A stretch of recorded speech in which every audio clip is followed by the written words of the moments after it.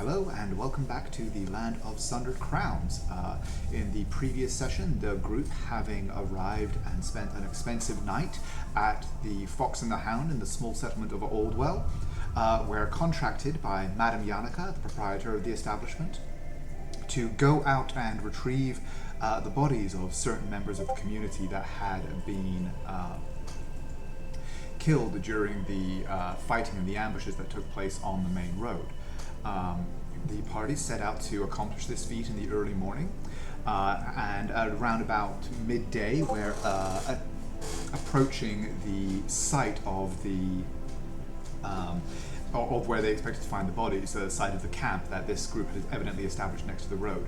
On their final approach to said camp, however, they were attacked by a group of 5 hobgoblin wolf riders with attendant smaller goblins, apparently backing up their larger brethren. Now, in the aftermath of the fight, the party, having killed almost the entire enemy force, a few of the smaller goblins, in fact I think 2 of the smaller goblins did manage to scamper away into the undergrowth before they could be brought down. The party has reconvened above the bodies of their fallen foes, and we begin. So Calcifer will say, I could use a little bit of rest. And blood just trickles on his lip into his chin. Lorium, still holding on to his sword, will just say, go ahead and turn around. He turns around and bends over. He just turns around. And he'll take out his sword.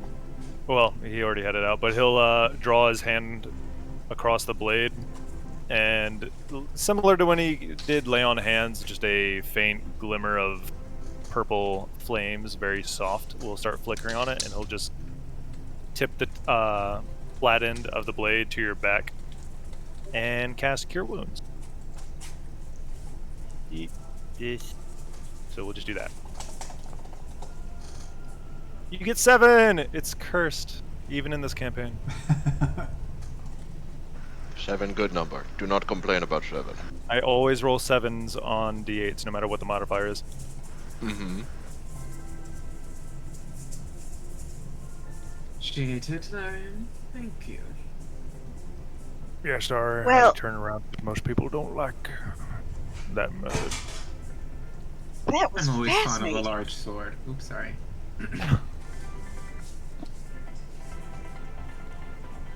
Oh, I'm sorry. I didn't realize you two. I would leave you two alone. That's not the case. You don't have to. Wait, don't actually leave, please.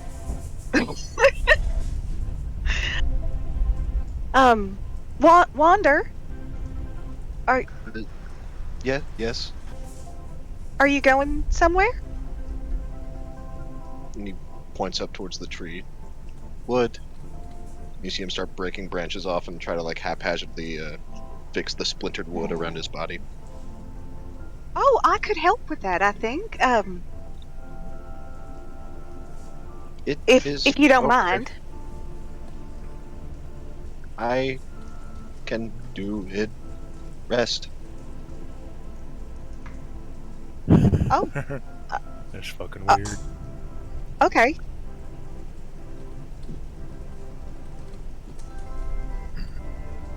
Anybody else need topping off? Uther, you okay? I'll just nod. Yeah, I'm doing fine. As he looks at the bloody bite gashes across your torso, he just shrugs. Alright, shoot yourself. Well, I think some of us are fine, and some of us might be able to improve upon a short rest. Do the people who are feeling fine want to maybe search the body, see if there's anything to discover about why they attacked us? Oh yeah, sure, I'm great at searching. That's Sorry, just a what? suggestion, though. You don't have to take my orders. Nah, boss, I got it. And he'll start, like the last time, he'll start piling up all the bodies. At least the ones of the goblins and hobgoblins. Yes. In a nice orderly fashion. Spend an hour investigating them. Uh-huh. And at this point, Calcifer will tap Naira on the shoulder and say, "My, look at you, captain of your own company. How far have you come?" No, they're just having some fun. Are they, though? They seem to respect you. And why wouldn't they? You're a person of, well, let's just say you're worthy of it. Well, that's very kind. I'm only stating what I see. Okay. Not bad. Not bad at all. So, You guys are gonna get the wrong impression of him. upon searching the bodies of these hobgoblins and their smaller kin, you don't find much. It looked like they were like a lot of what they were carrying in the packs that they had, that the hobgoblins had on their backs, and kind of the pouches and everything that were slung onto the goblins, seems to be things that you would basically recognize as preparations for the campaign trail, stuff that you would, like their equivalent of mess kits. My dog is saying hi on camera. Excuse me, pup. Thank you. Their equivalent of like mess kits, rations, like simple odds and ends that you would expect to take with you if you were going to be traveling for a few days.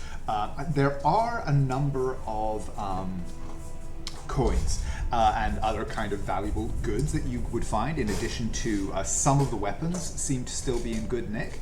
Go ahead and roll me an insight check, please.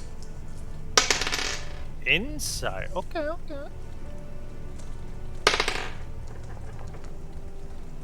There's the low rolls. Okay, so only one of these shields is still in any kind of decent order after the thrashing that you gave these gentlemen. However, all 6 of the swords that were wielded by the hobgoblins are in pretty good nick, and you think that they would be certainly usable again. They would need some, maintenance and sharpening and everything before they were fully ready for, use or whatever. However, yeah, they are certainly passable and salvageable. Most of their armor, unfortunately, is has been hacked to pieces by the tender treatment you gave them before their untimely demises. However, you do also find a total of 3 platinum pieces and 16 gold in various kind of denominations, scattered throughout their belongings. You do also, you rolled an 18? Yeah, so you do also find a item that looks familiar to you. It appears to be a smaller, more primitive version of the pendant that you found around the red-robed figure that you fought at the Smuggler's Haunt. It is a large animal tooth with what seems to be 5 more teeth carved into it. That was worn on the cord, on a cord around the neck of the hobgoblin that spoke to you before the fight.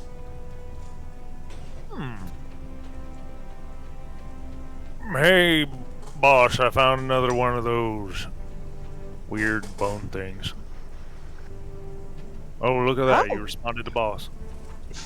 Oh, fuck! Oh! Dear me. Can I see? He'll just hand it to you with a smile. Do you want me to roll something? I mean, yeah, go ahead and roll an investigation check if you like.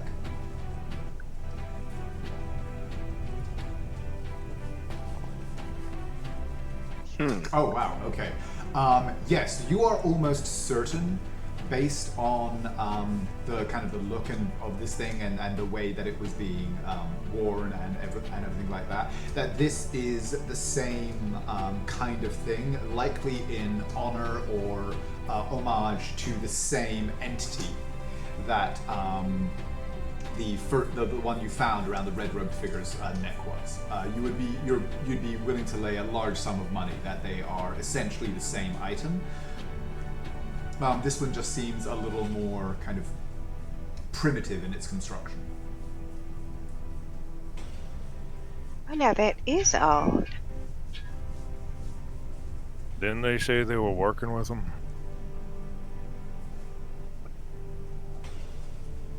The bandits, It just I mean. seems, yeah. It just, I don't know. It seems. Is it? Did I remember getting the impression that it was religious, right?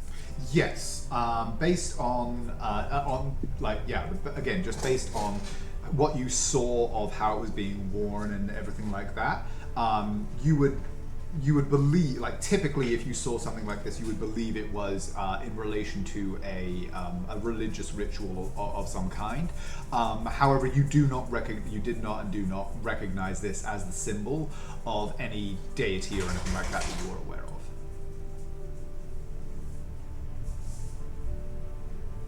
It just seems to hold kind of a significance. I find that a bit odd. I don't know.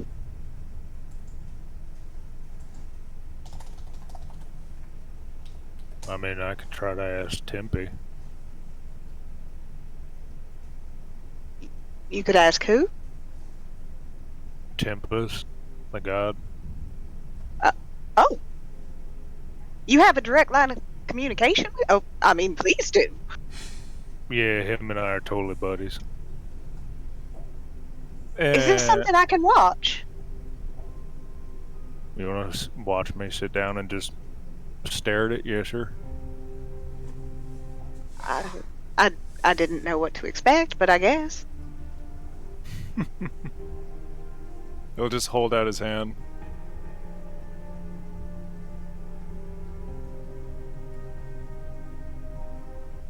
Do you want me to take that? He gives you kind of an incredulous look, and he'll just point to the bone pendant. Oh, I'm sorry. Here you go.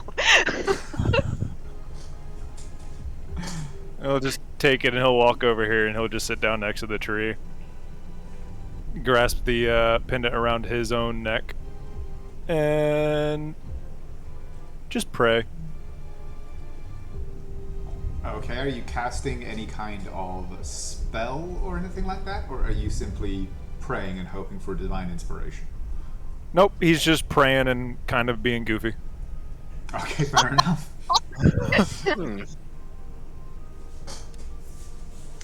So while he is in communication with his deity, does anyone else want to do anything, or shall we skip over to Wander?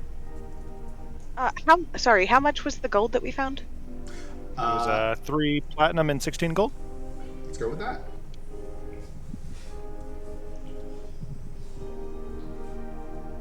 I have to remember to upcharge the numbers when I just blurt them out like that. No, I'm kidding. I always write down everything. It was 20 and platinum. Myra, are you taking possession of the gold? Yes. In that case, I would like you to also roll me a insight check. It is cursed. There's gold. That would be evil. I would love for you to do that. Please I would roll love high. cursed Please gold. roll high. 14. That's enough. It was DC 12. Oh. It would have been DC 15, but you are already familiar with what you are looking at. As he hands the coins over to you, you notice that they are not coins that you would commonly see, but they are coins that you have seen recently. All of the coinage that you apparently found on these goblins and goblinoids was similarly from the old empire. And bears a striking resemblance to the other kinds of coinage that you found in the major hall at the Smuggler's Hold. Okay, now this is interesting. Where are our horses? They're like just a little ways off to the south. You guys had all dismounted when the hobgoblins came into view, so yeah, your horses in your wagon are nearby, but just not present on the map because we don't want to have to worry about all of those tokens. So nice of the I am wolves to not going- go after. Sorry. Sorry. I'm going to take a step toward Lorium as if I want to chatter to him, then see what he's doing and realize that's probably quite rude, so I'm going to return up here. Okay. So while you do that wander, what is it that you are trying to accomplish with the wood and everything?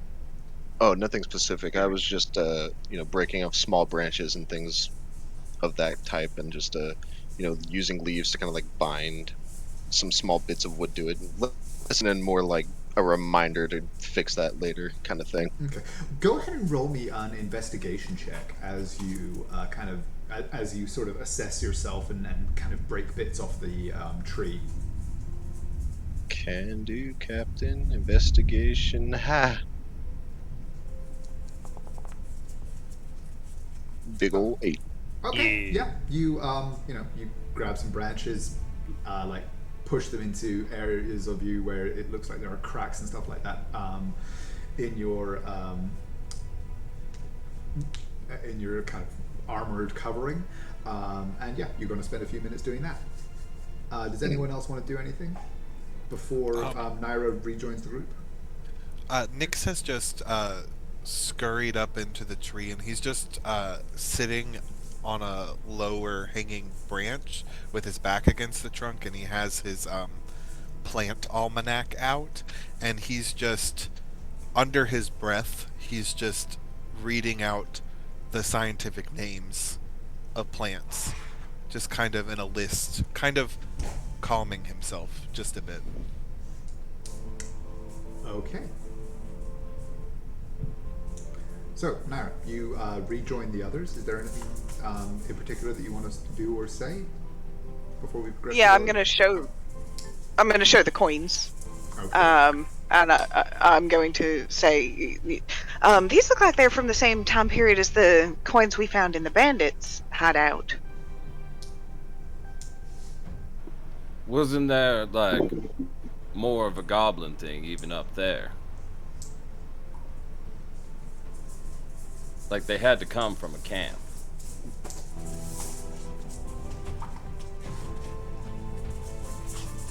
Oh, so you think that the coins that we found before were also from goblins? It's a possibility. I'm thinking more ruins, but goblins also are big fans of ruins. Oh, that's true. Oh, do you think there's something to find? Shrug. Maybe. Or whoever has found them is paying things off. They said the weapons were theirs, which means they had to have paid for them. So, Yes. I hadn't people usually like gold for hard work. I hadn't thought of it that way. I was actually thinking the opposite, that maybe the bandits were using this out of commission gold or coinage to kind of pay off the goblins who wouldn't know any better.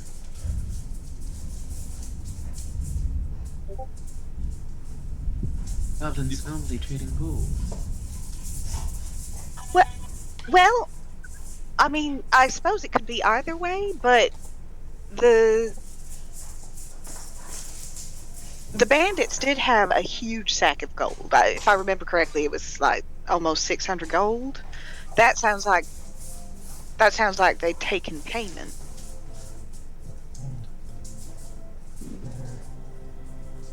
Of course, I could be wrong.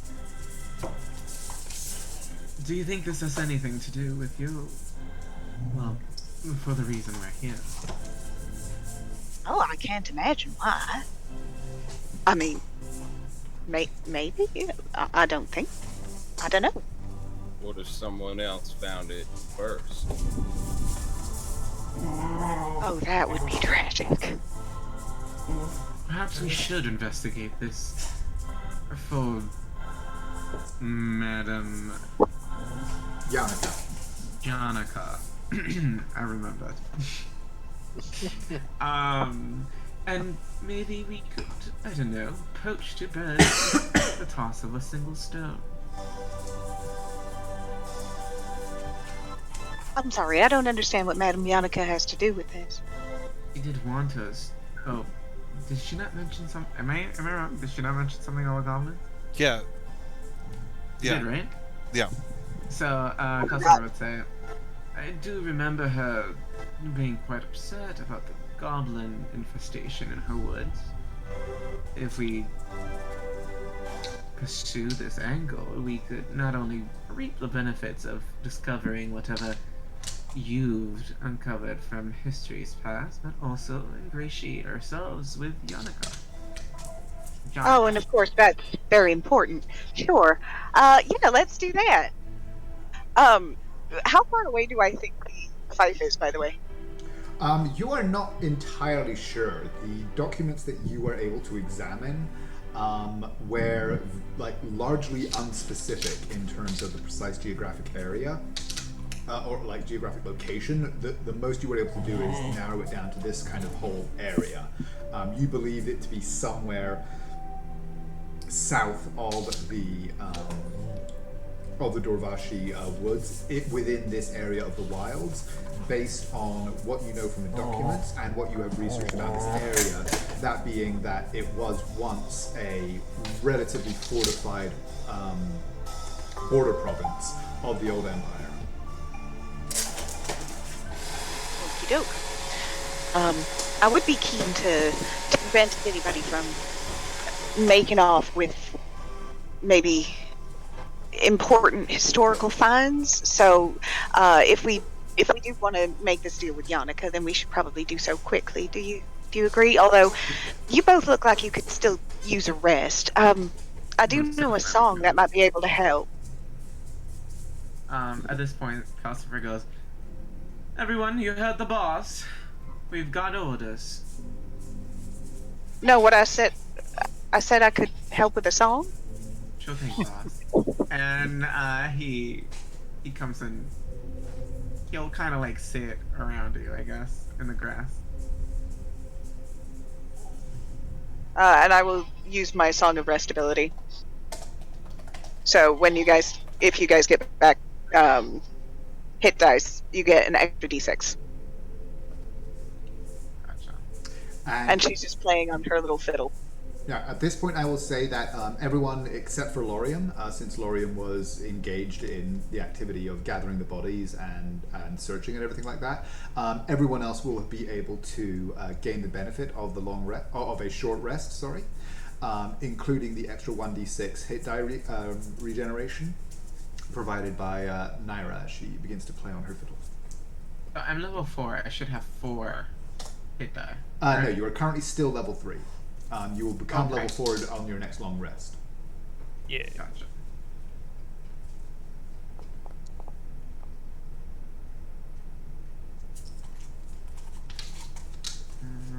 So short rest.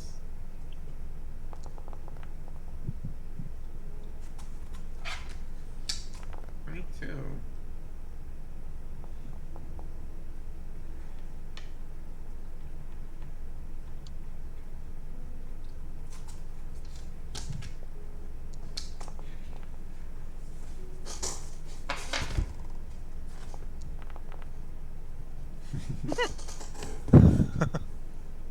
Every little helps.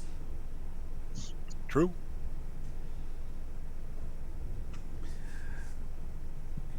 Okay, so you will have taken a moment to rest. The notes of the song of Naira's song fade. You are all looking relatively better for your brief time of kind of rest and recuperation. What is next?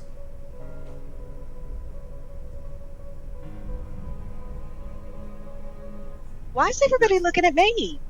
You are the boss. You are the boss. She just rubs the bridge of her nose or wherever her glasses rest on her nose. Just My dear, it is your burden to carry. You stepped forth and, well, took responsibility for us.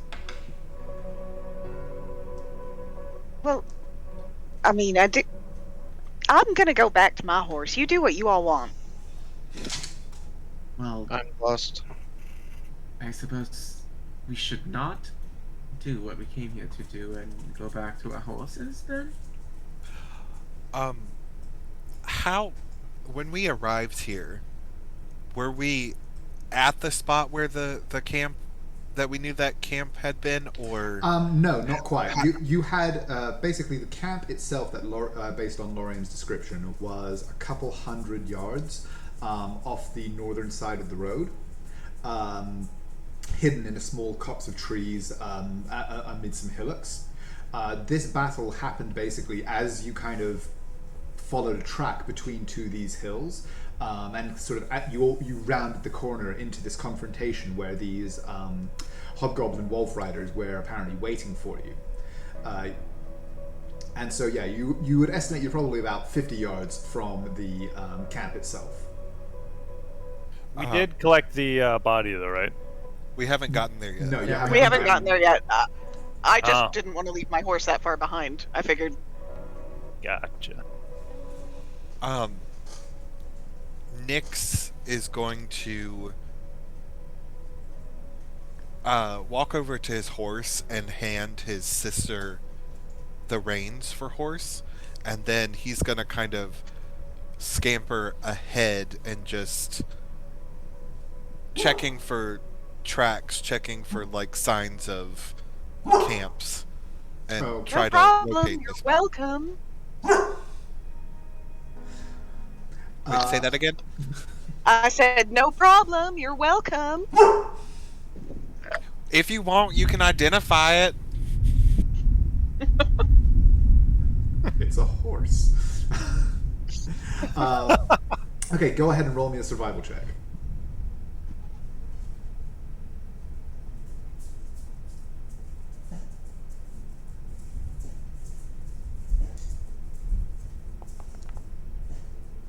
Okay, yeah. The site of camp, based on Lorraine's description of where it was, you are very, very easily able to determine the exact location from, given how close you are. It is it was obviously something that was specifically chosen to be somewhere that could be stayed at relatively comfortably, while being completely invisible from the road. On the approach, you do see signs of not long habitation, but certainly this is certainly an area that has been in use for a while. You would estimate probably at least a month or so. There has been regular foot traffic in this area. And when you get to the camp itself, that is particularly evident. You know, there's just the amount of ash that is built up around the fire ring that they were evidently using. You do actually see a couple of tents and things like that, and a lot of foot traffic in the area that that you would say is exactly matching with a group of between 5 to 10 people staying in this area for the past month or so. You do also see signs of infrequent, I should say, travel to the northwest, which is roughly the direction of their the ruined haunt that you cleared out a couple of days in the past. Those one tracks are most frequently accompanied by cartwheels and things like that. So it seems whenever they had amassed enough of a haul, they would load up one of their captured carts and return it to their to their base camp, if you like. You do also see signs and tracks related to your more recent encounter. Leading from the campsite itself, you do see signs that match the dire wolves that you just fought. And then at the camp itself, when you arrive a little ways ahead of the rest, you find that it looks like the entire place has been ransacked. Obviously there has been no one here for the past 3 days or so, 3 or 4 days, but there has been a lot more wear and tear and scattering of items around the place than would normally happen naturally over that time. This is very, very clearly somewhere that the hobgoblins arrived at and searched thoroughly before their confrontation with you. You see masses of not only direwolf footprints, but also the hobgoblins and the goblins themselves having cast this place over, and a great deal of what you assume would once have been the mess kits and things like that of the bandits that you initially fought have been scattered across the clearing where their camp is. Do I see any evidence of bodies or any signs that bodies were dragged away? You rolled a 25? Yes, actually. With that 25, you are quite easily able to actually see that, not in the camp itself, but casting around a little ways, you find that there is, again, semi-infrequent traffic and a number of drag marks that go off into the woods a little ways to the side. And coming around a corner of a hill, you do find a rather distressing sight of what look to be a number of bodies that have been, essentially it looks like they've just been kind of crudely covered with stones and a few shovelfuls of dirt. Certainly nothing that would be called a respectful burial, just literally enough to kind of keep the sun and the bugs off. Great. Nyx will go back and meet the rest of the group at the edge of the camp, and kind of he'll just say, looks like our goblin friends tossed the place pretty good. I found I guess what you could call a burial site. Calcifer, can I get that sketch you drew earlier? Oh, certainly. And he'll reach into a sketchbook and hand it to you. He's actually signed it too.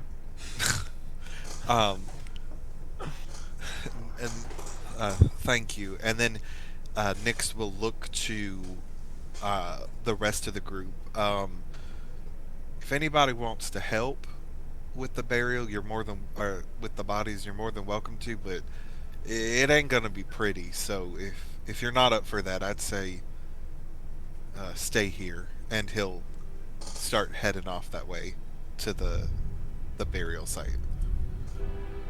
Wander will join you. Mariam will too. Lucifer will sigh and join. I gave you an out. Well, I can't just leave you to do all the work by yourself. What will the others say? I'm not worried. Naira will look at Uther and go, I really don't want to go. Oh, I'm definitely not. There's he gave me an out. I'm taking it. So Oh, okay. You guys are gonna miss a really quality time makeshift grave digging. That's okay. More grave sounds robbing, like- True. Shoot yourself. Both are in my skill sets. Good to know.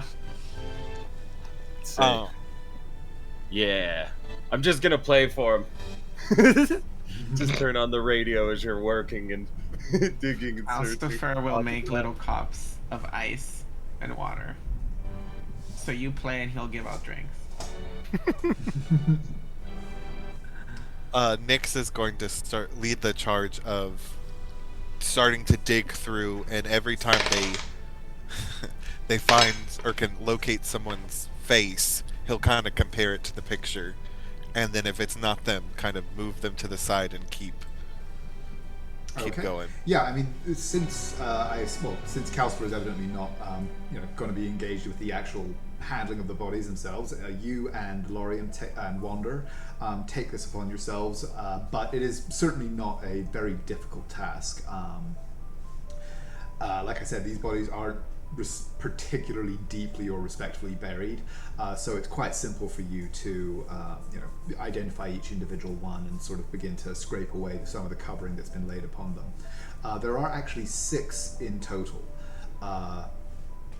The oldest one looks to be probably going on a little over a couple of weeks now, but it is actually fairly easy. In fact, with that 25, you're fairly easily able to identify the latest grave, which is kind of the one on the end closest to the camp. And if you go to that one first and kind of scrape away some of the dirt from the head end, you are able to identify that is in fact Wendell, Kendall's husband. How? Oh, it's only been a couple days. He wouldn't be like super decomposed or anything, right? No, like he's a bit, kind of Puffy. off. Like he's Bloated a little. distinctly corpsey, but no, he's not kind of decomposing or anything at this stage just yet. Can I have that on my grave? Just kind of corpsey.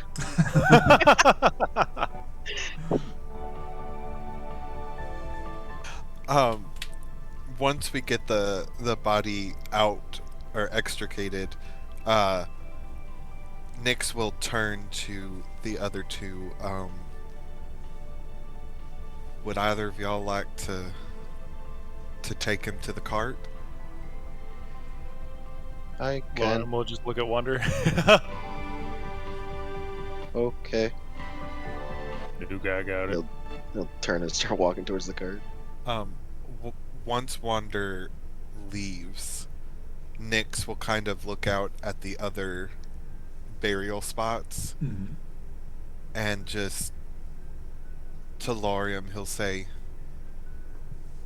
maybe I misunderstood, but you're kind of a holy man? To an effect. Could you say something? And he kind of gestures to the bodies, or the graves. He'll just shrug, walk over to the graves, and then look back to you and be like, well, I could do more, but I'm a little tapped right now. And he'll just look out to them and grasp his symbol and just say, well, that's it. That's all I got. No, I'm kidding. You all died either fighting or protecting somebody. And you know what? That's fucking good enough for me. Rest well. And he'll just stomp the ground and turn around. That good? That's great. While he was doing that, Nyx just gathered up some larger rocks and is just gonna put one at the head of each of the. As like a little marker. Yeah. Okay. Yeah, no, this is a fairly kind of rough and tumble area. It's very easy for you to find some suitable rocks and arrange them accordingly. It takes you a few minutes to kind of like find each one, find them and drag each one into place. But yeah, you're able to do that quite quickly. When Lorium finishes his little prayer thing, Sure, you saw that. Nyx will give him a bit of a wry look and just say, see, I knew you were a softie, and walk away. I'll punch you, cat. If you can hit me, and then he starts running. Lorian just dodges after him.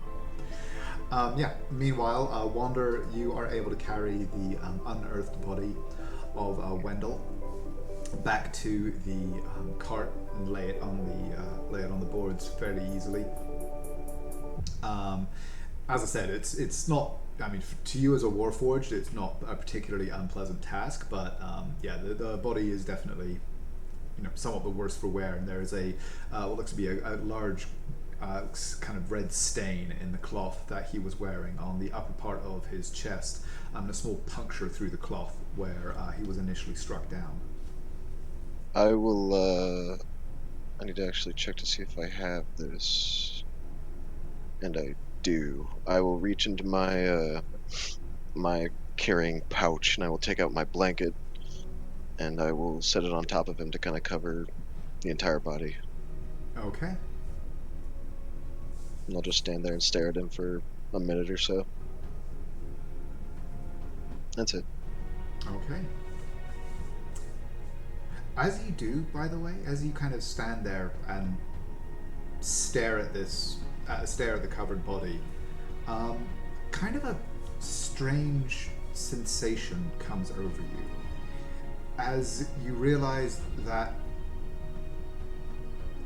whilst you are familiar with the concept, this is the nearest kind of direct experience you have had with mortality. And you're not entirely sure how you know that. It is simply a feeling that settles over you as you kind of contemplate the spectacle of this shrouded figure. That he may stand there for longer than a minute. Okay. Does anyone else want to do anything while this is taking place? With the background of Uther's enchanting performance, it's actually a very good. Are you simply strumming, or are you also singing any kind of tune? I'm singing, but it would be in Sylvan, giving it that, like, it sounds better because you have no idea what they're saying, kind of. I actually benefits speak to it. Sylvan. Well, shit. So do I. Oh, well, Calcifer then I will guess go you ahead. caught me. It is a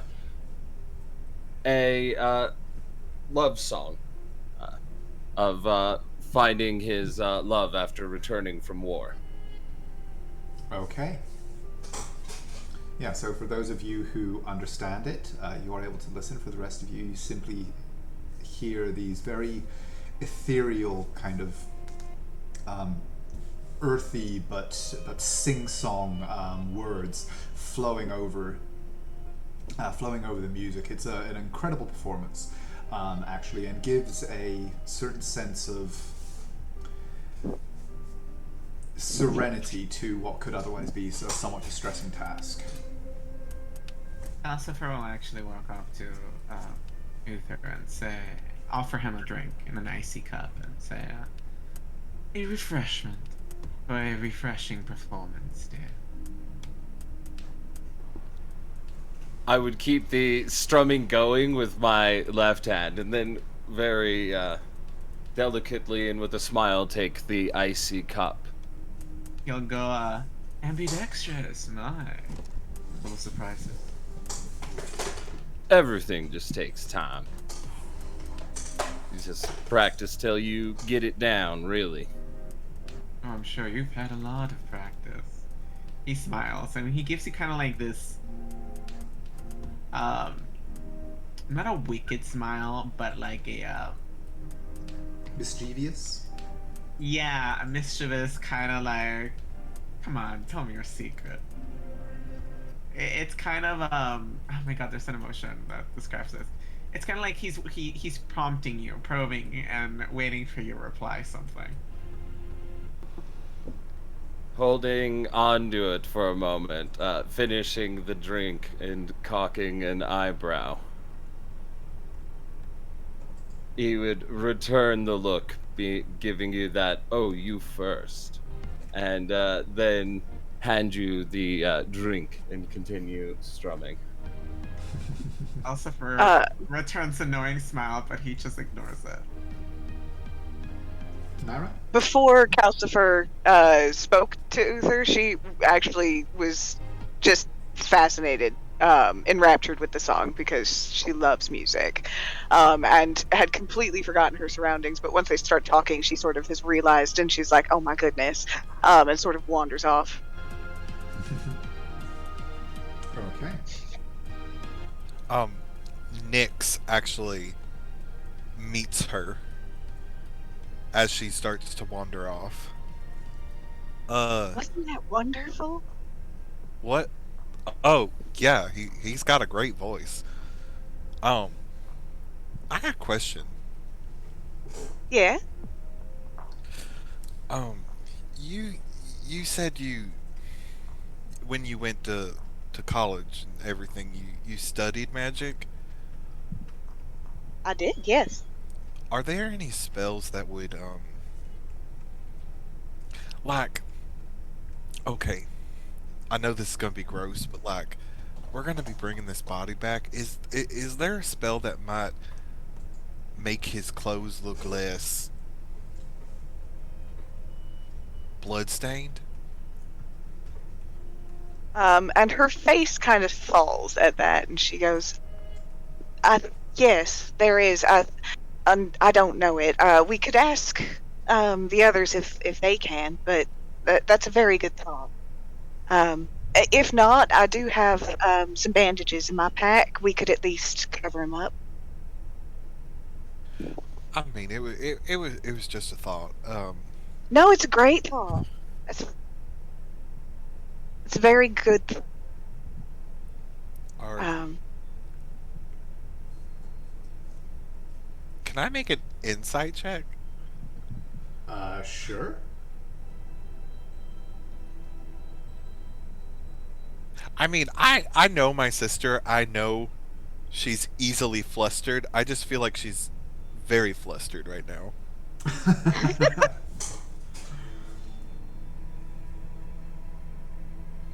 Deal. Go ahead.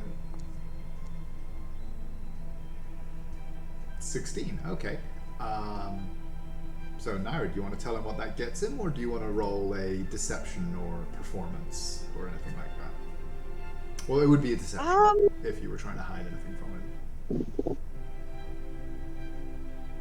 him. No, she does seem very distracted, like her mind wants to be somewhere else. But she's trying real hard to focus. Well, now that we got this taken care of, we can at least pay some kindness back to Kendall. God knows she needs it, and then we can get about setting on getting the supplies we need. Right? Yeah, that sounds good. You said there were other bodies as well? Yeah, there were 5 others. I placed some markers, so if people stumble upon them, they could find them. I'll be sure to mark it on my map as well, just in case if somebody's asking around if anybody else has been found. But let's go. I can take some of the holes out of his clothes, but I can't clean them up. Let's go see if anybody else has that ability. And he'll do like an exaggerated bow. After you. And yeah, sorry. As he's doing say that it. bow, Don't you I'd say say Lorium catches up about that time. Okay. And attacks. Yep. And just decks Nyx on that. Do I get to make any kind of dexterity saving throw? No, it's an attack roll. He hit. I mean, I assume 25 hits. Oh, I didn't see that. Right mid bow. He's not trying to hurt you, so I wouldn't say it would do the full 7 damage or 6 damage that would normally do, but you probably take a point. You know that thing that happens when you scare the shit out of a cat and they just jump straight up and like that's what happens. Yeah. Oh, I haven't heard you make that noise in a very long time. You should. Oh, no, we do not have to talk. Let's go back to the group. Hey, Calcifer, can you clean up bloodstains? Of course. What do you take me for, dear? Well, I just thought maybe we could make the clothing list dead. But you can tell that as he says like, ugh, of course. He like kind of looks you up and down, looking for something wrong, I guess. Oh, I'm sorry. Not for me. For the dead body. You want to clean up a dead body?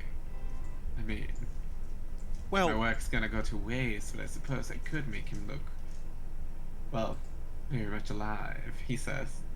we don't have to make him look alive, but maybe less like Filthy. he's got blood stains Presently. everywhere. Like, so that Less when like his... he suffered.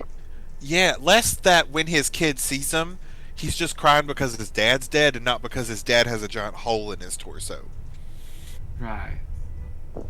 And he goes, "Oh, sure, it would be a simple matter. Just undress him and I can clean the clothes." For prestidigitation, by the way, in my campaign, they don't necessarily need to be unworn. But you can only cover a square foot of a person at a time. So you would need to like spend about a minute or so, kind of focusing with repeated casts in order to like clean the whole body. Okay, gotcha. In that case, he would go like, "Yeah, certainly," and he would prestidigitate him. And the way it looks is that he summons forth. You guys you guys seen like National Geographics and Animal Planets? So he puts his hands together and opens them, and a bunch of like those little cleaner fish with the stripes along their side come out and begin to like just nibble and clean and fuss. Oh, I think And- I'm gonna be sick. And he goes, "What's the matter, dear?" Nothing. That's the circle of life and all that. That's fine. It's quite beautiful. They're also slightly bioluminescent. Okay, so yeah, you spend a minute or so focusing, and these kind of the school of fish gradually move up the body, leaving the clothes. Certainly not like new, but yeah, like all of the dirt from the time it was spent buried, and the blood and everything from its initial confrontation are gradually removed. And he certainly looks, yeah, like the clothing at least, certainly looks much more presentable than it did when you first found it. When he is done and the fish are gone, Naira will go up there and also do mending on the clothes, so the holes are not obvious. Okay, Wounds. yeah, that's no problem. You're able to cast that, and yeah, again, like a lot of the tatter that wasn't removed by the prestidigitation is now kind of seals itself back up. The main hole in his chest again closes over, and yeah, he looks much more at rest than he first did.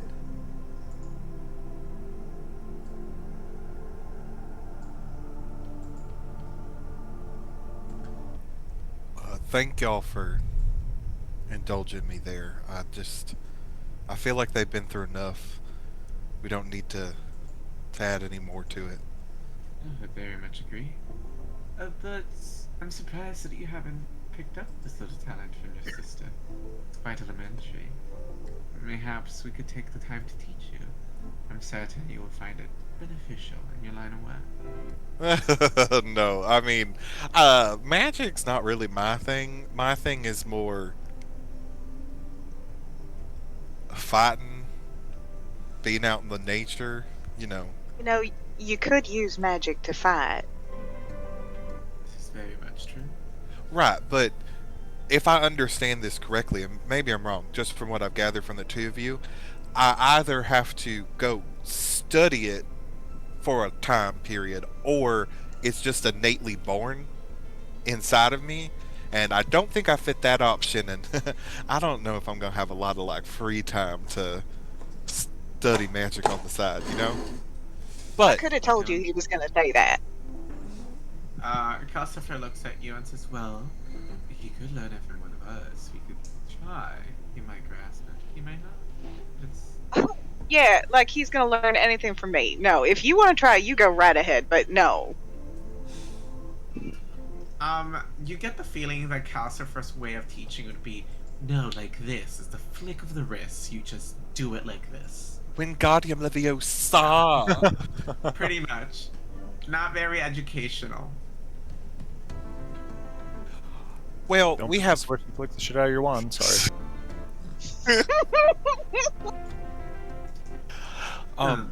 Nyx just goes, well, we have plenty of time to decide that, but I thank you both for the offer.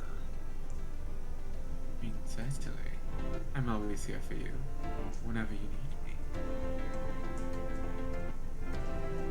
I want to insight check that. Naira's like, what just happened?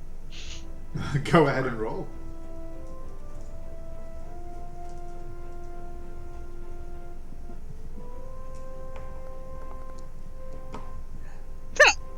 Nope. I got nothing. I'm still very distracted. Naira's like, that's so nice of you. Right? She's just humming. Okay, so you guys have retrieved Wendell's body, made it as presentable as you can, covered it once more with Wander's blanket, and are now ready to head out. Is there anything else that you guys want to accomplish?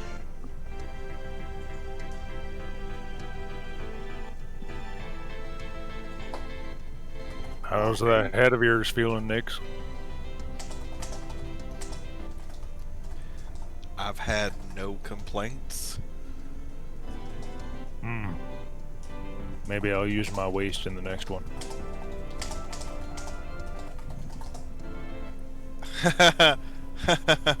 And he gets on his horse. Liam just flashes like a half grin at you. Okay, so you all mount back up. Wander, you are once more able to climb up behind these horses. Go ahead and roll me another handle animal check, please. Can do, Captain. Tells it those. Apparently not. You rolled privately, so none of us can actually see what it is. Well, once it was a 9, but do you want me to re-roll it? No, yeah, go ahead and re-roll it publicly. Anything like that, we'll call it cocked dice, and that will be a universal rule. So even if you roll a nat 20, sorry. Good, 13, because I've only done that and rolled bad. Okay, so yeah, it's like that. They are certainly a lot more skittish, and so it is going to be a slower trip back, as these horses are a little bit spooked both by the mechanical nature of the figure driving the cart that they can kind of sense and hear behind them, but also the smell of death that now rides in the cart behind them. We just switched to a very dramatic playlist there. Terrifying. And your horses turn on you. Demi horses. But no, you guys, so it is going to be a slower trip back, given that they are kind of shying a little bit, and you have to take some time every now and again to kind of pause and calm them. But the presence of the other horses seems to help them to move along. And so, yeah, you are able to make steady progress back to the main road and turn back toward Aldwell. Nice. Naira is gonna ride up to Wander, by the way, and basically say, "Thank you so much for all your help." He'll look at you and be silent for just a second, and then say, "Does everything die?" Naira's jaw drops like she was not expecting that question, and she just sort of looks around, and then she says, well, not everything is alive, so no. Am I alive?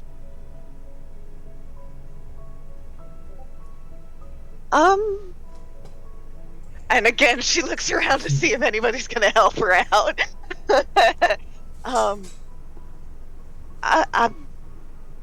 I believe so, yes. So I'll die. Well, I don't know.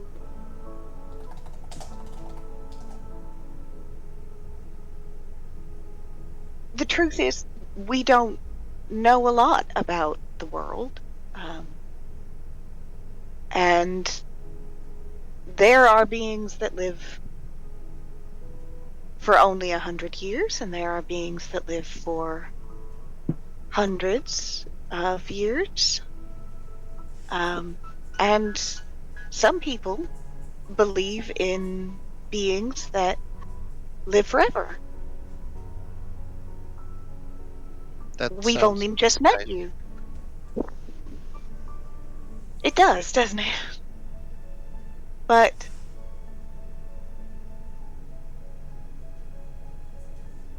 while you're here, I'm very glad I know you. I am happy to help. That makes you a very good person. Thank you, boss.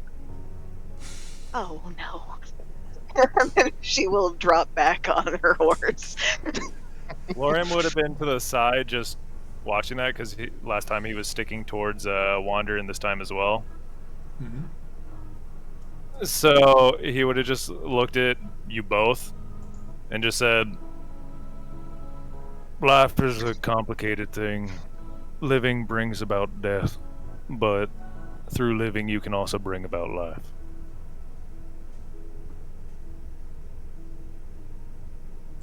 And then Thank he'll just look you. backward. Yeah, don't mention that.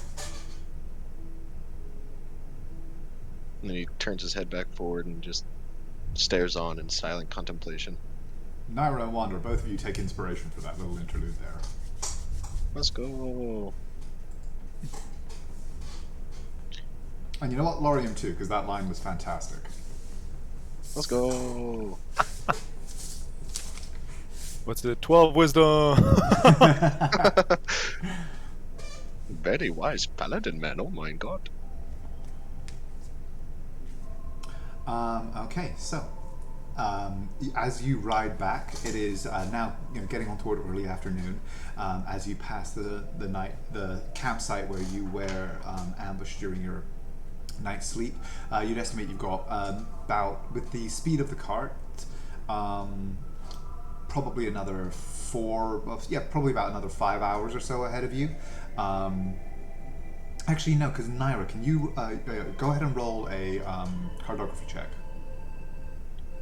Oh, okay. Just so you know, those are supposed to just happen once a day.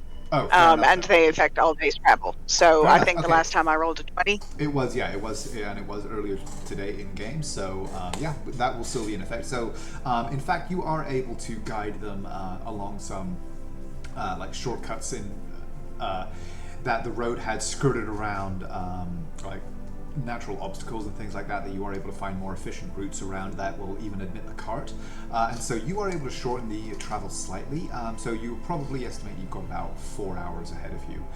Probably be arriving back at town around about 4:35 p.m. As we travel, who is kind of keeping watch? Nyx is definitely keeping an eye out. And I suppose I'd also be doing it too. Okay, both of you go ahead then and roll me perception checks, please, or one or the other of you can roll with advantage. Naira's fussing with Valco. Yeah, I'll take advantage if you want to give it to me. Okay, you have advantage. Wow.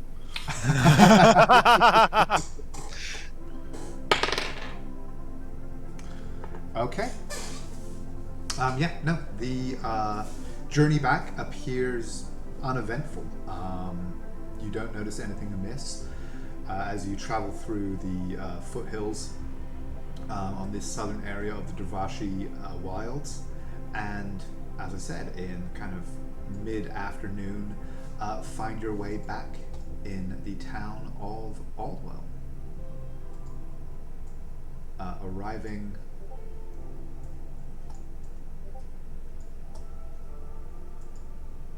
on the eastern road.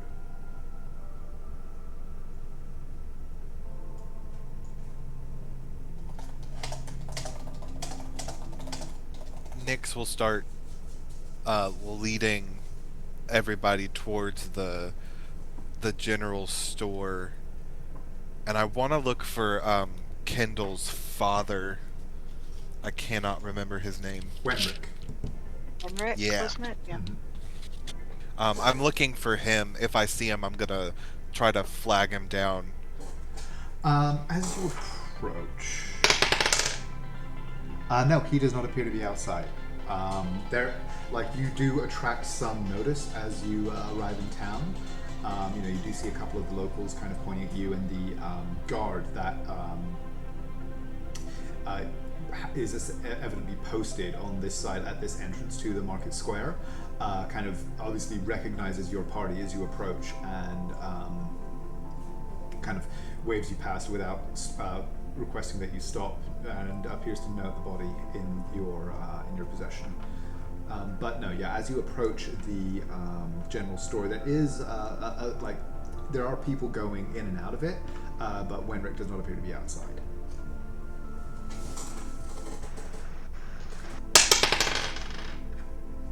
Nyx will hop down off of horse and walk into the store. Okay.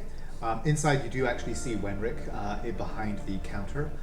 Kindle and her son Hamish are nowhere to be seen at this point.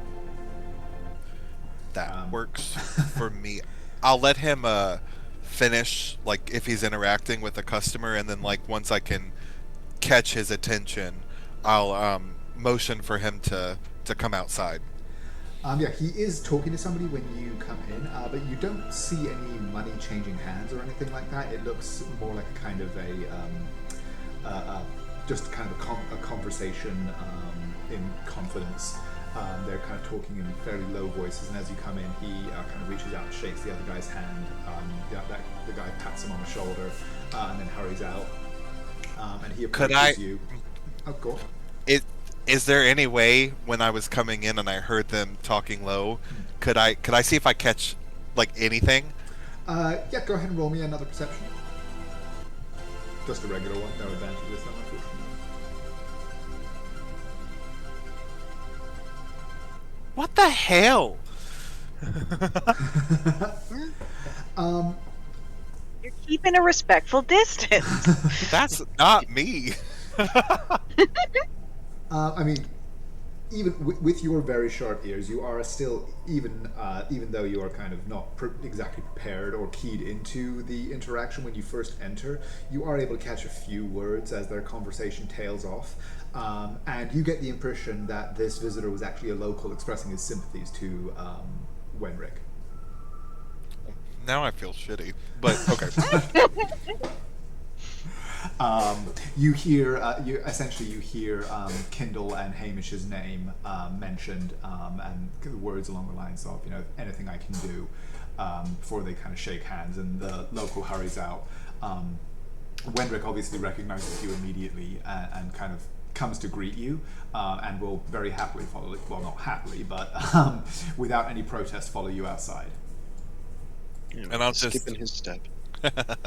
I'll lead him over to the cart, and just we were able to locate him, and we cleaned him up a little the best we could, and he will pull back the blanket to just show him the face. Okay. He kind of... Please let this be the body. he kind of, seems a little taken aback. Obviously, you get the impression he's not as used to death as you evidently are.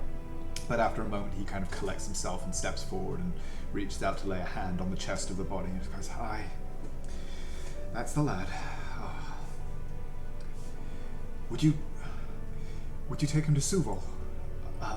I'll get Kindle and we'll join you there in a moment." Yeah, we can definitely take him there. Where exactly Oh, is there? Sorry, faithful Suval. He's in a grove just to the north of town, in the woods. There's a small trail past the stables. He basically points, and you do see that there is a thin kind of, almost like a kind of game trail that leads between these two buildings here and into the woods. Suval's, he's our priest. We will take him there. Have no worry. Thank you. I'll get Kendall and we'll be along. Thank you again. Thank you so much. And he turns and hurries back inside.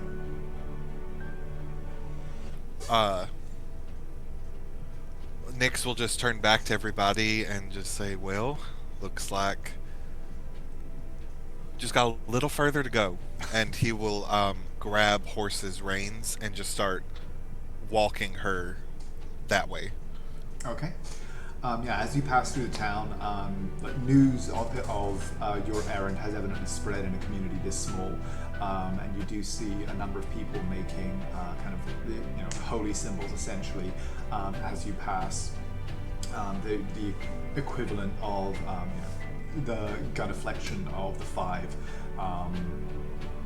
The father, the most common one appears to be the somebody holding up like a fist to their forehead, which you will recognize as one of the holy symbols, essentially a holy symbol of the five, invoking the life bringer.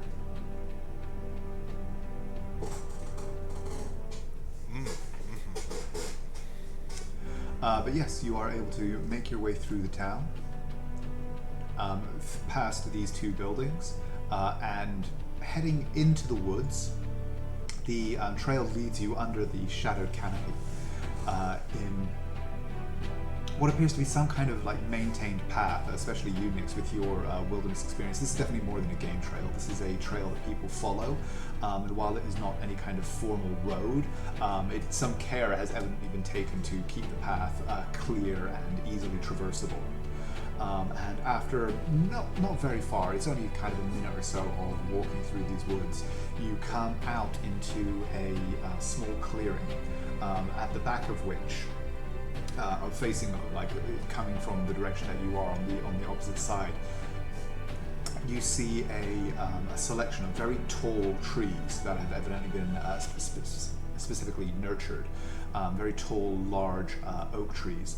And in front of them, a number of stones have been set up that appear to be some kind of shrines. As you enter, there is a figure in kind of a monk's habit, who seems to be bent over one of the shrines, doing something. And as he hears you enter the clearing, all of your horses and your wagon making something of a noise as you approach. He turns and you see it's a somewhat elderly-looking human. In fact, well, quite elderly. In fact, you'd estimate sort of maybe mid to late 70s, even. And he kind of gets to his feet with the help of a looks to be plain kind of wooden quarterstaff, with a selection of, at this distance you can't really see, but trinkets and the like hanging from the top. And he sort of comes towards us and says, hello, what brings you to the grove? Do you wish to say prayers at the shrines?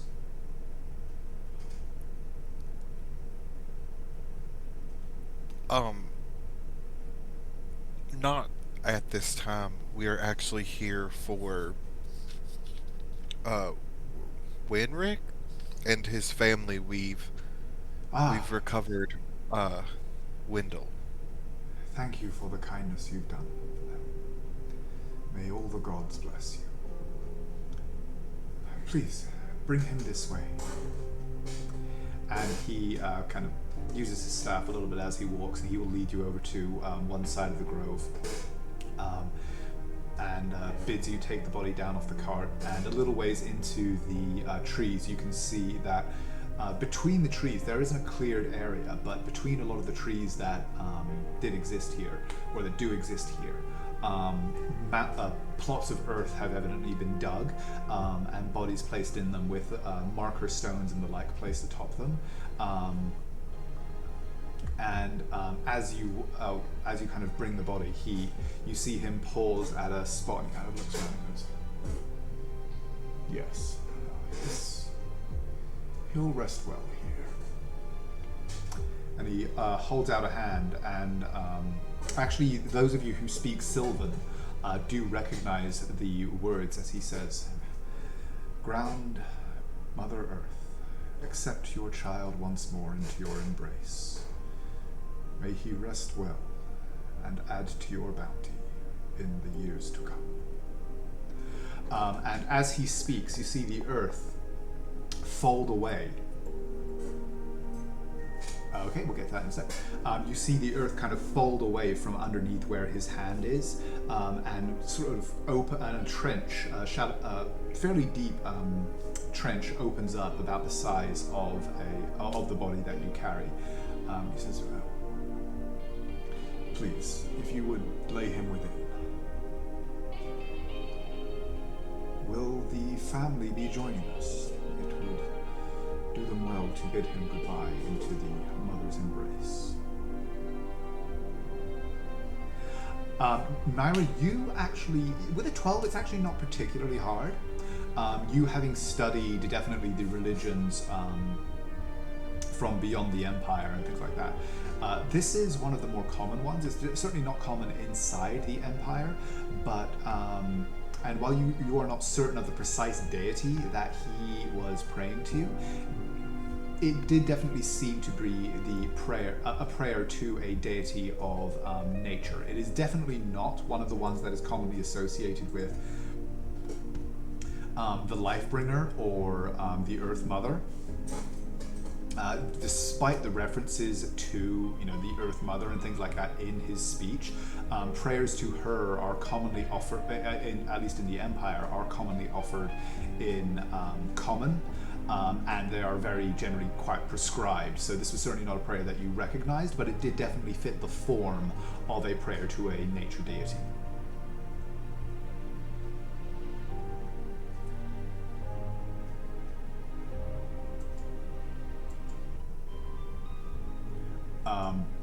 And so yeah, he asks as you lay the body down, "Will the family be joining us? It would do them well to have a chance to say goodbye before he is accepted into her embrace."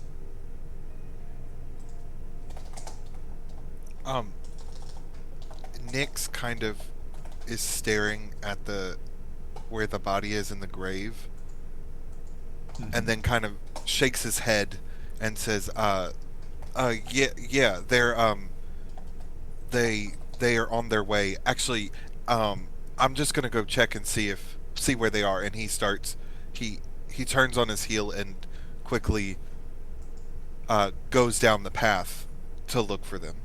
Okay. Yeah, so they were following behind you a little more slowly.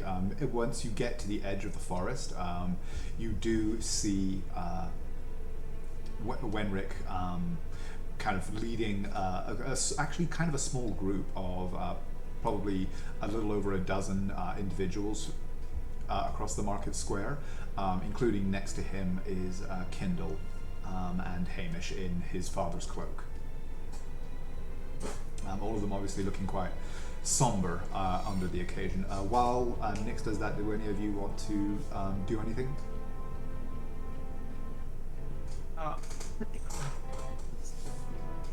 Calcifer will say to the priest, "Do pardon me, I didn't quite catch a name." "Oh, they call me Faithful Suval. I look after the grove."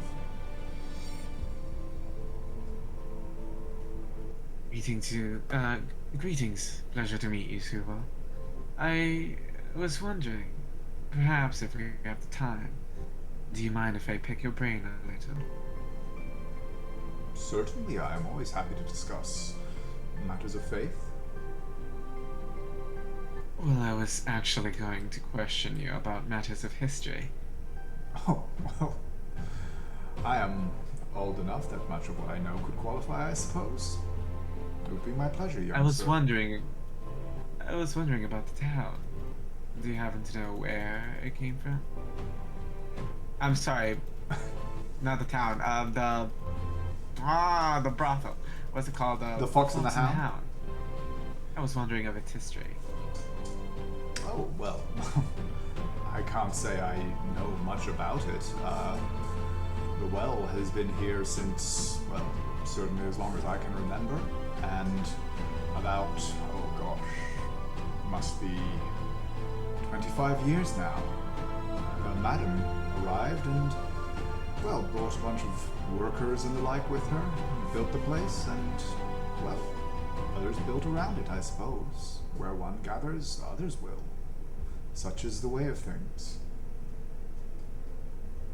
It's so impressive, really, for one person to just show up and bring so much life with them. Oh, well, it has taken her 25 years to gather the little community that has grown around it, but yes, I have had more people to talk to since she arrived. That much is certain. This is what, like some sort of temple or like a druid's grove? Like, it doesn't appear to be precisely a druid's grove. I mean, go ahead and give me a perception check. Now that you've kind of been here for a second. It is kind of, it seems to be just a clearing with a line of stones. Oop. Yeah, I mean, it is just a clearing with a line of stone, like a half ring of stones.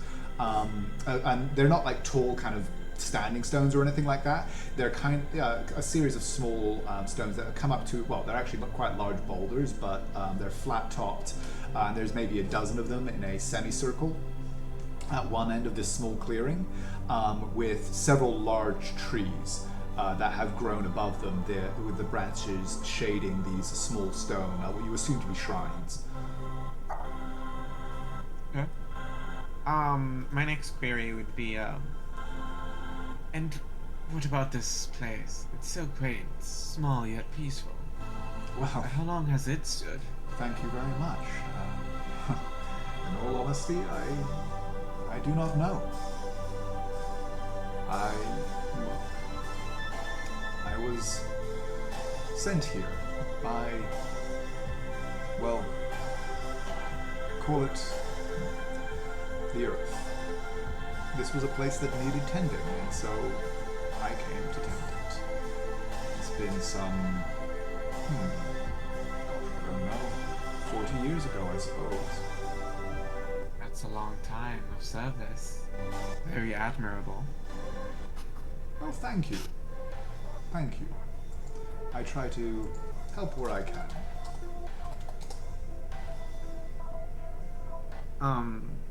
And then he'll say, well, first off, do I recognize the specific of the, which specific of the 5 pillars does he worship? Go ahead and roll me a religion check. Ooh, here we go, baby. The thing I'm good at. Religion. Where is it? I don't even know where it is. There we go. Probably about as good as Lorium is. 19. Oh, okay. No, he's better. He hasn't actually demonstrated a great deal of, like, you don't recognize anything that he has said or done or anything about how he presents himself as specifically pious to any one of the pillars. I mean, obviously there is a certain similarity between much of what he has said and the prayer that he gave, and certain rituals dedicated to the Earth Mother. But it does. But like, yeah, nothing about what he said or anything like that has marked him as particularly pious towards one of the pillars. Gotcha. In that case, Cal will say, Do pardon my inquiry, I'm quite the curious fellow. But this temple, who is it dedicated to? Oh, why, everyone. All are welcome to pray here. This is simply a holy place of contemplation and peace. Right. And he actually A kind of refuge holds for out the his spirit. staff a little bit now, and you can see that hanging from it, there's actually quite a collection of what you now see to be holy symbols. You recognize symbols of all 5 pillars, and several others that you know to be reasonably commonly worshipped outside of the Empire, and a couple that you don't actually recognize at all. I do my best to welcome any who wish to pray for peace and good fortune on the road. My word. Quite the shelter and stronghold of spirituality. This town is truly blessed. Why, thank you. I do my best to ensure it. Calcifer will smile. Lorium, for just shits and giggles, he would just blink and his eyes would flash red, the same color as the flames on the sword on his symbol, and he would just cast Divine Sense in this place. Okay. Nothing like, in terms of, Divine Sense is normally used to sense the presence of specific types of creatures and things like that. Nothing like that is triggered as you sort of reach out to this divine realm with your senses. Nothing specifically triggers, but you do get a sense of gathering and peace from this place, like a sense of cultivated serenity. Okay. And he would turn to look at Wander. Anything pick up?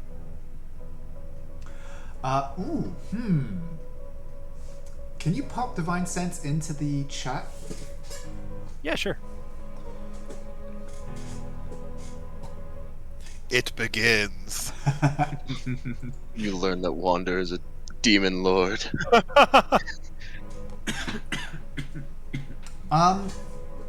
You get a... Actually... Yes, in fact, you do get a somewhat kind of confused but celestial signal from Wander. It is definitely not one that you recognize, and it seems very strange. Like I don't know. Would you have encountered a celestial being before? Probably only just like certain That's a familiars. good question. And things like Would that. I have? Yeah. So yeah. I mean, certainly compared to like the various wizards familiars and things like that you have encountered from the celestial plane, it's the same kind of flavor, if you like, but very different than what you've experienced in the past. Yeah, Vincent definitely would have had a familiar. Yep. Okay. He would just cock an eyebrow. Then let it be.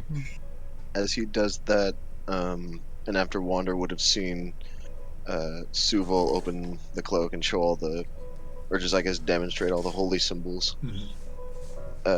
he would ask him, so who do you pray to?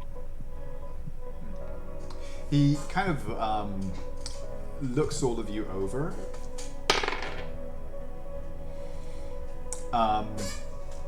And actually, he seems to see these.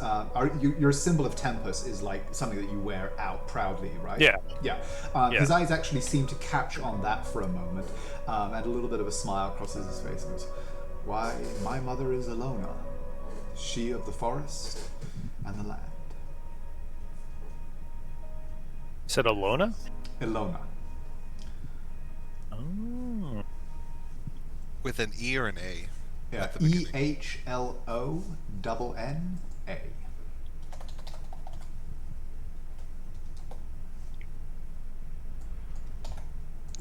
After he says that, Wander would say, you know many symbols? Why, yes. Yes, I do. Oh boy. And after just, he skips a beat, he'll reach into just the little chest cavity that he has all over his body, of course. And he'll pull out the small symbol that he uses as a focus. And he'll say, what about this? So, sorry, one sec, guys. My voice just lost its lines. It's a sign. It was a symbol. Enough! It incited them. Ollie! It's the symbol of the Touch. dog. The reversed god. Ollie!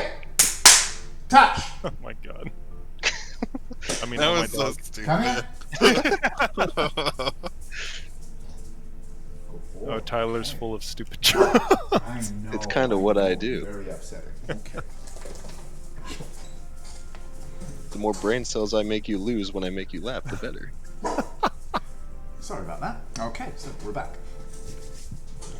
As you hold it out, his eyes actually grow wide for a moment. He kind of looks at you and then looks back at Lorian and at the rest of you as though he's trying to make some kind of calculation for a moment. And then he goes, that is not the symbol of one who usually would come to this grove. As I said, this is normally a place for peace, for contemplation. That is the symbol of Zavriel.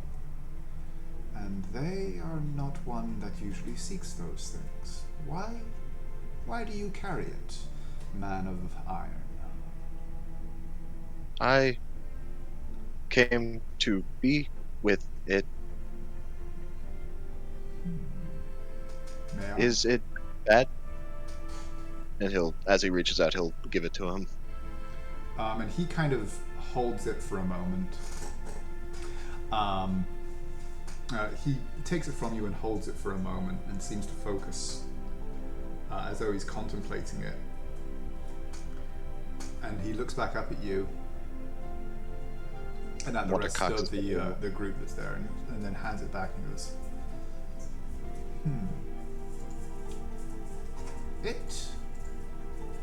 It is merely a tool. Tools may be intended to represent something bad, but if turned to righteous purpose, then no, nothing is bad. And one more question. Please ask. Do you know what a Kindfell is?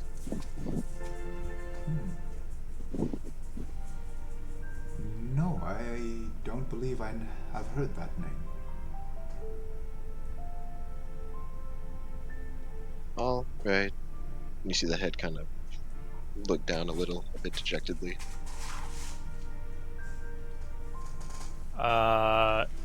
Did you say Zavriel or Zariel? Let me double check. I may have mispronounced it. I did mispronounce it. It's Zariel.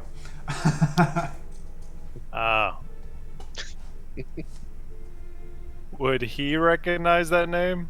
Lorium? No, you actually already rolled a. Actually, did you roll a knowledge religion check? No, I don't believe you did. Would Actually. I don't think I did. recognize this? You already did roll a knowledge religion check, Calcifer, and unfortunately, no, you did not recognize it. But Lorian, yeah, go ahead and roll. Sure. 'Cause, By yeah, the I way, know I was muted, and I when Nyx ran off, Naira jumped off and followed him. Okay. Lorian, no, you do not actually recognize either the symbol, now that you're getting a closer look at it, or the name Zariel, now that it's been spoken aloud in your presence. Roger. Can I do a history check just cuz, maybe? No, this would definitely be a religion check.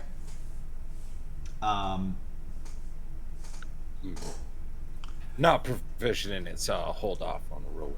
Okay. I mean, technically, as a bard, you are kind of like half proficient with everything, so I would let you roll, but no. Okay. So, does anyone wish to do anything else before Naira and Nyx are kind of meeting the group that was accompanying? I definitely had something to say to Nyx before they approached. Okay. So yeah, go ahead. Oh, we'll come back to you, Calcifer. Mm-hmm. I will approach. I will catch up with Nyx, and I will say, "Hooray! All right."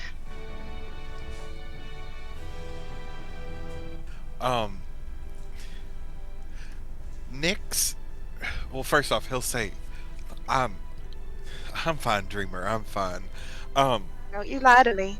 I was gonna say, you know that he's not fine.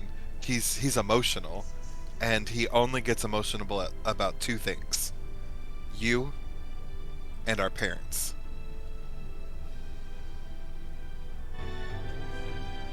You can talk to me.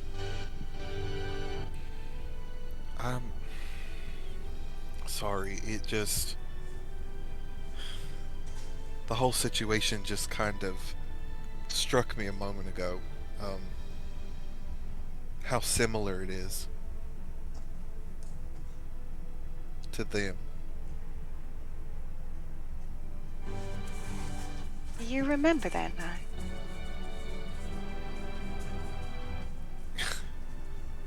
It's burned into my memory. You never really told me about it. You just said that you kept me safe.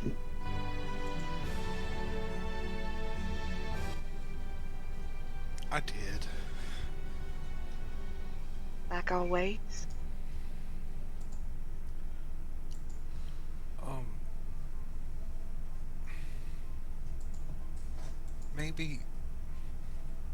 Maybe I can tell you about them tonight.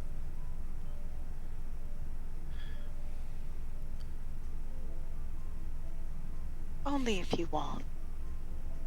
I know what it costs you.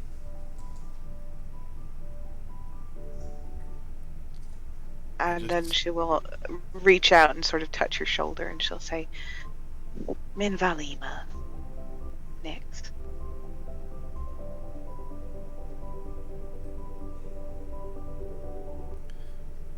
Rodonway, Dreamer.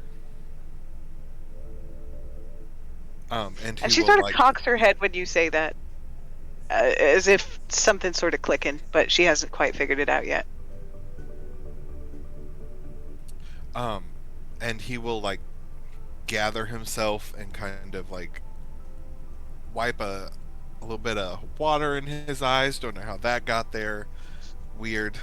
And kind of put on a more put together face as Kendall and the rest approach. I'll take the lead if you want. Please. Kashere. Sorry, Teshin. Okay, so as the two of you finish your little conversation, when Wenwick and the rest of them kind of arrive, and he gives you both a nod, and says, "Is Father Suv already, or is Faithful Suv already?" I do believe he is. He was actually just asking about you.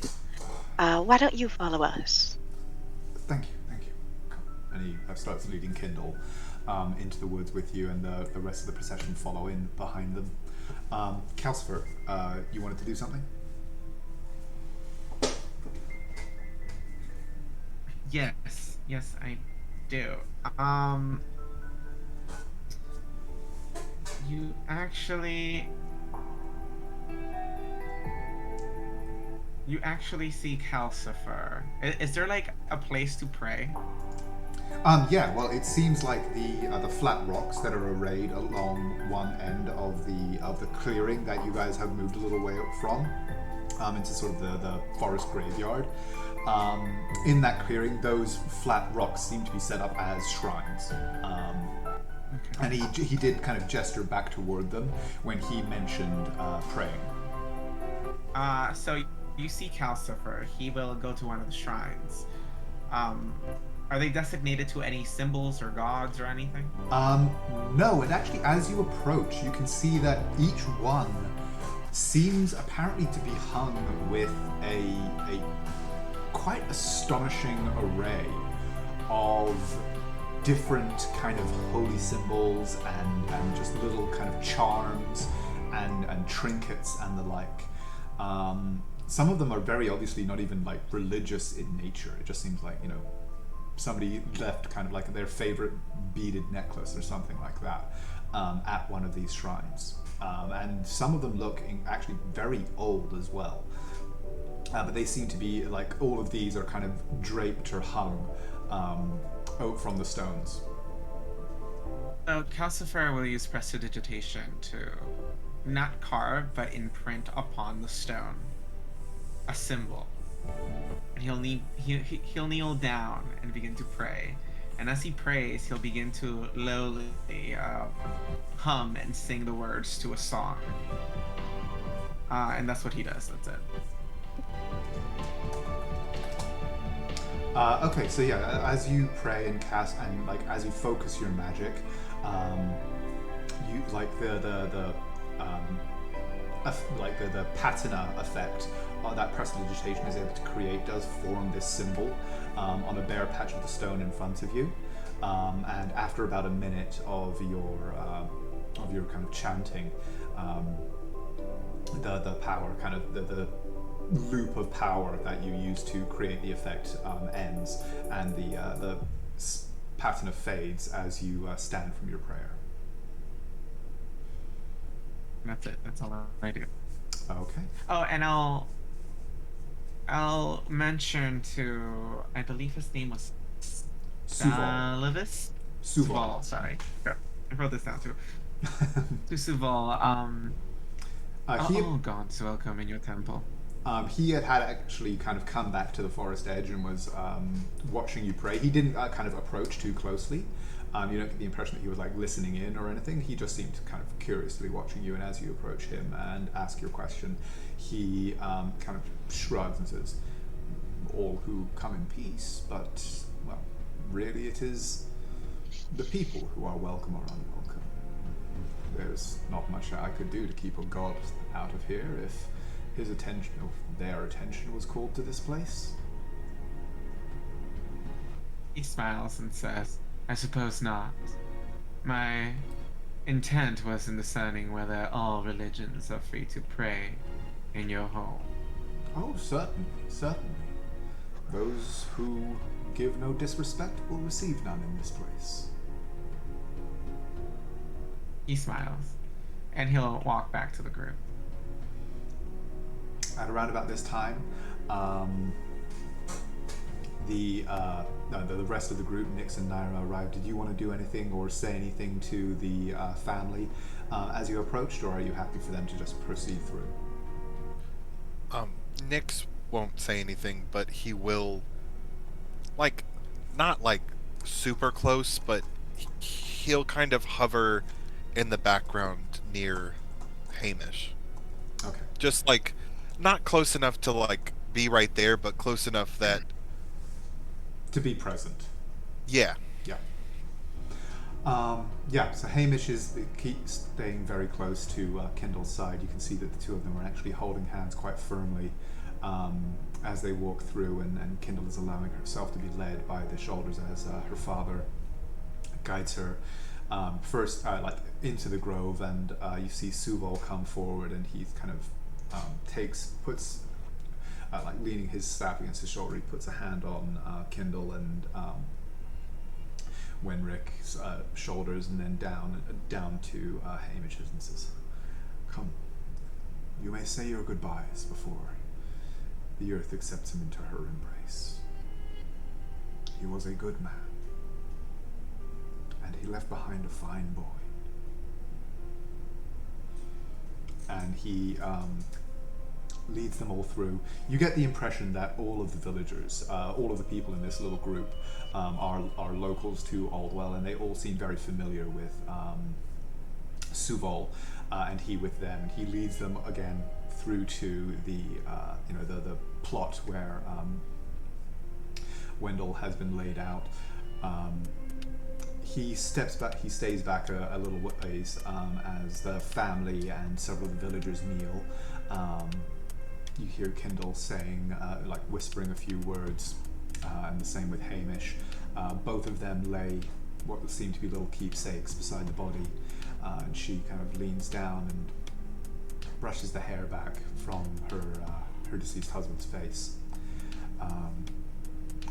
and stares at him for a moment before stepping back and allowing her father to step in and do the same. And he kind of again kneels down, places a small keepsake on the chest of his son-in-law, and several of the other villagers come in and do the same.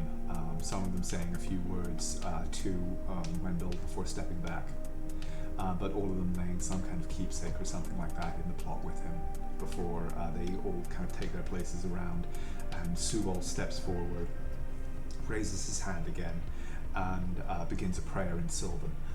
As he does so, the earth that had kind of peeled away and moved it out to make this small excavation kind of moves back in smoothly, filling back up the body from the feet until, as he finishes his prayer, it covers the head.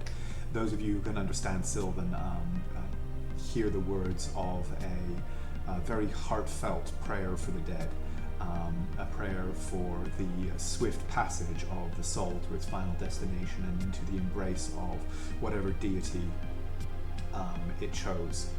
And whilst the body is commended to the embrace of the earth in order that it may be reborn into the fullness of life and time, as are all things. As he prays, Kindle and Hamish, both of them shed a few tears. But are obviously trying, they've obviously kind of had time to come to peace a little bit with the loss. This is simply a little bit of closure for them, you get the impression. And after a few minutes, Suval finishes his prayer as the earth, as the earth finishes closing over it, and turns to them and says, "You all were his friends, and let him build a full and good life here. Remember that, and know that his soul remembers all of you well. Go in peace." And several of them they all begin to move away. Kindle and Wenrick both kind of give you guys all a look and a nod and start to move away themselves. Hamish pauses a moment more, kneeling down and kind of putting his hand on the grave for a moment before following his mother, unless any of you intervene. And very quickly they all disperse back to the village.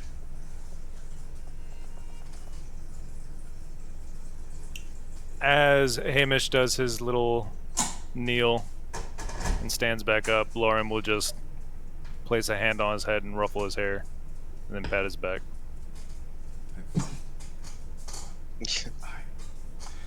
And then he runs off after his mother.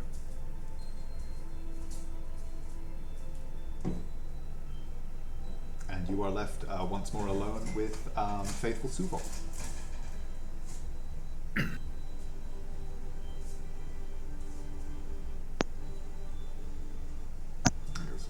Thank you again, all of you, for the service you did in bringing him here and in stopping the predations upon the road. He kind of looks you over and now actually seems to kind of become aware that some of you are still bearing the signs of wounds and kind of tears and stuff like that in your armor, and kind of goes, were you set upon again upon the roads? Hobgoblins. Indeed. I am surprised that they would have the courage to confront a group such as yours. Yes, they displayed quite the moxie in taking us on. They seem quite organized. Isn't that right, boss? And Calcifer turns to Naira. Naira is very deliberately not responding. Like she looked like she was about to say something, and then just as soon as you said boss, she shut down and was like, "Oh, I'm sorry. Did you say something?" I was just stating the point that you so eloquently put last time, that they were organized. Wait, was that you? It must have been. You're the brains of the operation.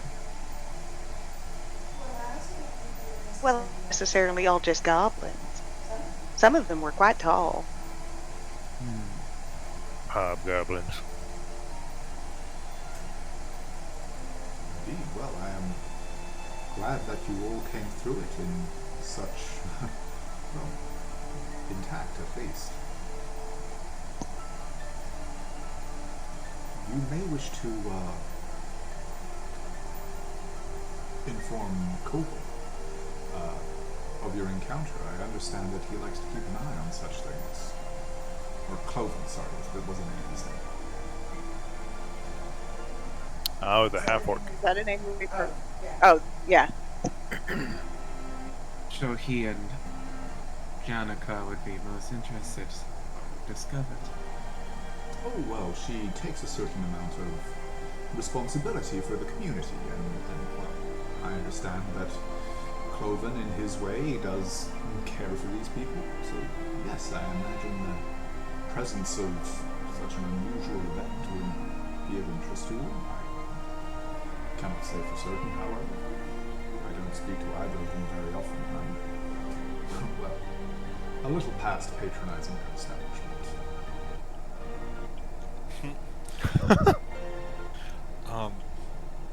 Nyx will pipe up and say, in all your time here, helping put folks to rest, is this here in Aldwell?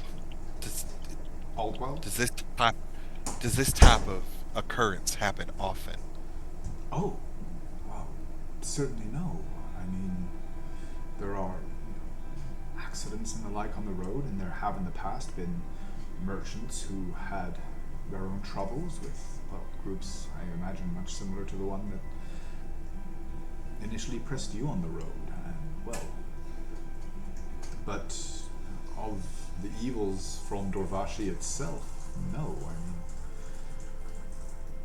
there have been nuisances and farm animals missing and the like, but nothing that was too worrisome.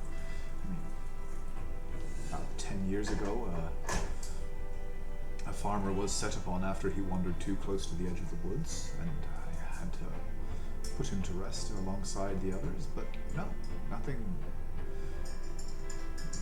When you say set upon, by what do you mean? I don't rightly know.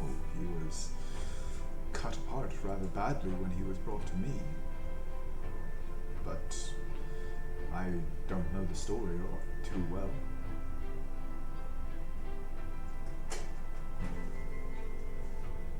Well, Calcifer will look at Nairo.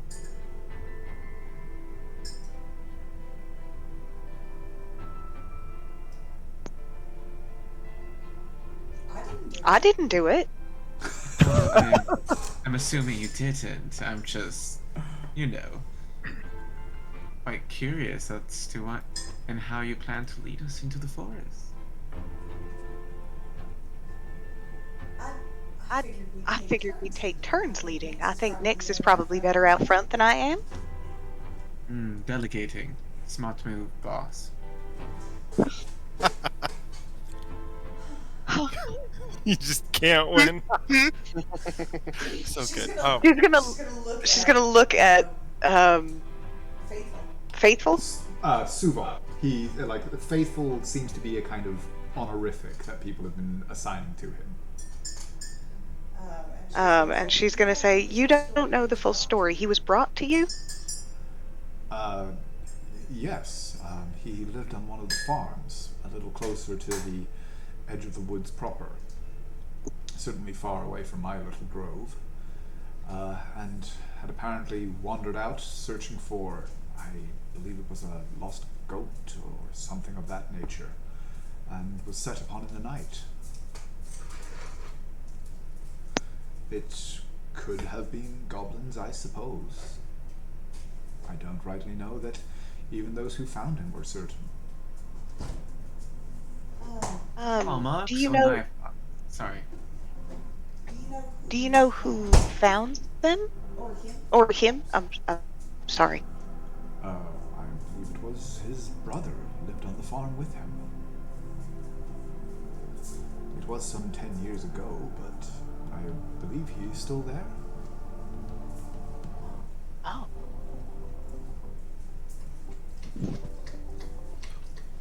Well, thank you for your hospitality and for what you did what you do for the people here. We'll let y'all get back to it. And then he'll address the rest of the group. He'll make a quick glance to his sister, and then he'll stand up straighter and get a bit more firm in his speech and say, "All right, everybody, let's head back." Gods be with you all. And he turns and starts to walk back over to the grave that was just closed over, and stands before it in apparent continued prayer.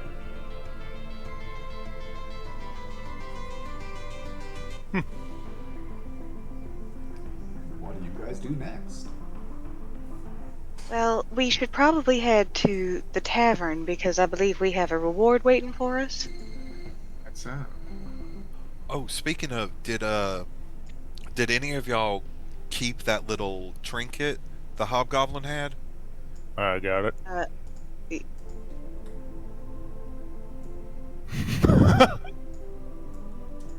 Oh, by the way, sorry. Backtracking a bit. When he found the swords and the shield, Mm-hmm. he totally would have loaded those up on the wagon. Okay, no worries. Yeah. So yeah, you can note down. It was actually 5 long swords, and as I said, a shield that has a couple of marks on it, but is still definitely serviceable. Okay. What was Naira gonna say? I was just going to say Lorium has them, so. Oh, okay. Nyx will just say, I mean, we don't have to give it away or anything, but this might serve as proof that the task has been done. I think that we have several witnesses to prove that the task has been done. I didn't witness shit. Yeah, you guys Well, weren't wasn't the- offered wasn't any the- kind of bounty or anything for the goblins. No, yeah, we were there to specifically find the body. Oh, Right? right. Sorry. That's on me. I was like, there's a reward for these goblins. I think Yannicka did mention that there was a bounty if we took care of any nuisances, but I could be misremembering. Oh, no, yes, you are right, actually. You are correct. I'm I not do so crazy. like hearing that. Well, Lorian must have forgot that because otherwise he would have cut off some ears. Well, we've got that thing. Well, Yeah, I whatever. don't see why they wouldn't take us at our word. I mean, we've never done anything for them to mistrust us. And we can certainly show them where to find the bodies. It's not too hard to find, that's true. Well, then I'll leave it to you to take charge there. Oh no. So, at this point, you guys have all made your way back into town itself. As you pass the stables, the 2 lads that you had collected your mounts and everything from just this morning, One of them kind of seems to recognize you as you come by and sort of yells inside for his compatriot, and they both come running out saying, "Evening. You gonna be staying with us again? Can we see to your mounts?" Well, yes, please do, and take real good care of her. Oh, And I will get Valco out of the saddlebag. so, right, you are absolutely, miss. We'll make sure they get the best oats. As we walk away from them, Nick's just kind of like within earshot of the guy, just says, "It comes off better if you just ain't so thirsty for it."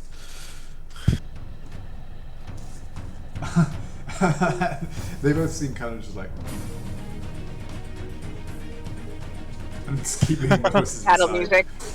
Oh, crikey, I've got it. Okay. We're gonna fight them. The horses, too much. man. They are war horses. Okay, I think I figured out what was causing that, so we should be good for now. No more We come sudden back. hits into combat. We come back into the stables tomorrow, and the horses have eaten them. We find out that these horses have been here for 10 years. They've just been, yeah, just like half those plots under the forest were just these mounts. Sunshine is By just the way, confused. they said good evening. What time is it? At this point, you got back into town about kind of 4:30ish. With seeing, meeting Wenrick, going to the Grove, the small ceremony that Suval held, and all the rest of that. It's been a little over an hour and a half, so it's probably about 6 o'clock. This being late spring, early summer, it's still definitely light out, but the shadows are starting to lengthen a little bit, certainly. As we approach the brothel, Naira's like, okay, so should we stay here, or should we maybe make camp? Looking at all the men very poignantly. Well, we obviously need to stay there again. We can't keep away their songstress. What are you talking about? Oh, Just you don't ignore remember? Oh my god. Well, last night when I came down looking for you, Nick, what are you talking about? No, I think you are mistaken. whatever you say, boss. You do have to tell me about this later.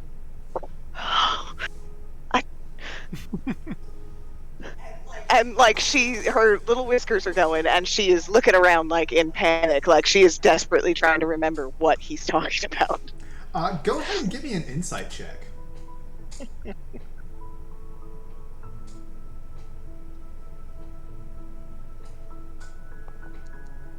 Midnight, go ahead and give me a Nick, sorry, go ahead and give me a deception. I'm not lying. Well, you not. kind of are. Only a little bit. She sang for them. Did she I not? did. On a table. But you don't know any of that. You heard some very minor details, but that was all. Okay. The bar is really low. Yeah, I mean it's not a high DC evidently, but you could always not want it. Or actually, do you Is have she more than like- a +4? I have a +5, but Oh yeah, okay, then is no, she yeah. is she like full on panic attacking? No. She's embarrassed, but no, it's good fun. Okay. Then yeah. +5 it. Yeah. Yeah, you don't even have to roll then, because you literally can't fail the check. So yeah, you Naira are not sure either what he's talking about or how much he knows about what he's talking about. Do I have any recollection at this point, by the way? Uh, Oh, I do! Because Zavara said something, and I went, oh yes, and at least portions of the missing scenes did come rushing back. so yeah, there will be she has no self. She's just put her head in, like her hand over her eyes, and she's just like, it's okay. It's okay. Nyx will not push it too far. But he'll put his arm around his sister's shoulder and just What say, do you know? "We can talk about that later if you want. Right now, we probably need to figure out where we're gonna sleep. Yeah." Okay. Okay, so do you approach the doorway of the Fox and the Hound? You can see, obviously, there is light spilling from the open doorway, along with, even at a fairly decent distance, the sounds of fairly loud music and revelry from within.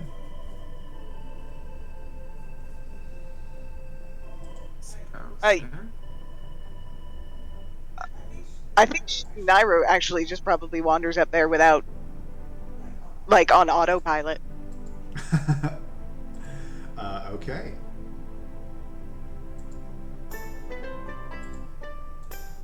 Nyx follows her and is like, "Oh no, I broke her."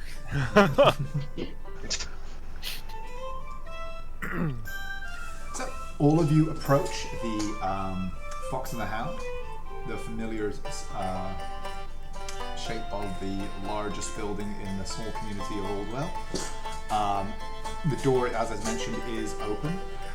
There are, as it seems to be the custom, two of the guards lounging outside with breastplates and the now familiar kind of yellow golden scars around their necks, who, again, seem to be... one of them actually seems to directly recognize your group, and the other seems to have at least heard of you. Neither of them kind of react beyond just kind of giving you a nod as you approach. And as you move up to the door, you see the familiar figure of Zavara once more, still dressed in what seems to be kind of a uniform, perhaps a costume of some sort. His rather gregarious red and gold trimmed outfit with his large brimmed hat, which he sweeps off as you enter. Ah, my friends! Welcome once more to our fine establishment. Your table? Oh, yes, please. That would be wonderful. Yes. Wonderful. Yes, please, right this way. And he will lead you over to this clear table here by the bar. And as he kind of pulls out chairs and sort of ushers you all gently into your seats, he goes, "Can I bring you anything? Drinks, refreshments, a little bit of food? We have a most wonderful leg of venison that is being cooked as we speak, and I am assured by the chefs that it will be magnificent." Yep. Wonderful. Sounds And good. that would be for the table? And Yes. do you have rooms available? Regular rooms? But of course, however, of course, the companions will be more than happy to keep you company and ensure access to one of our finer rooms if you so choose. But certainly, if you wish simply to sleep, then that can be arranged. And I forget, how much do those rooms run? Of those will be 1 silver per night. For a personal room for each of you. If you wish to share some of our larger rooms, we have 2 available that has... Oh, sorry, no, actually we only have 1 of those available, but 4 of you may share it for the price of only 3 silver. Oh, well, I definitely will want my own room. And she will take out one of those imperial coins that we found. Mm-hmm. And she will sort of say, will this cover it? And it's a gold piece you're handing him? Yeah. Okay. He takes it, kind of looks at it, gives it a bit of a look, but then sort of weighs it in his hand, goes, "If you will excuse me, the old ways are the best." "Why, yes, this will certainly cover it, and much of your food And is... dinner as well? Absolutely. Will that be a personal room for each of you?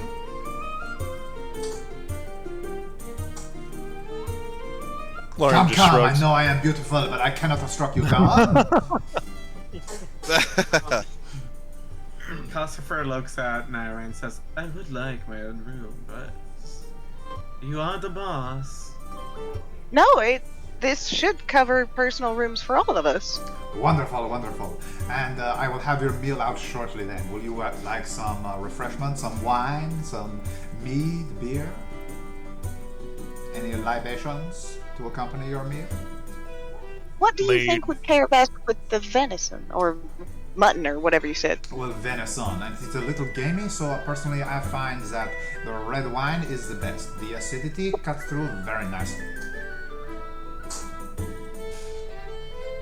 Shall we say 2 bottles for the table? Yeah, that sounds perfect. And if you'll also do us a favor and let Madam Yannicka know that we have completed our task, that would be wonderful. And give my condolences to Vinny. Vinny?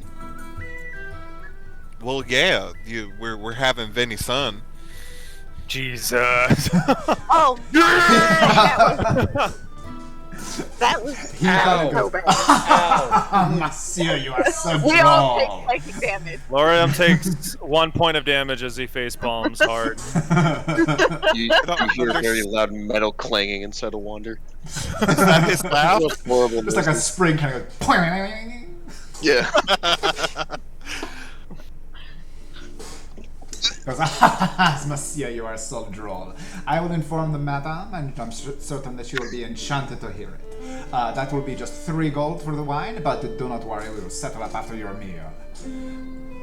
And he darts over to the bar, where Uther, Kelsper, and Wander, you will basically hear him relay your order to the gnome that is there behind there. Who was kind of managing a couple of tankards, and he wanders it back over to the kitchen, and then Zavara makes his way to the back door. And as he walks off, Naira will say, "Well, that is good news."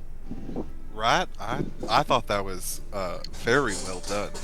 Very well done. Yeah, very well done. What are you guys talking about? I feel like we're not talking about the same thing. I'm talking about his shitty joke. Oh no, sorry. That just came out of me. I don't know what that was, but no, Yeah, I neither just do meant Dreamer's way of finding out if that other coin we found was acceptable. I thought She that is beaming at you. Like, she is delighted that you figured that out. like a little hurt that she thought I wouldn't figure it out, but okay. No, not that way. She's delighted that you thought that was a good idea. But that also means that we could probably keep using that gold at this establishment and perhaps in this town. That might give us a little buffer. Yes, and it means that we probably actually got a lot more money than we thought. Well, we obviously have a lot more money than we thought. We can use, we'll split it up evenly, just as the charter says, but that means that we're probably much closer to buying all the supplies than we were yesterday.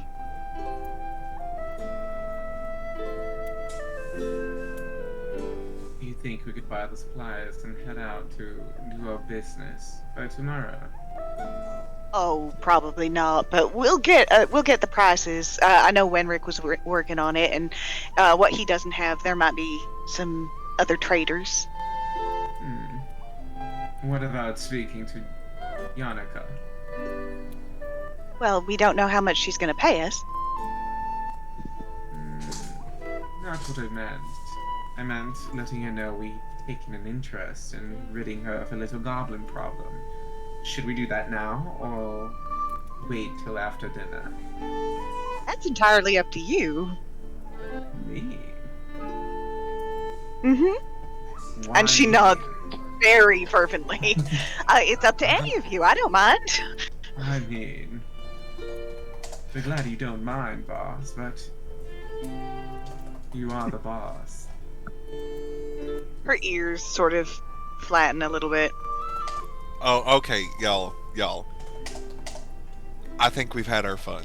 I am the first one in line to bust somebody's balls, but I think this horse might be a little dead.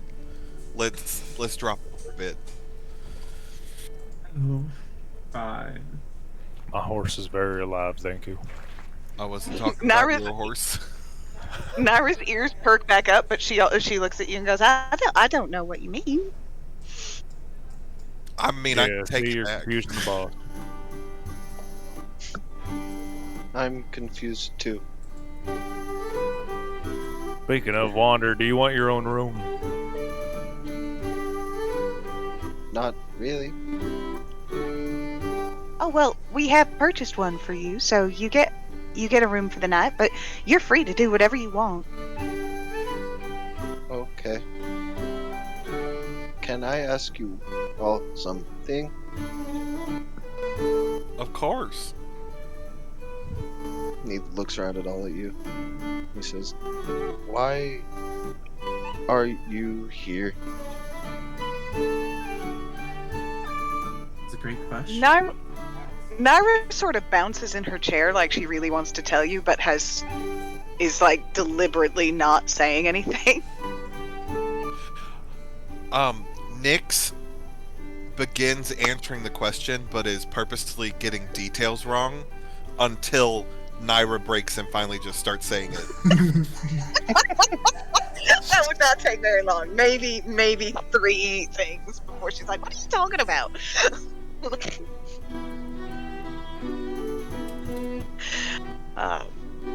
At that point, Naira will explain that she is here to find a lost, sort of parcel of land that she is very excited to be able to find for a couple of reasons. She's here for school, and she sort of brought Nyx and Calcifer along with her, and then everybody else just sort of joined them, and she is so very grateful that you did. And at that point, I'm actually going to roll a deception, might be. What? Yeah. Oh And no! You have Gritspiration. And then you guys definitely saw when. Damn it! That was the worst fucking roll. You have When inspiration, said yes, that it is. everybody else has joined us, and she's very grateful that they did. You will see that her eyes flick specifically over to Uther,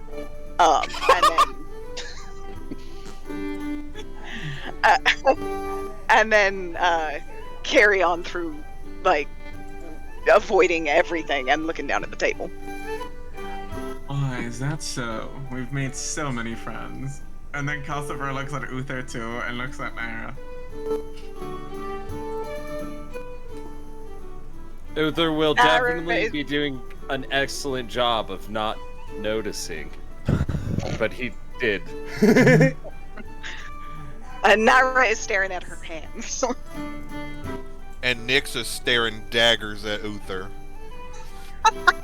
And I Wander could is potentially saying, fail. He seems very, very pleased with himself. About nothing at all, though. I passed, guys! you saw her look. Your eyes also worked. Well, My I- eye. Well, take it. He just cocks an eyebrow. Why did you look at Uther? Her whiskers twitch. I'm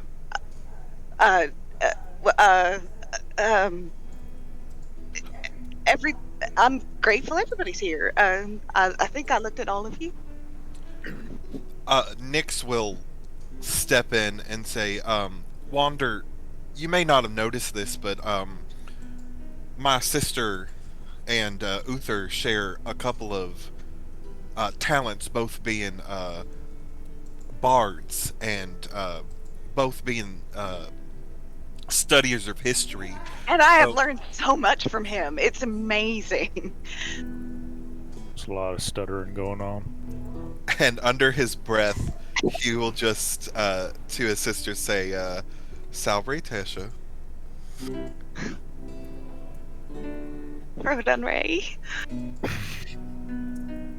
Lauren Go will on. just look to Wander and point to himself and just say, I'm waiting for these folk to go into the woods. What's in the woods? Scary shit. Potentially scarier shit. Actually, That's also Oh, where I go. think the parcel of land is. Actually, that's actually something I was gonna say we might want to ask around about. It seems like these woods have a bit of, well, danger, yes, but we might be able to get a little bit better of an idea, maybe, of what we might be walking into. And then he'll look at his sister and say, unless you have a bit of idea already. Actually, do I? That's a good question, do you? As in, do you know like where exactly this? No, what kind of dangers we face, or what, Oh. just about the Dorvashi woods, really. Would that be a history check? Yeah, go ahead and give me a history check. Hey. 20. Okay, yeah, so you actually know from your researches.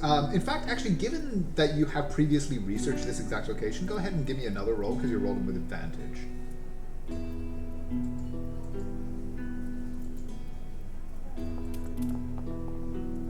No, Okay, 20. so we'll go with your original 20.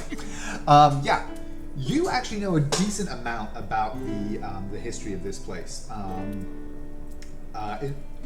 All the way back to when this place was originally named, the Dorvashi Wilds. Dorvashi was actually the name of a user of dark magic in the time predating the Empire. And so, ever since his eventual defeat, this place, the woods have had a reputation for housing monsters of every sort. There have been reports of just about everything up to and including great dragons in the woods. Most of the more extravagant reports have the reputation of being somewhat kind of exaggerated at the very least. The more kind of reliable information that you have access to tells stories of a lot of monstrous, tribal incursions, or I should say excursions, from the woods and the mountains. Orcs and goblinoids, certainly. There are several records of war bands and raids being conducted from the woods into the Empire's lands. There are also reports of specific monsters emerging from the trees. There are manticores are one that has been mentioned several times, along with various large monstrous creatures such as giant spiders and the like. There are also several reports of what you know to be, from their descriptions, aberrations of various kinds. I'm sorry. I am highly amused that I am only just now sharing this information with this group of people. And you have to imagine she is rattling this off with absolute detachment from it. It has not occurred to her that any of that would be frightening or worrisome at all. It's just theoretical. There have also been some descriptions of what you would believe to be harpies or something of that nature, which nest in the mountains. And of course, there's also harpies, but those are closer to the mountains. And she's just sort of looking around like, I think that's about everything. When you mention manticores, you get a look from Lorium, and just, those are fun. Oh, have you encountered a manticore before? Yeah, you can say encountered. And he'll just point to his missing eye. Oh my! Oh, you will. Story. Yes, if it's not too sensitive a story, it's one that I would love to hear. Oh no, of course. It's rigorous tale of bravery and exploit. She 100% believes you. If you're trying to be sarcastic, she's not picking up on that. He is being sarcastic, but it is. So she's like pulled her chair a little closer, and she's like, "Yes." Oh, it's just a manticore nested up a little too close to town. My little group was charged with clearing it. Mama didn't like the fact that we pestered her cub. Oh, I see. Yep. Just watch out for tail spikes.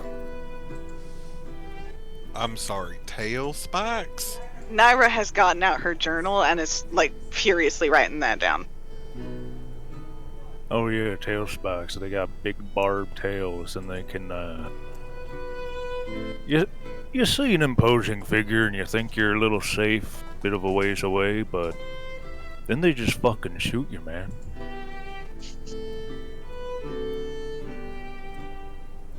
Like from range? Oh yeah. Huh. Follow-up question. What's a harpy?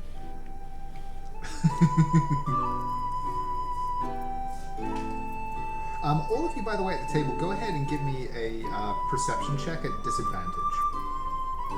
Oh, roll it. This will be fun. One of those was actually high. Oh.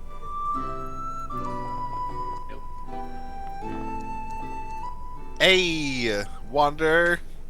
Let's go. We all have working eyes. Let's go. We all have working eyes except the one who actually doesn't have eyes. No, okay. None of you notice anything amiss. Tragic. At this point, Calcifer will stand up and go to the bar, though. Okay. Well, as you have been talking, by the way, I didn't want to interrupt, but the door to the kitchen over here has opened, and a figure emerged with a plate with several or a platter with several plates stacked upon it. Brings it to the table and lays out actually 6 dishes of venison with potatoes and some greens next to them, all in a kind of rich gravy, along with 2 bottles of wine. Hovers for a moment to see if there's anything else that you would request, but if none of you actually try and catch their eye or anything, they would then withdraw. Nyx will just say, I'm so sorry, I think there may have been a miscount. Our lovely automaton friend here does not actually ingest. Oh, you don't want food then? I wasn't going to say anything, but no, I don't eat. All right. Well, I will take. Actually, can I have the meat, please? yeah, sure. Well, if you would like, just put down the plates. Do it as you like. Anything else? No. Right. Have a good evening. Just stares at him. She will put the spare meat on the floor and put Valco in front of it. And he goes ravenously to town. Tail wagging the whole time. This is certainly better food than he seemed to have been accustomed to in the cage. Oh yeah, he's living the life of luxury now. Love that we got to feed Valco, but like, excuse me, you know that thing doesn't eat from the last time we were here, and you're gonna charge us for that? Let me speak to your manager. I have a name. Calm down, Jared. Thing. That was not in character. I'm sorry, my southern accent is real, but that wasn't in character.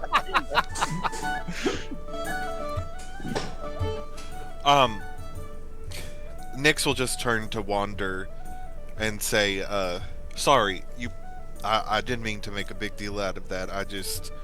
You had told us that before, and I thought it'd be good if we started making sure that you're hurt. Thank you for remembering. He'll tilt his head towards you a little. He'll give you a wink and a thumbs up. Has Yannicka wandered over yet, or did I mishear that? No, not yet, but actually I was just waiting for kind of a break in your conversation, and now seems a good time. At this point, Zavara does re-enter the room, following behind Madame Yannicka, who moves over to the table. You can see behind her the somewhat imposing form of the half-orc Cloven, who is once again kind of leaning back against the wall in this kind of more decorated entrance area. And as Madame Yannicka approaches you with Zavara, she kind of smiles somewhat beatifically and goes, "Ah, my friends, you have returned.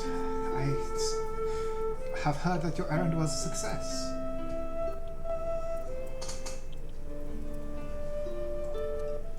Yes. We were successful. I'm glad that we could provide a modicum of peace for Kendall and her family. Yes, you have my gratitude, and of course, your payment.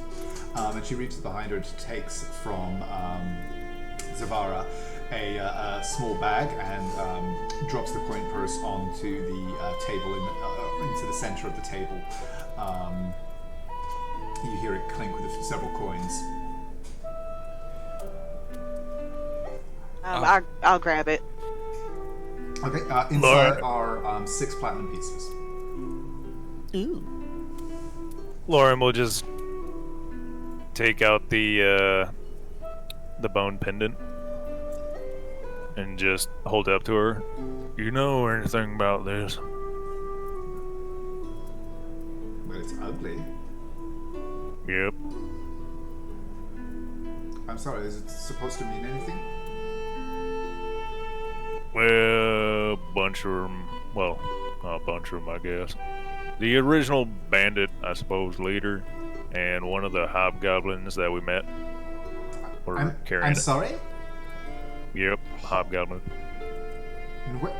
When does this happen? Oh, during our task, when we went to go retrieve the body, we were set upon by, what was it, like 3, 4 hobgoblins, like Ooh, 8 6 hobgoblins. 10 goblins, and at least 15 wolves? Something like that. Deception I check. think that might be. Okay. Would it be with advantage? Well, I will give. Can I give Laurium advantage since I helped him out? Why there? would you give me advantage? I was helping you. well, actually, I was gonna say that because Naira interrupted there, it's actually gonna be a disadvantage because she basically called you on your bullshit. Spoil the sport. What, you want me to roll it? No. Well, no. Nyx was the one that was kind of leading that portion of the Okay, conversation, so. Just roll hide twice, duh. Yeah. Yeah.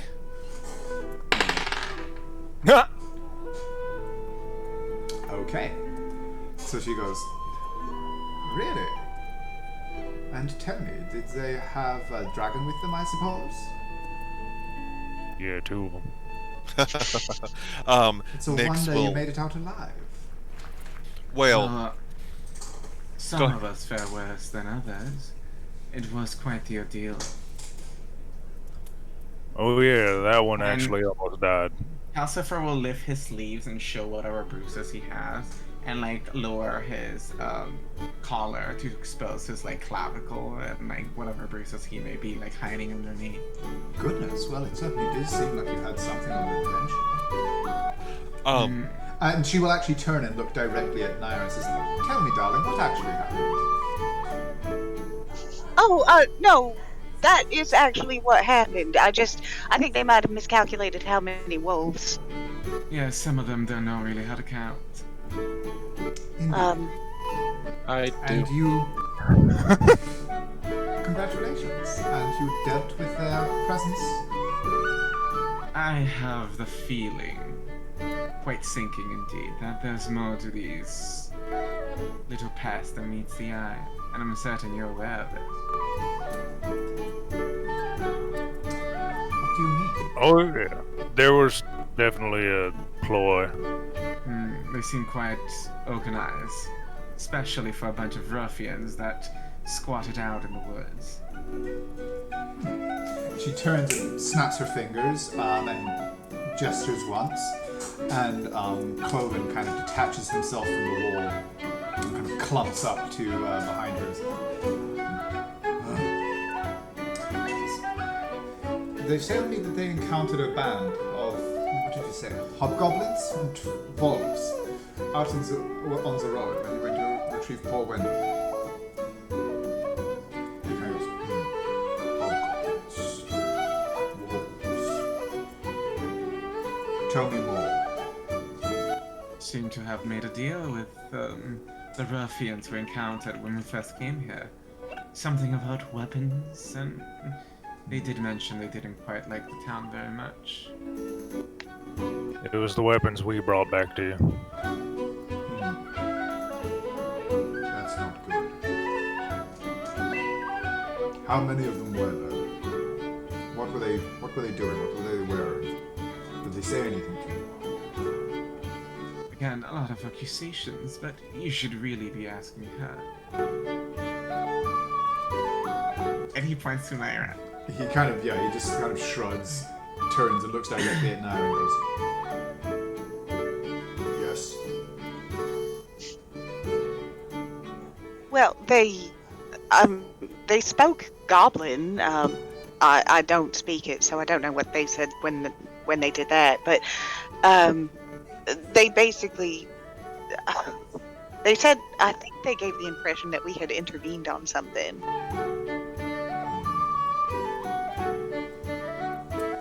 And one of the ruffians that we encountered when we rescued Kendall had a pendant that was very similar to the one that the at least what seemed like the lead hobgoblin was wearing. So we kind of deduced that there may have been a connection between them, or You know, Well, and because they were looking directly for the weapons that, the bandits took, and saying that they were out of character. Did they say they had like some sort of arrangement with them? Mm-hmm. Yep. Well, Yeah, not they had a directly. arrangement. You guys did Yeah. assume that. They didn't say anything directly. They did say that they had paid for. Purchased, Yeah, they yeah. did say that they had paid for weapons and demand them. So they didn't directly say, oh yeah, we'd already made a deal with those folk or anything like that. But yeah, they did mention payment and weapons. Yeah. Yeah, apparently they paid for the weapons that we found there. You Yeah, showed and us this the one Suval? counts. Yeah, well, we discussed certain things with them. I asked, show him that, did we? Didn't I? No. Oh, I didn't. You showed him, Wander showed him his holy symbol, but no, none of you actually showed him this pendant or anything. Nope. Mind if I keep this? Yeah, I'm sorry. Yes, I do. well, Dreamer, we do have the other one still, I believe. If we want to give him one of them. She looked a bit dejected. She was like, well, I wanted to. Okay, if you think it's best, sure. He kind of leans down and whispers something to Madame Yanaka, who kind of looks back at him and goes, he nods and he goes, how many of them did you kill? And he's looking directly at Naira as he asks this. And she will do her best. Do you want me to just guess? As she ticks it I off know, her you've finger. got like so an if you 18 want to tell intelligence, me. so you're able to give him a very, and for you it's been a couple of hours, not a week, so, or for your character rather. So you're very easily able to tell him it was 6 hobgoblins, 6 wolves, and approximately a dozen regular goblins. Fuckling of goblin. Also, when Nick said that about the other pendant, he would have leaned over, like similar to how Big Cloven did to Yannicka. He would have done something similar to that. Like, he wouldn't have said out loud, "We have another one." Okay. Calcifer would add, as you can see, there's a lot of connections here. Too well, many for it to be. After Naira basically enumerates the battle, Cloven kind of reaches down to his pouch, opens it for a second, seems to gather up a handful of coin, and plonks it down on the table in front of you. And it looks to be about 5 platinum and 13 gold. A bounty. And for this, I want to see what the old man has to say about it. Did Naira give it to him? We had handed given it one to Yannicka. Yeah, and she handed it to him, and he was kind of holding it up to look at it. Oh, okay. Sorry, Naira? No, I was just going to say I didn't have it. Okay, yeah. Yeah, no, you'd handed it to Yannicka, and she handed it to him when he came over, and he kind of now just clenches in his fist, and says, he gives you all a nod and goes, "Good work on the roads. Stay safe out there." And Wait, before you leave, you it seems like this is something you're interested in. Is the direction we were headed, is that where you've run into issues with them, or? where are you headed? No, I meant where we got the body. Oh. I mean, no, we usually see them sniffing around the farms up north, but they don't usually have the balls to do much more than grab the occasional sheep or goat that people take their eyes off. It's been a while since I've bothered any folk. I had my lads do a ride through there every week or so to keep them scared, but it doesn't sound like that's going to do the trick anymore. We did have them pester people on the road occasionally, but nothing like what you described. No cavalry. Well, the only reason I mention it is because that direction was also in the general vicinity of where the bandits were, and it seemed like, at least to me, there was some kind of transaction for the weapons, and if they're not located in that area, that may have only been a small contingent of them. So just keep that in mind, and they may be better armed than you think they might be. They're gonna be pissed the fuck off that the war band's missing. He gives both of you kind of a little bit of a nod. He's like, "You've got good heads on your shoulders. Keep them on a swivel." And then actually kind of nods to Yannicka and leaves through the front door.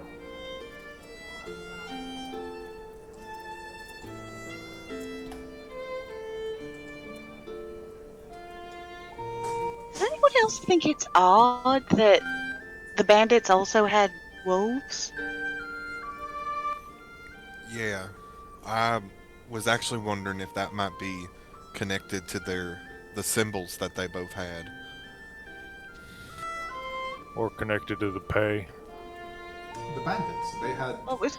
wolves, like the hobgoblins were, right? Oh, yes. And then I will pick Valco, assuming he's done with his meat. I'll pick him up and put him in my lap and give him a pet. Ah, a charming souvenir of your encounter, I see. That gets a look of mild offense on Naira's face. She doesn't say anything, but like her ears have flattened a little bit. No, I meant no offense. He is a charming little beast. And just for visualization's sake, Valko is a very large puppy, right? Oh yeah, he's like the size of a golden retriever. Okay, yeah. Oh, so no, I don't pick him up and put him on my lap. He just rests his head on the table.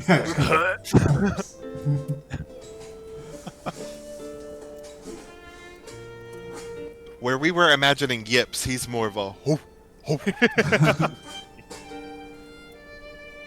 Still fits in a horse's pouch, but It's a big saddlebag. yeah. That's a strong horse. Right? Well, also Naira weighs about $1.05, so. That's true too. Anyway. So yeah, she goes. Madame Yannicka says, "You truly believe that there are more of these? That there is something more coming?" Well, You've seen the evidence we presented. It's a lot of strings tied together. Too many for it to be a loose coincidence. At least that's what I would gather. and it always, it's always better to, and he'll look at his sister and go, err on the side of caution, and like give a little smile to himself, like he said it right. I think he Better did, actually. better to have it and not need it than need it and not have it, right? Well, I certainly can agree with that. No, I thank you again for the assistance you have given to the distraught family and our small community here. Please, have your rooms tonight are on me. Enjoy your stay with us once more. We've already paid for the rooms. Oh, really? Well, Zeran Dubia dear, and return their coin. Well, Zavara Dubia dear, and return their coin. And he kind of digs out the. It is in fact the same coin that you had handed him before, and and sort of flicks it onto the table. And says, "Of course." And she says, "Thank you again. Enjoy your stay with us." And she retires back through this back door. Zavara pauses a moment to say that, "Is there anything more that I can get you?" No? Well then. Enjoy the music, enjoy your evening, and if you so choose, enjoy your company. And then he will... he just moves away, at that point starts seeing some other guests.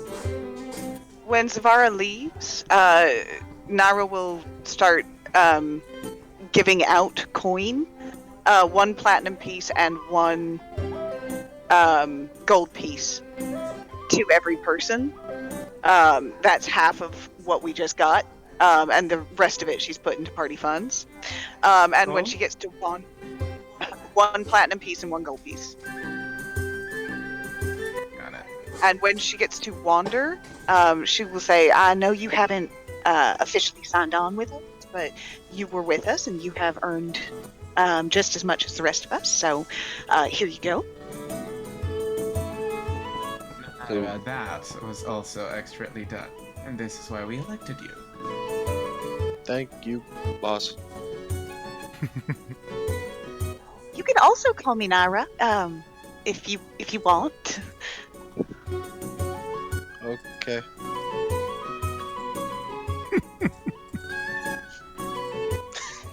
And she's got like a sort of very polite smile just plastered on her face. Like, It's kind of scary.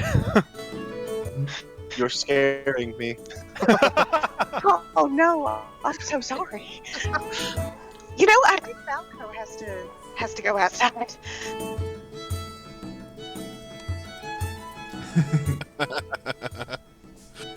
Okay.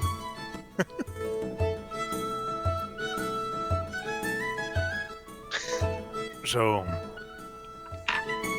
what's the plan then? Well, you did just get a platinum piece, I'm just saying. Oh, I know. And actually, as Naira leaves the table, a number of the women that had been, or a number of the figures, both men and women, had been lounging by the door, including at least two that you recognize from your first night here. Sort of saunter over to the table and kind of, start draping themselves across various laps and shoulders.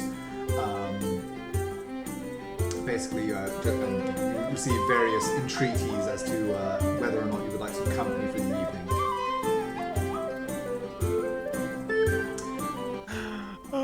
Lauren would just look at Uther.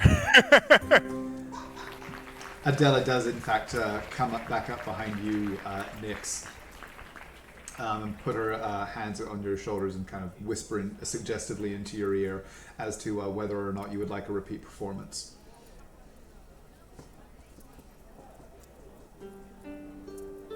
I will lean into her arm a little bit and and just say, "Well, thank you."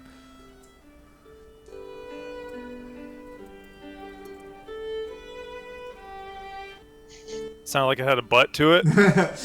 Just thank you, We're 'cause always- if you just say thank you, she is just going to fully sit in your lap and then after a moment, try and start dragging you out of your chair. Yeah, but after the events of today, if I mean no offense, I think I need a little time to myself. Well, of course, if you want any comfort, you just let me know. I know where to find you. Strokes your head and keeps moving on through the room. And yeah, they'll spend a few moments trying to see if they can catch any of your eyes or anything like that. But unless any of you show specific interest, they eventually disperse and leave you to to finish your meal.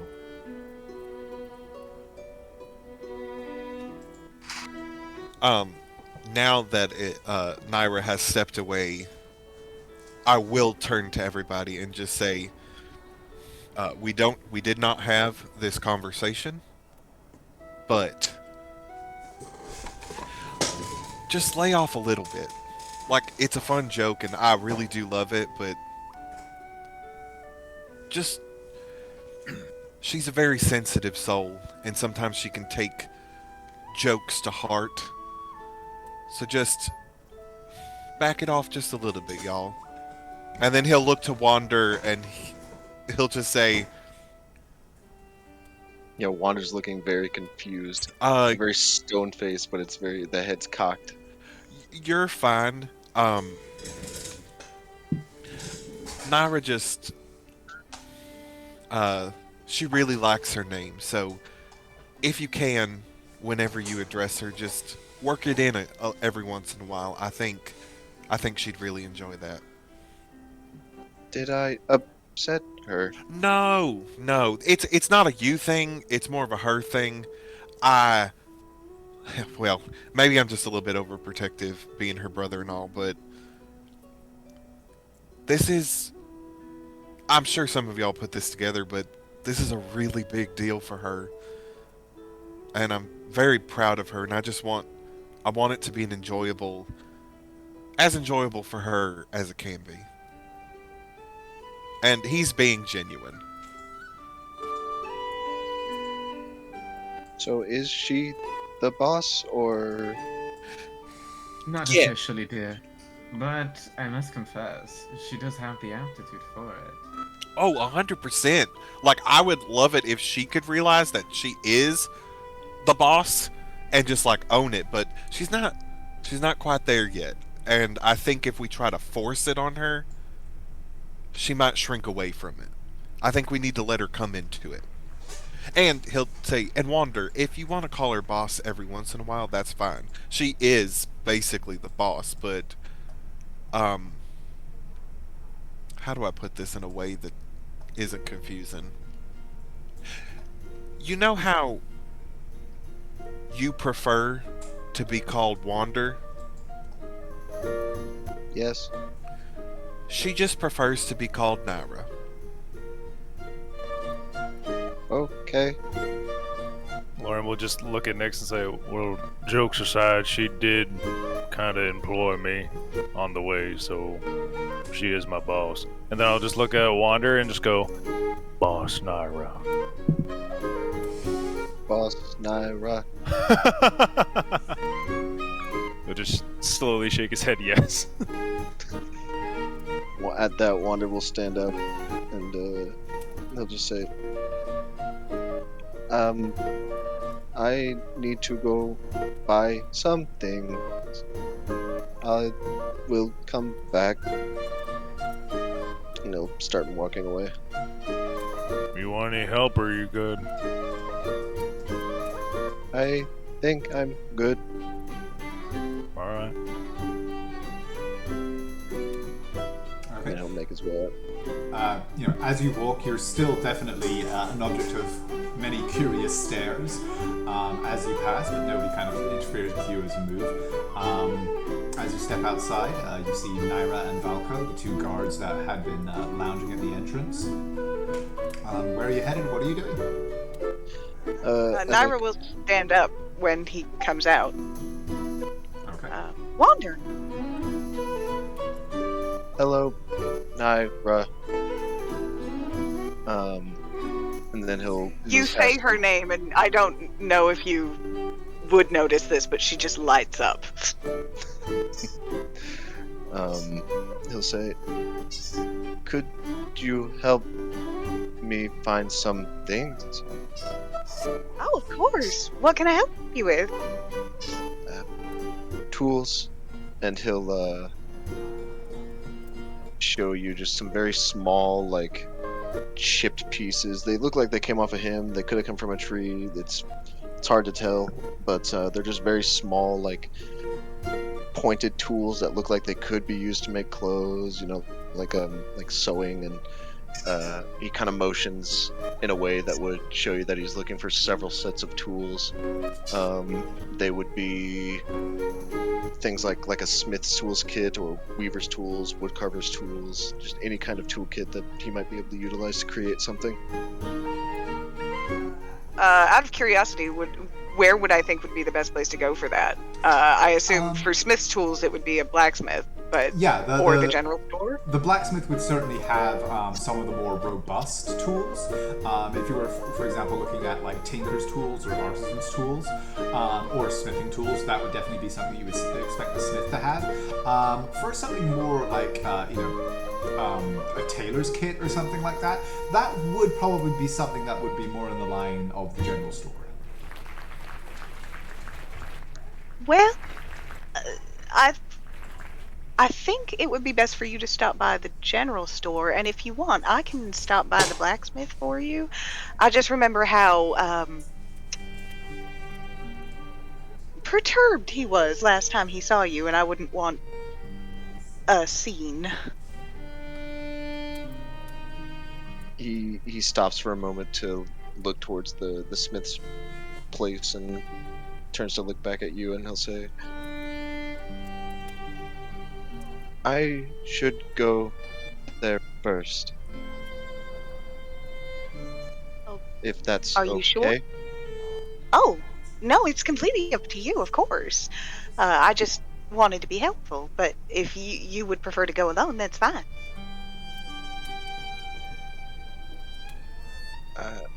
I would like the company. I'll be happy to come with you. He'll look down at the dog and he'll say, I say dog, but he'll look down at the massive fucking, I assume it's a dire wolf. It's a direwolf puppy. His name yes. is Valko. Yep. He'll kind of reach a hand out and try to pet Valko. I will tell him to sit and stay.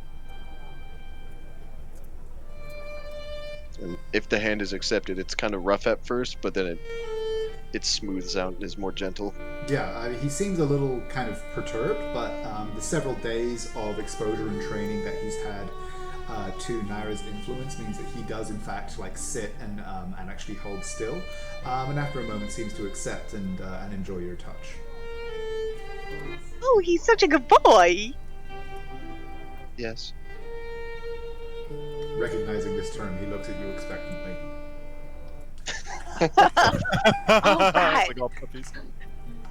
She pats around, finds probably a ration or something, and gives it to him as a treat. It's gone in seconds. Oh yeah, it's just like one bite. Sure. Yep. I will actually give Wander half of it and just be like, you can do it as well. I find that food makes them more amenable. He kind of just looks at you, takes the ration, and then just like immediately hands it, quote unquote, to Valko. Who, yeah, again, just kind of like looks at you for as though kind of gauging permission, and then when you don't seem to protest at all, just snatches it and snarfs it down. Is food good? He says, just kind of staring at Valko. Oh, Valko doesn't talk. He doesn't know language.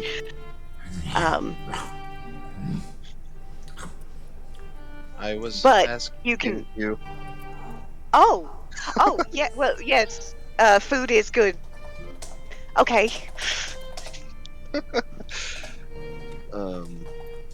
At that, he will kind of turn a bit and say, "Should we go now?" Yes, we can. Did you want to ask if anybody else wanted to come? If they'd like, they may. At They that, seem she will sort of. preoccupied. Oh, you say that, and her mood changes. She was about to like look inside, but you say that, and she goes, "Oh, yes. Well, that makes sense." Oh, okay.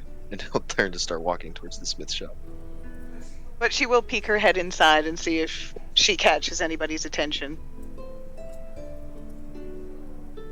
I think Lorian was turned away, so probably not him. Nyx has asked Lorian to deal cards. Oh yeah. So who's playing cards? So much money is about to be lost.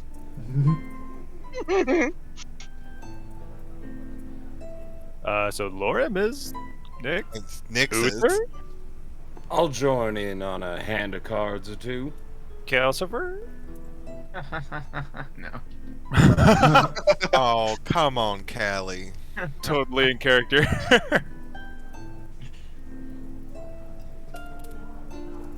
Calcifer has plans.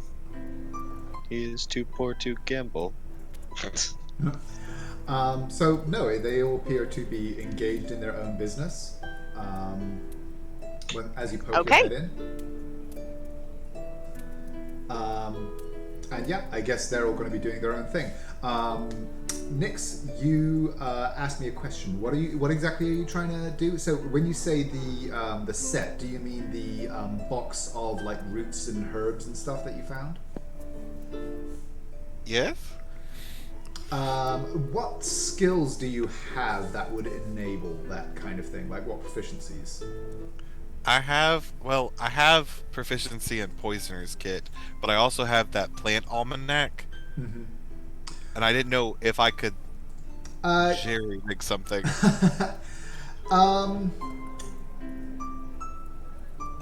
Because it's a non-standard use of your Poisoner's Kit, and well, first of all, roll me a D100 to see if there actually is anything that you could potentially use to create what you're after.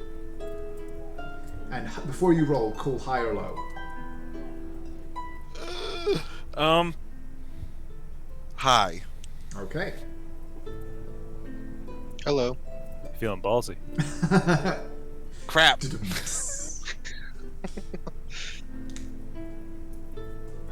Tyler. Damn it. Yeah, as you look in the kit, you actually don't really see anything that you know could be processed into the kind of thing that you're after.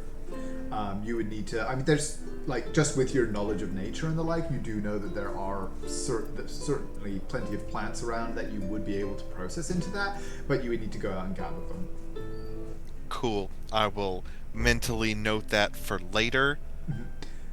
And then focus on the cards. Hell yeah.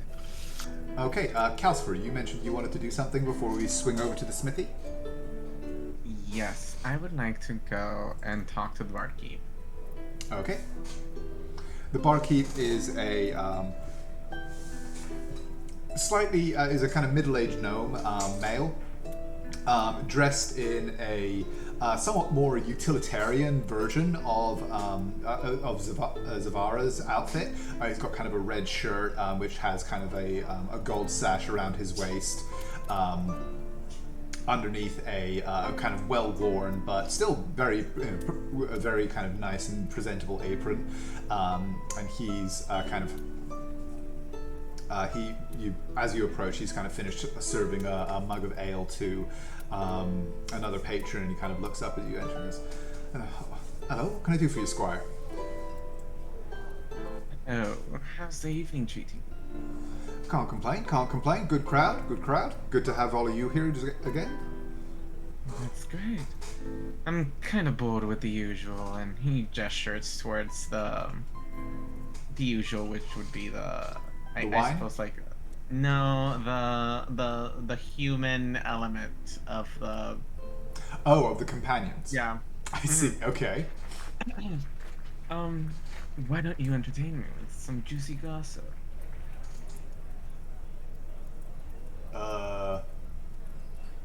Alright, well, what kind of thing you after? I mean, I've got some stories. I've been here long enough. I've seen some shit, but... Why don't you tell me of your mysterious patron? She's quite interesting. Oh, the madam. Give me a persuasion check. Okay. Don't do me fucking dirty. 17. Oh, okay. Yeah, you spend a minute or two. Like he at first seems a little bit recalcitrant, as in kind of just like that's a bit of a weird question, and he seems to be trying to kind of gauge you for a second. But you're able to put him at ease with a couple of minutes of chatter. He goes, "Well, I can't really tell you much. I mean, I don't know where she's from or nothing like that. I've worked for her for, gosh, going on 6 years now, and there's always something fun going on here, so I've stuck around." How long have you been in town? Well, like I said, about 6 years or so, I guess. I came in here on a merchant caravan, but, well, the boss was an arsehole. I told him to fuck off and got a job here working for the madam. And, well, it's a funner crowd, funner job, and, well, I don't get rained on all day, so can't complain. I'd say, well, where are her roots? Where does she hail from? Couldn't rightly say. I mean, she's got... I don't know where she picked up that accent of hers, but... I think I've heard her tell a couple stories about Vanya, Verona, well, most of the big cities, really. Quite enamored with her accent, so I was just curious. Oh, you wouldn't be the first one. There's a lot of people Sure. enamored with a lot of things about her, let me tell you. And he'll say, everybody seems a little bit tense today. Is it just me? Well, I mean, we've all heard about what happened to poor Wendell, so I don't know if you've noticed people down in the dumps, it's probably that. Can't say I knew the lad too well, but, well, shit happens. So that must be it. Anything new happening around town? Anything I should be excited for? Oh, I think Maria's going to be back tomorrow. She wasn't fizzing her folk, but she plays the harpsichord better than just about anybody else here. She should be back tomorrow. Be back on stage that night, best as I know. As well. Thanks for entertaining me. And I say, would you mind giving me a glass of white wine? Certainly. Any preferences to vintage? We've got the Dancing Lady White. We've got Winter's Grape, and this one's quite nice. Made out of elderflower. How about some Winter's Grape? Coming right up, Squire. Yeah. He pours you a generous glass. Goes, that'll be 3 copper.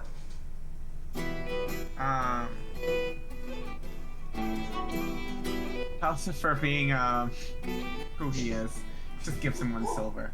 So, thank you very much, Squire. Anything else I can do for you? You just wave. And he pockets it and continues serving other patrons. He'll chill it and go back where it's a group. Okay. Meanwhile, outside, Naira and Wander have made their way the short trip over to the smithy, which is a fairly small building. There's a small stone dwelling, it appears, with a kind of covered area beside it, which is evidently the work area of this forge. It's got a low wall surrounding it with a large forge and a chimney sticking through the covered roof. And even though it's probably about like 7:30 at this time, the forge itself appears to still be working. There's again the same halfling that you saw when you first encountered Wander is working there. Appears to be working the forge itself, while you actually see 2 other halflings manning the bellows. And as you all approach, he doesn't look up from the forge. He kind of glances up at you, but doesn't move away from the forge. He goes, "Oh, all right. What can I do for you?" By the way, before we get into that, just so you know, Wander, on the way over, Naira would have just started babbling about just random facts, that anything that sort of around here that inspired her, and she just started talking and explaining things to you, and will not stop unless you talk to her, unless you're like, you're talking a lot.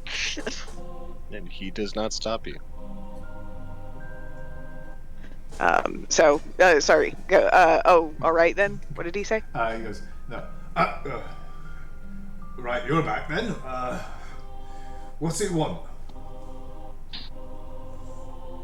Well, I think you should probably ask him. And he pulls out what looks to be a horseshoe and is taking it over to an animal. You what? You want to buy something? Tools to Smith, please. Right.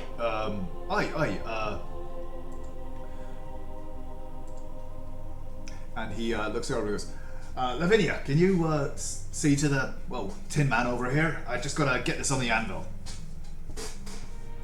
And he starts hammering away at this. Naira will tut when he calls Wander Tin Man. He appears oblivious to this and bends over his anvil. And despite being a halfling, he is quite obviously a very powerful individual. Even on this small frame, he's got these really large muscled shoulders and thick arms as he wields this heavy blacksmith's hammer. Meanwhile, another halfling who is dressed quite similarly and actually bears something of a familial resemblance, looks a little bit younger than him. A female halfling with kind of her hair bound back in a tight braid, comes over from where she was working the bellows on the forge. He goes, "You all right? What's it you said, you wanted to me, Dad?" Go on, Wander. I would like to buy Smith tools. And Naira is nodding very encouragingly at you. All right, hi, yeah, we got plenty of spares. The whole kit? Are you after anything particular? Whole kit. Right, sounds good. And give me a moment to look up the cost.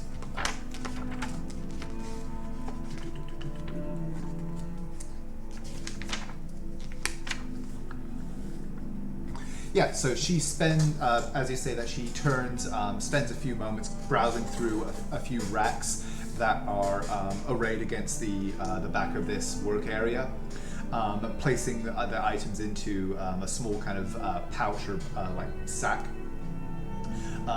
hefts it up, punk, puts down what looks to be a very complete set of smithing tools, and goes, right, that'll be 22 gold, please.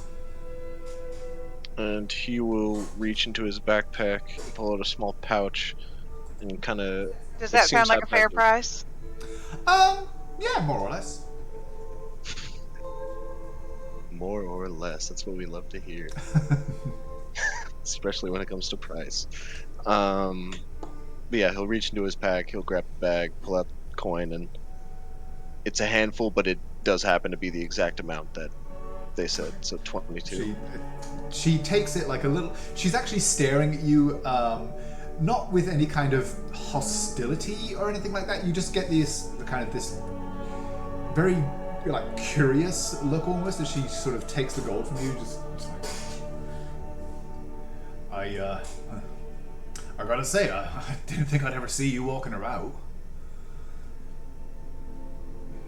I didn't think I would see you at all. Right, well, fair enough, I suppose.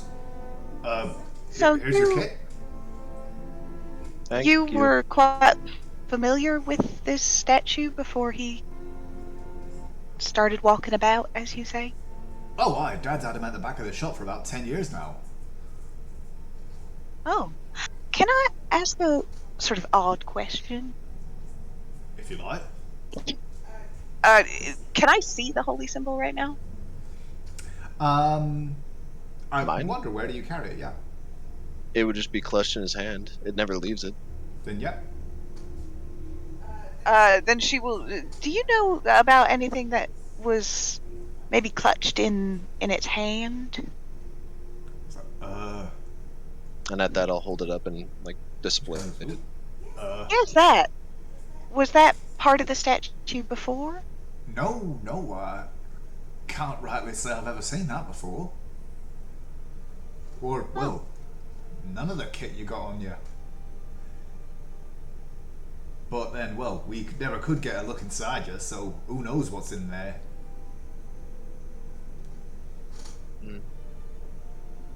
That is okay.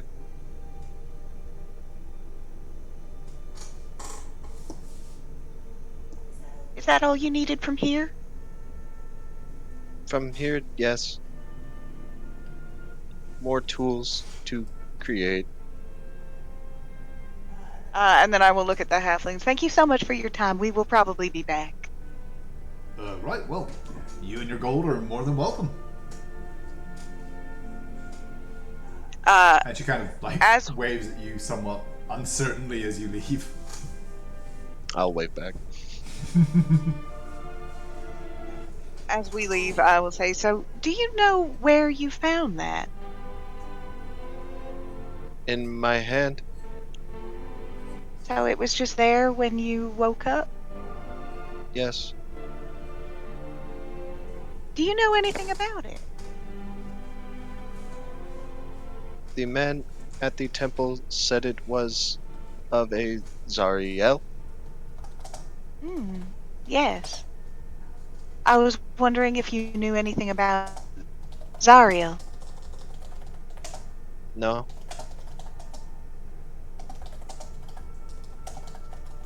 Oh. That's very interesting. Do you? I know a little.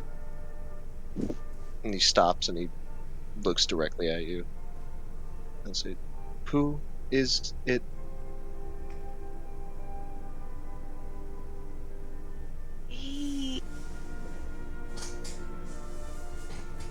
He's a very complicated character.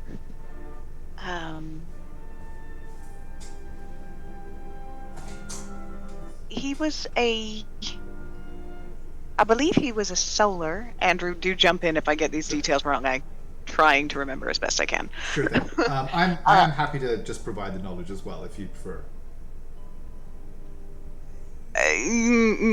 She would be very careful about what she said. Okay, then yeah, please go for it. He was a solar. Do you know what that is? No. It's somebody who serves a divine being, and if I remember correctly, he served a good divine being, but eventually he fell from grace.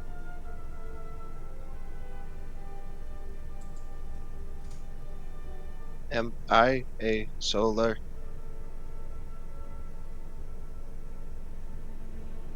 That actually gives her pause. Like, she literally will stop in her tracks. And she goes, I do not know.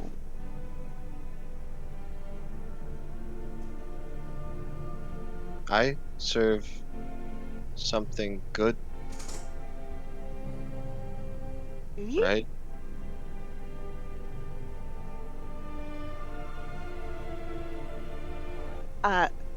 Who do you serve?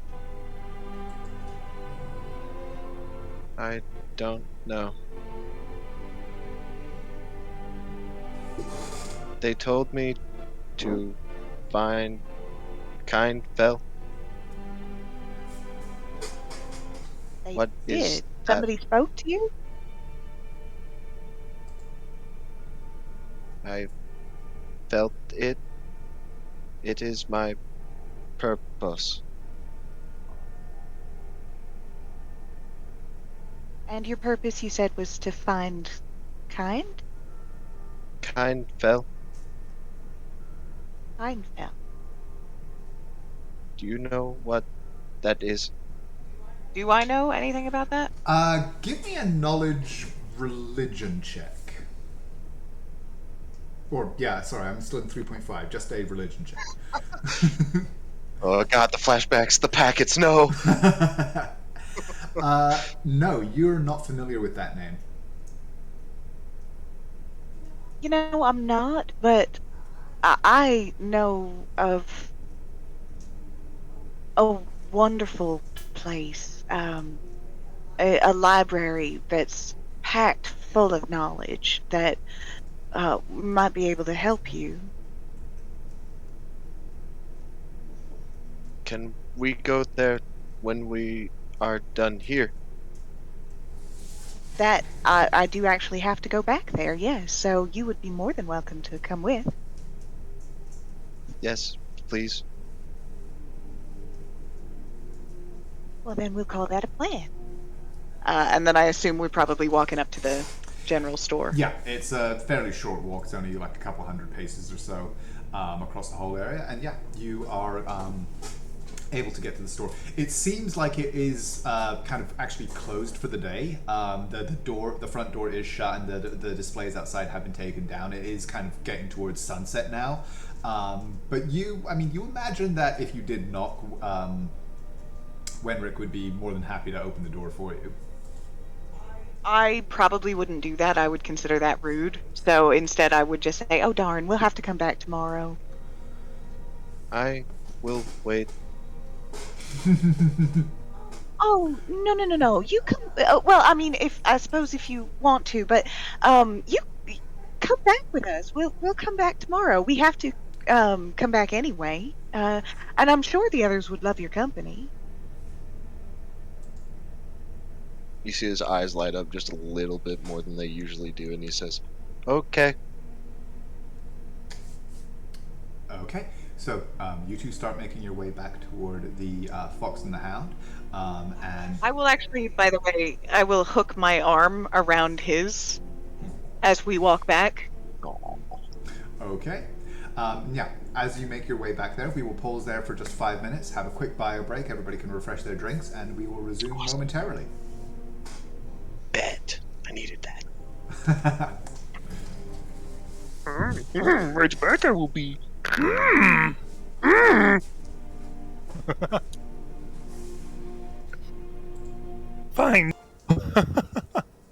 So, um, So what do you think, guys? Were we playing for money or not? I mean, can who have plays the cards silver. for no money? What's Yeah. that, Uther? I would have played for a silver.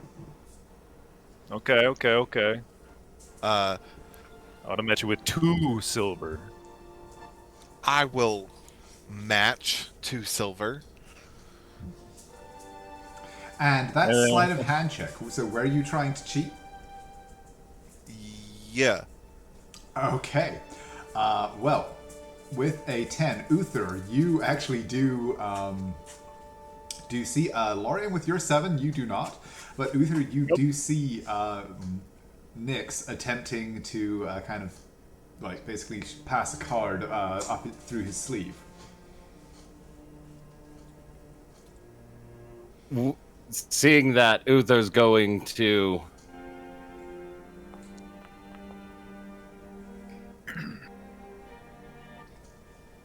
just sit there and act as though he's seen nothing at all. Okay. My best friend. My insight check is still just a 7, so I see none of that, including the deception. Okay, so 13 and an 11. And Lorian, did you roll? Why did you roll with +2? Because I'm proficient with cards. Oh, fair enough. So, yeah, after a few hands, despite your pass, Midnight, Lorian actually does take the pot, and the 2 silver stake that was put in, unless you didn't match and you were all playing for only 1 silver. He Uther put down 1, I bet 2, and then he matched 2. Okay. Did, So yeah, did so Uther match? I would have thrown in another. yeah, okay. So you will put in 2, and Lorian takes the pot. You probably have enough time for another round before Naira and Wanda return, or if you wish to, obviously have a chat or anything like that while you play. Seems like luck failed you this time, little cat. Well, you know how it is. You lose 1 life, you've got 8 more. Shit, I have to hit harder. Actually, please don't. Like, I'm really considering seeing if someone could like massage me. I just You happen to Cocks know a for a spike fact grin. that they can. I don't say that loud. Like, in fact, if any of the like people who work here walk by, I was very quiet when I said that. And I mean, yeah, there are almost always at least a couple of companions doing the rounds of the tables, trying to catch people's eyes and things like that. But if you are kind of studiously avoiding that, they leave you alone. I would roll a platinum piece between my fingers and then hold it, and I would look towards Lorium, and I would just say, "Well, I said I'd buy you another round if you were able to pull some wolves in half. Little did I know my bluff would be called so soon after." But I'll just kind of give him a cocked eyebrow and then do that kind of like Vanna White gesture to all of the company around. Which one's your favorite, unless you want to hold off a debt to be paid for another evening? as tempting as that is. Yeah, I think we can hold off on that. We'll just leave a debt to be paid. I just smile as like you just see like that hand gesture that magicians do where their hands go towards them and then away and open, and now they're empty. And I would just smile and go, "I do always intend to pay my debts, holy man." I like your Tempest funny words, Lord. Magic Man. Tempest Lord. Yep. You know about Tempe? That's a good question. Give me a knowledge Shit. religion check. Actually, do I just know about- religion? There is no knowledge in 5th edition. Would he May have I- advantage from being See- out of the area? No, it would just be a straight check. If he had only traveled or not specifically not studied, he would actually be at disadvantage. But no, as it is, it's just a straight check. May I roll with disadvantage? Yes, you may. Ooh, okay. Okay. Whale. Where was that 2 seconds ago? Both of you are actually fairly familiar with the name Tempus and the holy symbol worn by Lorium. It is one of the, like a major member of many pantheons beyond the Empire, and actually. Nix, you in particular would know this from your time in the port city. Is particularly popular among many sailors, particularly sailors who are on military ships and things like that from other lands.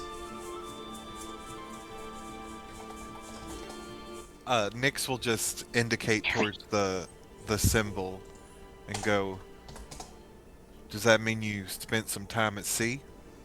Or it just kind of, he struck your fancy? No, I mean, cool. just spent a lot of time with mercenaries as a younger kid. Yeah, from what you know, he is not specifically a sea-focused god. He is a god of conflict and combat. Oh, yeah. You just said that I knew it because it was popular among sailors, Fair and enough. Okay. Nyx knows nothing about... Fair enough. Oh my gosh, wait. Actually, I need to do that again. I rolled a history check. Oh. Well, I mean, would that have changed the outcome at all? Your roll would be the same. I mean, true. Yeah, you get. Oh, plus yeah, 0 it wouldn't to have either changed of them, anything. So, no, yeah, we can keep that roll. Awesome. Okay. Yeah. Yeah, so you know him to be a deity of like, basically bravery and courage, specifically in armed conflict. And as such, he is quite popular with those whose business is conflict, if they are Marines or mercenaries serving on vessels and the like. Safe to say a war/warrior god. Very much so. And in justice, not just like berserk bloodshed or anything like that. Yes, no, though he is a god who glories in conflict, it is the act of combat rather than violence or bloodshed that he considers honor. Like, he's not chaotic or, like, yeah, he's not evil or even chaotic in nature. He's straight up neutral. Mm-hmm. Nice. Gotcha. Okay. Well, from what I know of Tempe, it seems like you're in good hands. Yeah, and while I'm with y'all, you all are on the same boat, you could say.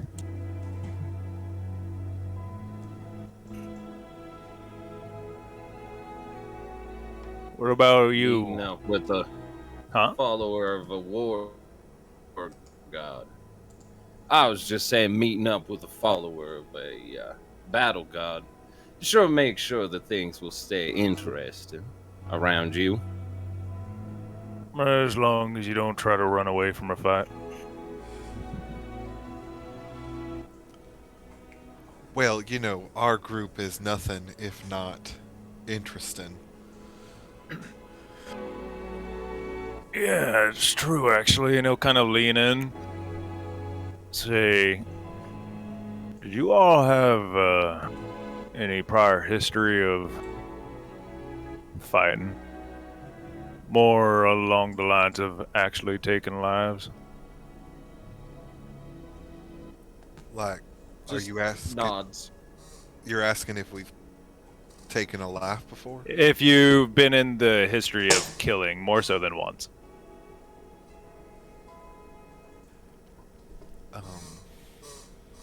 Nyx will also give a nod. That explains y'all's comfort with it. What about your sister? She seemed more of the book type than combat type. Wait, I just want you guys to know that Calcifer is at the table. He's Yeah, just yeah. drinking his wine. Yeah, okay. These two were the only ones who actually like engaged him in conversation about Tempest, though. And the the question, that one in particular, was going out to everyone, including you. Have you ever put the wine glass down? Nope. No. Okay. I'm just chilling it and like nursing it. Have you drank it yet? Yes. Okay. Like I've drank from it, not drained it. I can't say for sure. You know, when she went off to school and everything, our lives were a little bit separate, and she would tell me things here and there, but I don't think she's had to take a life in that manner. Well, I don't know. She was kind of proficient at it. That's what I'm thinking. I would say she's at least proficient in battle. I would have guessed with the ease at which she did it, she may have done it before, but I may have to ask her about that. And he'll look up to Calcifer. And you as well.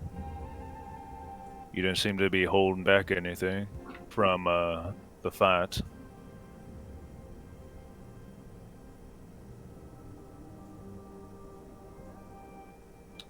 Aurel?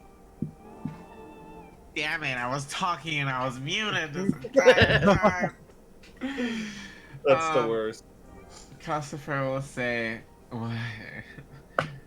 "What need do I have to hold back? I did enjoy giving it my all. As for getting into petty little fights, I prefer to use other methods of conquest."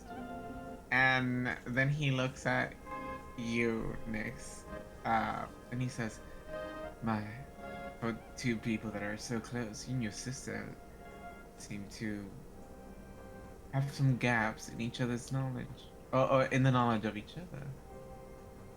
Well, I mean, that's bound to happen. Her college wasn't in the same city. It was in a different city, so we just had a little bit separate of lives.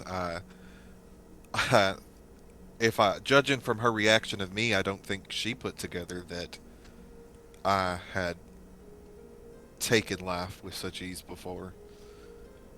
I think that's natural, right? That insight check, by the way, was just to get a read of all of you when you were talking about this. Okay. With 10, yeah, everybody seems pretty straight up. Like, nobody seems to be hiding it. And obviously, nobody is laying bare their life story here, but nobody seems to be actively deceptive. Has Calcifer ever killed before, by the way? Quite possibly. I will leave that up to you. Okay. You can DM me your decision once you've had a chance to think about it and everything. So, you guys are all talking over your cards and wine. Wander and Naira, you are walking across up to the tavern. Is there anything else you wish to do before you enter?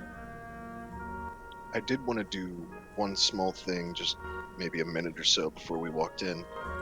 Please do. Just as we're walking, without looking at you, he'll kind of, just a little more quietly than normal, he'll say, "Do you dislike Uther?" Do I dislike Uther? Why would you ask that? You looked at him and everyone acted strange. Her whiskers start to twitch. No, I don't dislike Uther. I like all our companions. Is he okay? I don't understand what you're asking.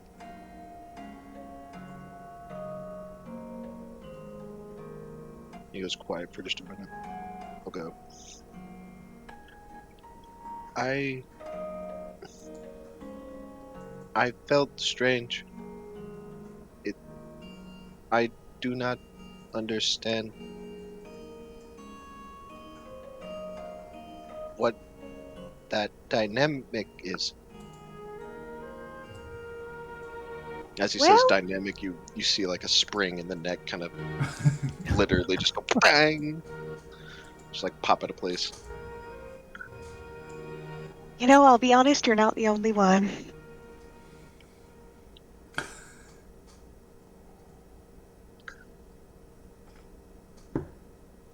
Oh, okay.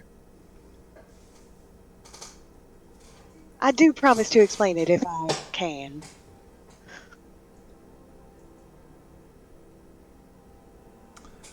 And they'll kind of nod solemnly and then resume walking if you'll let him. You don't actually have to ask, though, especially not in front of other people. I will come to you, I promise. Okay. And at around about this time, you guys arrive back at the Fox and the Hound. Let's get the tavern music going again. There we go.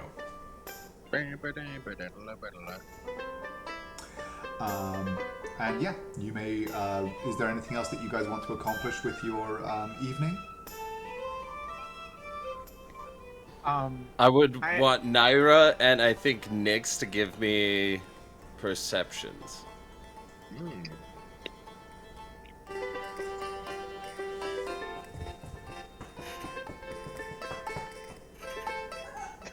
Nope. Naira is very.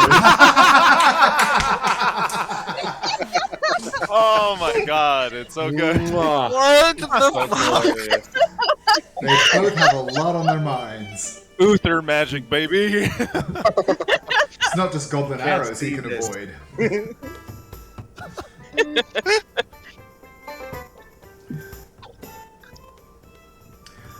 So yeah, is there anything else that anybody wishes to accomplish before the night?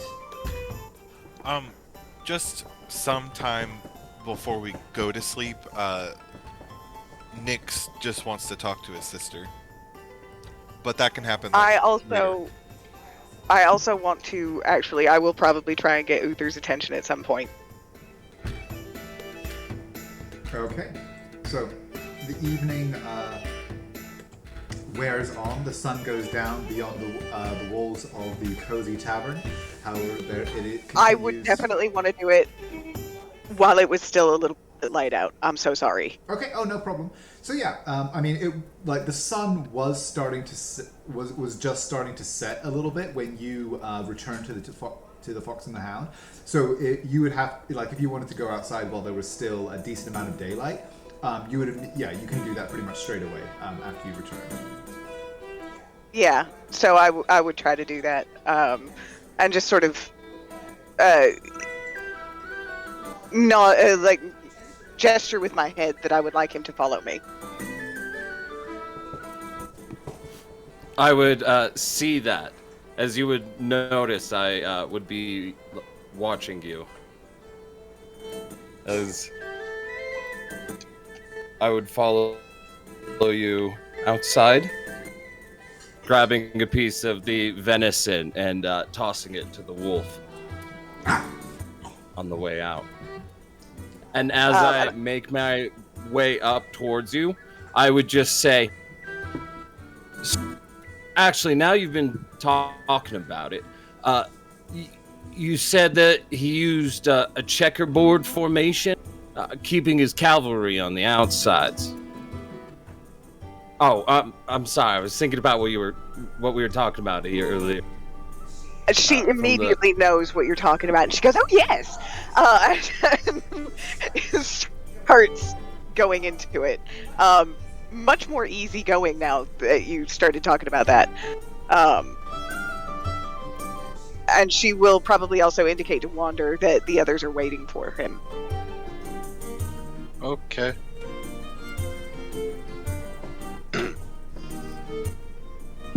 Nope, move in. If Nick sees Wander coming in, he'll motion him over to the table to sit beside him. Then Or he'll we'll move just around say- and here. Hey, our favorite metal boy. Hello. Hello. Hello. Hello. This goes on for several hours. Rex. Shepherd. Rex.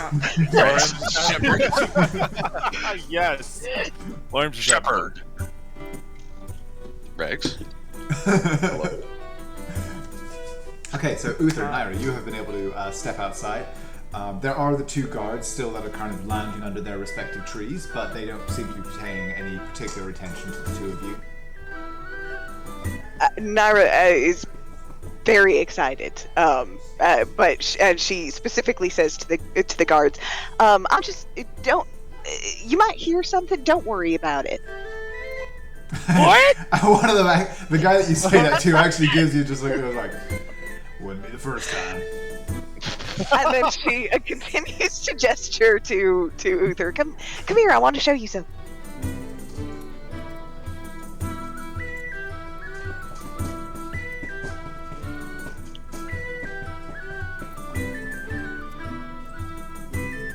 I don't know if this is going to work, but it's something that I've been working on, and I wanted to show you because I was a little excited. And she pulls out her rapier.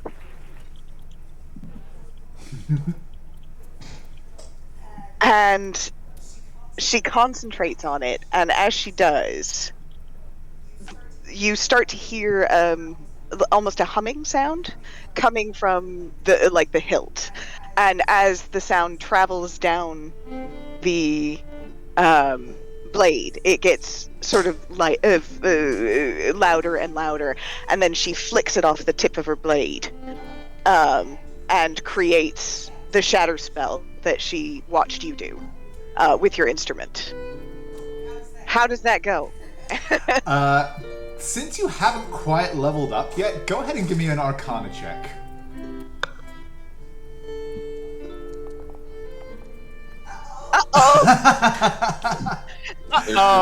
It's time for the inspiration. You. Oh yeah, I have Oh, that's inspiration. true. And critspiration if you really want. Do it, crit. You know you want to do it. Well, actually, I will say It now, almost goes critspiration wrong. is an auto 20, so I will say you have to call that before your roll. But you can use you do have a regular inspiration if you want to use it. I'm gonna use it because I wanted to. Okay, that's Okay. slightly better. Your second roll was above a 10, so you don't take any damage from it. But yeah, you haven't quite mastered the spell, and it does detonate like slightly kind of prematurely after it leaves the tip of your blade, and so there, both of you are kind of washed with this. Are washed over with this concussive blast of noise. There's a kind of this dull that shatters the air for a moment, and like your fur and hair is blown back a little, and your clothes are rumpled by the shockwave. But yeah, you are able to get the spell off with relative ease and control it pretty well. Wow, that's so impressive. You're amazing. You've been able to master that quickly? I wouldn't say I mastered that. That didn't quite go off as planned, but yes, thank you. I really appreciate you showing that to me. You see, as he just has a huge grin on his face, that I'm I'll have to show you some other tricks I'll learn. Perhaps you'll be able to learn them as well. Oh, I would so appreciate that. You know me, I just always want to learn. And she looks a little bit awkward for a second, and then she just sort of blurts, did you know there are more trees on the material plane than stars in the sky? I mean, it's not even a close comparison. You see as Uther pauses as he holds his hand up. So, I have to admit something.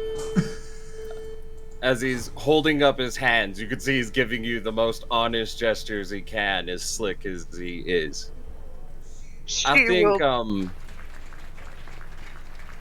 put her rapier away. Just saying. She put her rapier away, and she's sort of looking at you. I think I need to kind of know something. It can be can affect things, how I act. And if not, I'm more than capable of being professional. But I think I might have caught some feelings for you. Oh. And I, yeah, they just seem to cause me to feel more musical. I don't feel lost in this place when I'm around you.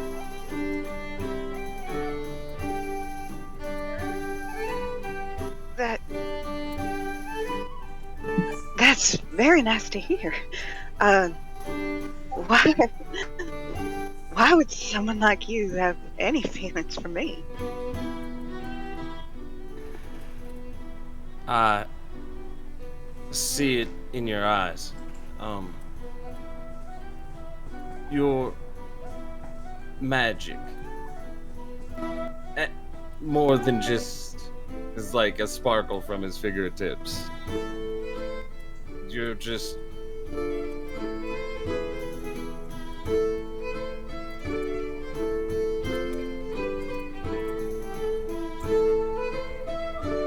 and brilliant.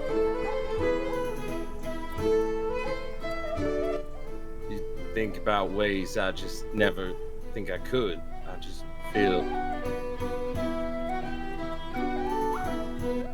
as you watch, as then he just suddenly goes, and you just see as he does like the shift, is where it becomes like very that handsome, charming, practiced look. Oh no, go back. What? I liked when you weren't pretending.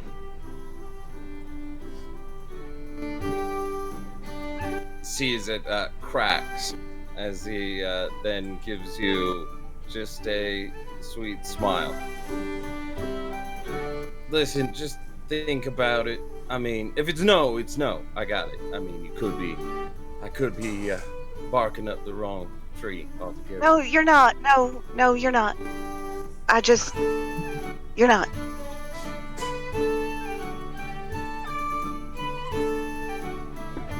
I liked your song.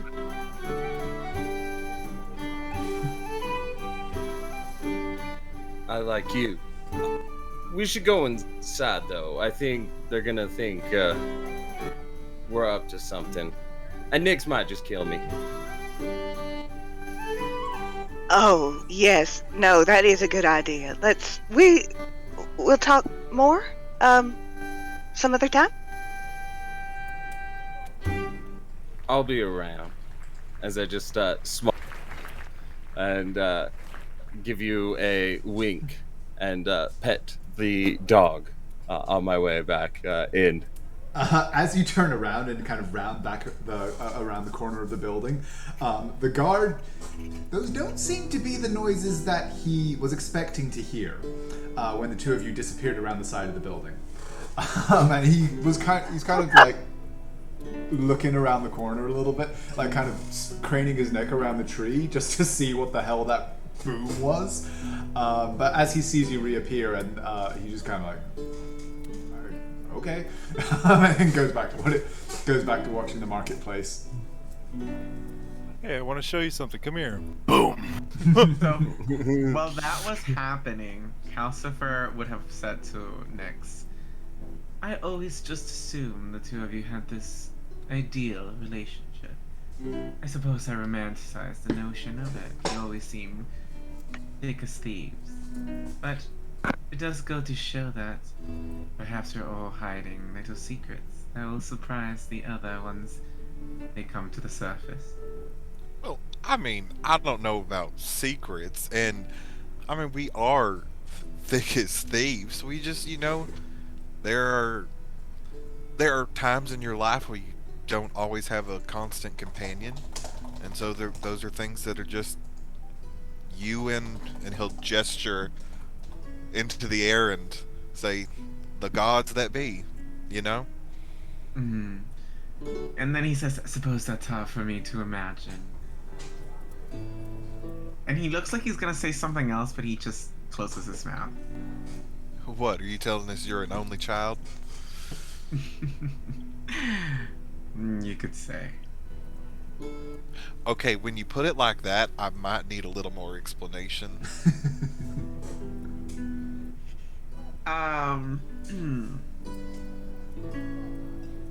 Kill your twin to gain its strength or something. And he goes, yes, in the fetus, and I have memories of eating him. Just kidding. And he goes, You gotta be careful with that, because I've heard that sometimes they cling to sewer walls and grow, and then come and try to attack you later in life. What? I just read it. What? I've heard of that. Nodding. Calcifer looks at you and says, let's just say I had a unique upbringing with a lot of special attention. And it's hard for me to fathom the notion of just being left alone without that guiding voice to lead you. Well, I feel like I don't know about Naira as much. She was a little bit younger, but I mean, when you're out on the streets when you're young, all you got's yourself. I mean, Naira was lucky that I was there for her, but people tend to leave little waif children alone.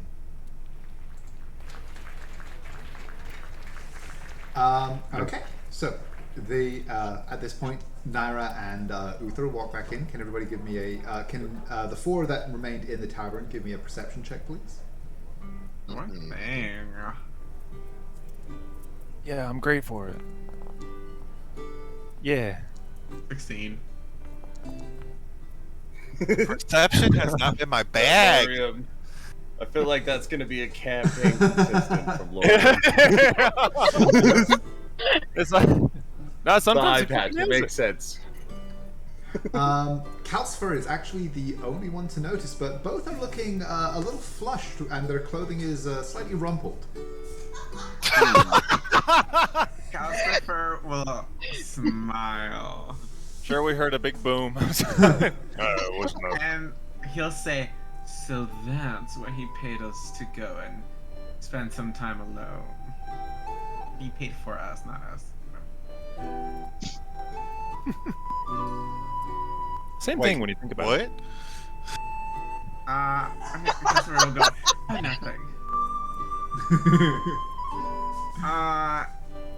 Calcifer will chill Naira's drink and hand it to her as she sits on the table, and he'll go, here you go, dear. You seem a little flushed. Oh, thank you. Is it me or is it hot outside? Oh, no, it was perfectly pleasant. I'm Feels sure like- it was.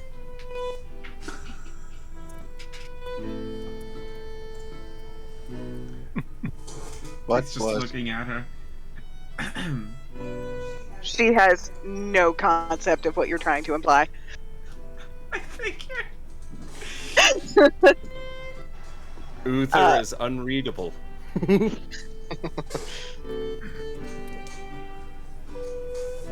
Alright, Wander, who you want to sleep with? Fuck. I mean, who you want to spend the night with? Wait, shit, that sounds wrong too. Which room you want to Not share? everybody has private rooms. Everybody said you didn't want to stay alone. Oh, I don't know. Does anyone want me? We all want you, buddy. Nyx will pipe up and say, join me in my room. Okay. Okay. well, I actually have something I need to take care of, so unless anybody needs me, I'm gonna retire. Alright, good night. Can I come with you for a moment? Oh, of course. And he will follow her. But he'll turn back to the table. Don't play cards without me. Of course, you're my money pot. Okay. Yeah. The two of you can kind of step through the door into the stairwell, if you want, or yeah, you can head upstairs to one of your rooms.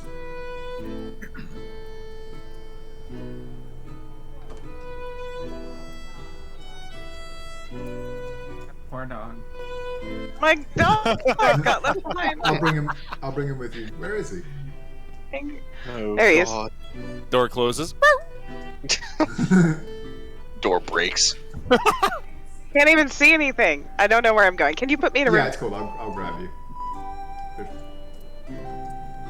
You are being rescued. Please do not resist. When we walk past the table with all the goodies, like his ears get like flat. The person that is standing there actually evidently seems to recognize you and lets you know that you are going to be in the second and third rooms.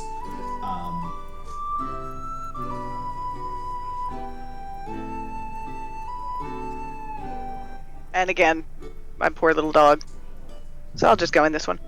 Can you grab yeah, him for me? I'll bring him in there with you. It's very dark in here.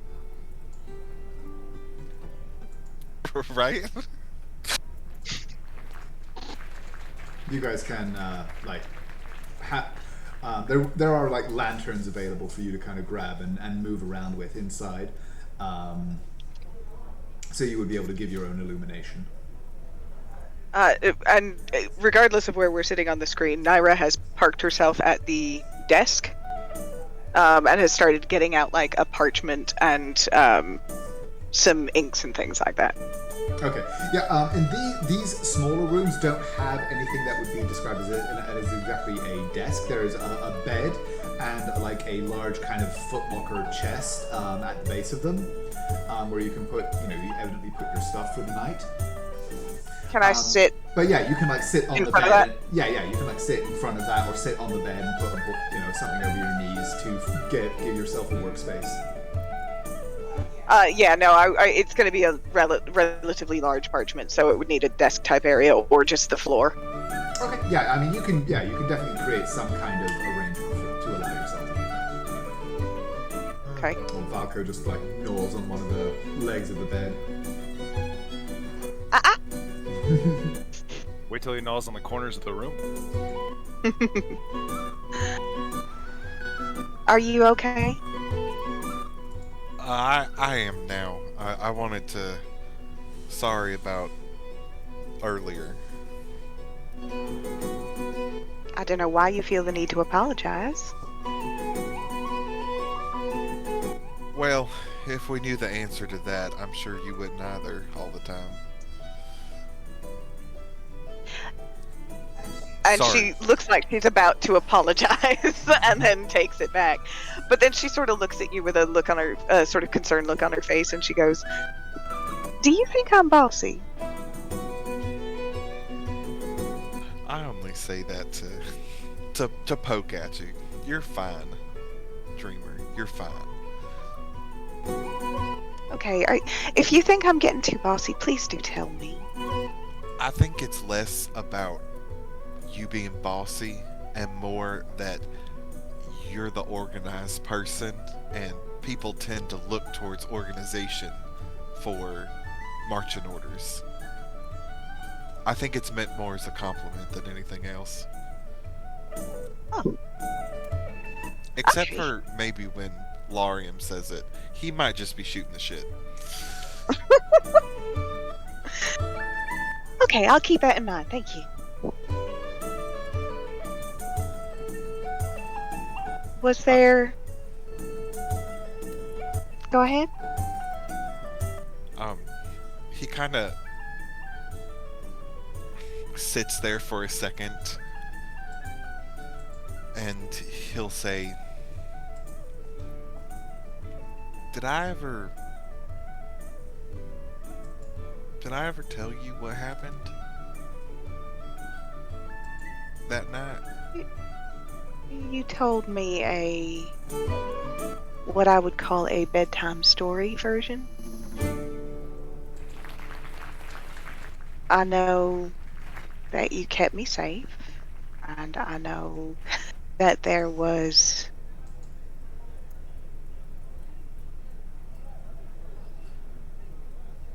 an attack, and that's about it. Yeah, that's the gist of it. I don't remember where we were going. I just remember we were all journeying together.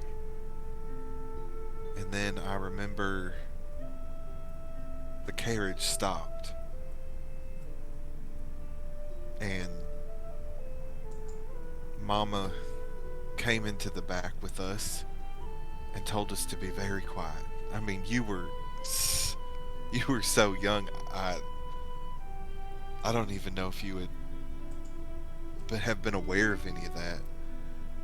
And I could hear outside that Daddy was talking to some people. I could just tell that the words, it stopped being friendly talk and got angry real fast. I just remember that Mama opened up this compartment in the bottom of the wagon, and she told me to get down in there, and she passed you down to me, and the last thing she said to me was, keep her safe.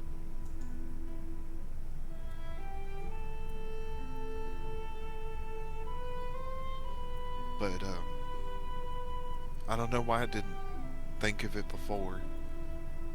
I mean, I've dealt with bandits and stuff. That's nothing new, but when we were there at the cemetery, I just remembered that I don't think they even had a funeral.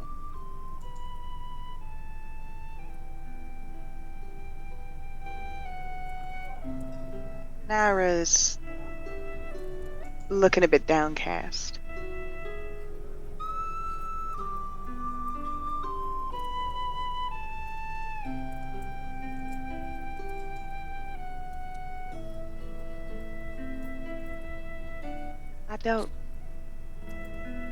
I don't think there's any words of comfort to say to that. You're comfort enough. I just wanted to say thank you for insisting that we help kindle and then retrieve the body, and for letting me come along with you. I had to have you here, Nix. You were the only person I had to have here. I couldn't do this without you. I hope you know that.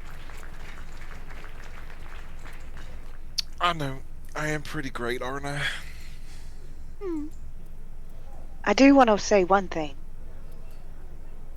about our parents.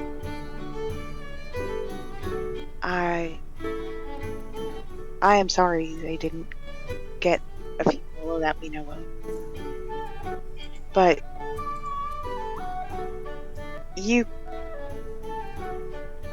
I can't remember them. Which I regret. I wish I could. I would really like to know if I look like one of them. You do. But I will. Oh. Sorry. We'll get to that. I just want to say that you keep them alive. So maybe it's not the absolute worst thing that they didn't get a funeral, because they still. You keep them. That's all.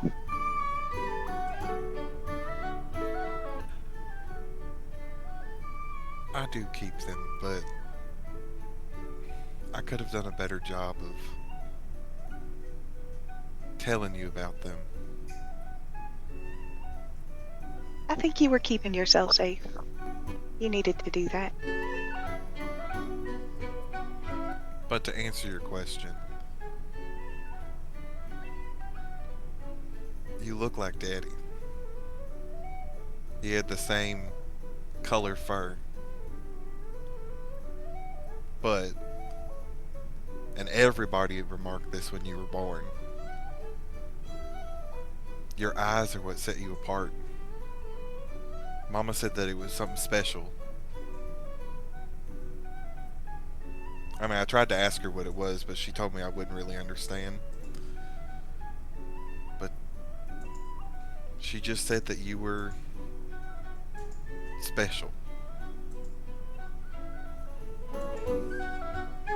Well, that's fun, because I always feel like a freak. Oh my god, we're both freaks. Like, have you met us? But I don't know if you've also met our friends, because, let me just say capital F freaks. Like in the good way, though. Oh, I don't know. I think they're all quite nice. Oh, they are quite nice. I'm just saying, the more interesting people are freaks. If you don't have something freaking in your closet, you're not doing it right. True.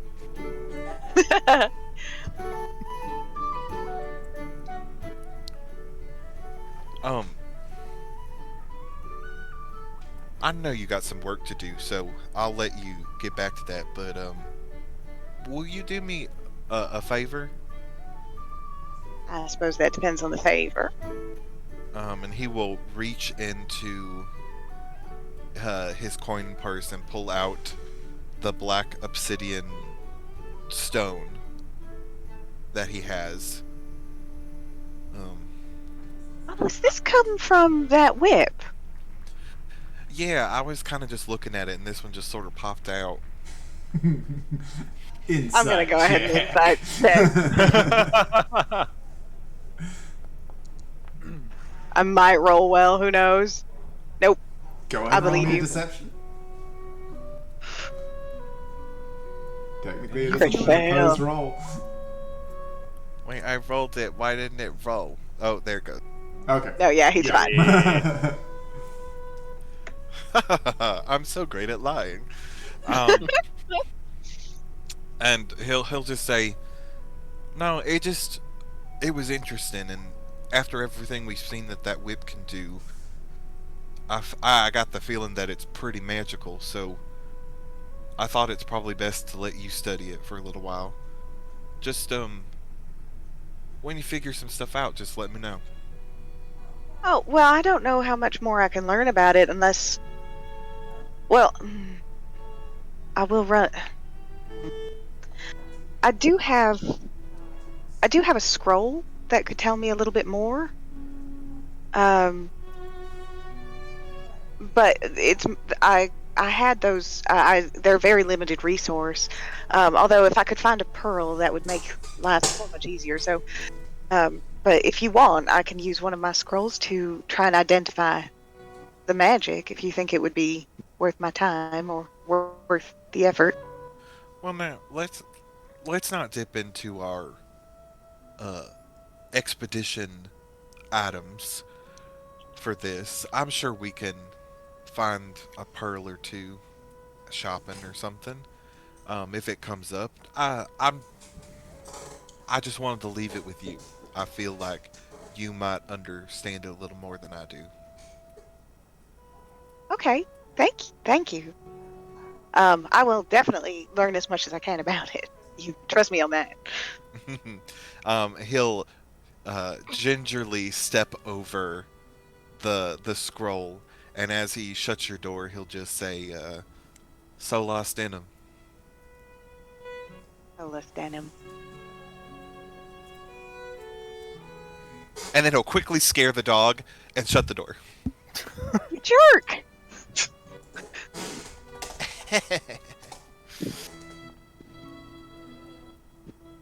No, it doesn't. It doesn't manage to bite you. It kind of like it is spooked for a moment. It goes like nips at you as you scamper out the door, but you are too quick on your feet. And then it sort of kind of comes over to you, Naira, and like and sort of slinks up behind you in that way that dogs do, where they're not sure if they need to protect you or be protected by you. Offensive puppy pose.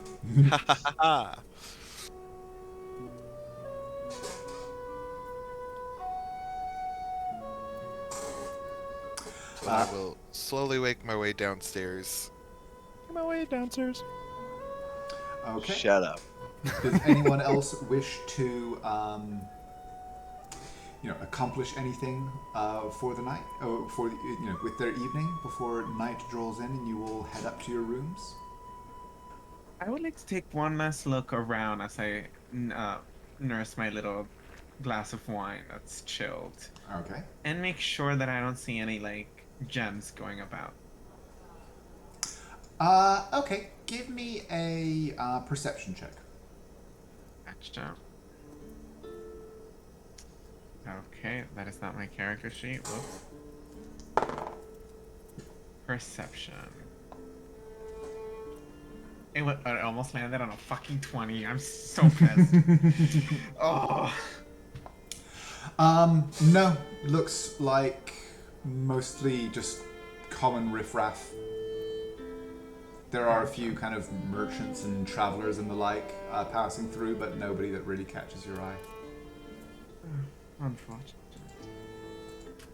And then I'll just get up and say, "Well, boys, I need my beauty sleep," and I'll head to my room. Nah, sleeping beauty. Sorry, what did he say? He basically said night night sleeping beauty. And he goes, well, so nice to be appreciated. I'll take it as a compliment and walk out. He'll just smirk.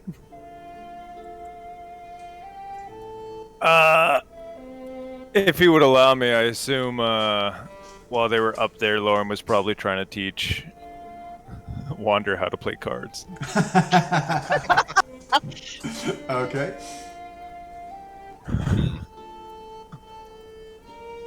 I'll just show you the deck. Do you know how to play any games? No. Do you want to play any games? How? Well, you see, there's 52 cards in the deck, and it's honestly more of a numbers and mental game. And he'll just stop himself and say, "Oh, wait, shit, you might be really good at this." And he'll basically go about teaching you how to play blackjack.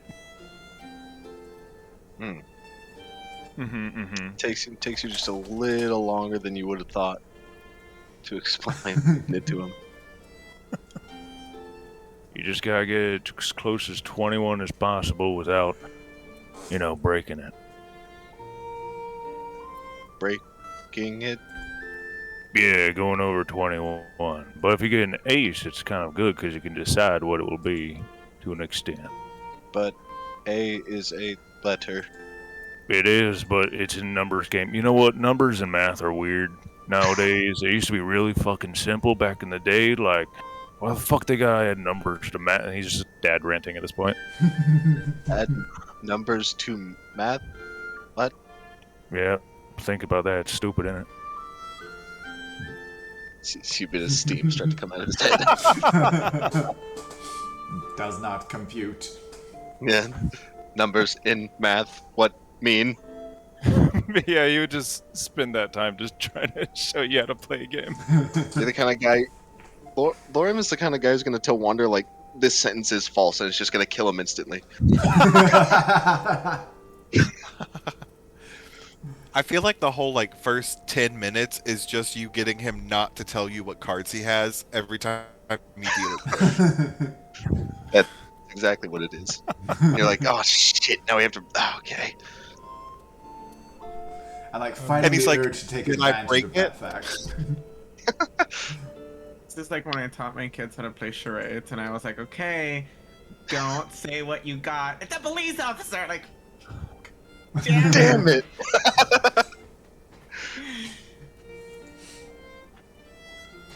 Yup. Yep. Okay, yeah, so you spend a pleasant little while there at your table, again, teaching your companion to play cards, relaxing. It's, they obviously, it is a very cultivated and pleasant environment. The companions continue to make, regular sorties around the room. You see several people avail themselves of services and disappear through the back door. But eventually they seem to give up on approaching you when you continue to remain oblivious or resistant, at least, to their charms. Is there anything else anybody else wants to accomplish before you are shown to your various rooms? Mm-hmm. I would like to stop by Nix's room. Okay. Well, Nix does return downstairs. Oh. Yeah, he, after whatever business he had with his sister concluded, several minutes later he does return. Nix walks up and goes, "Oh, how's that going?" Just looking at Wander. I have a 5 and a 7. And what does that make? 12. Alright, so you're hitting or passing? Hit?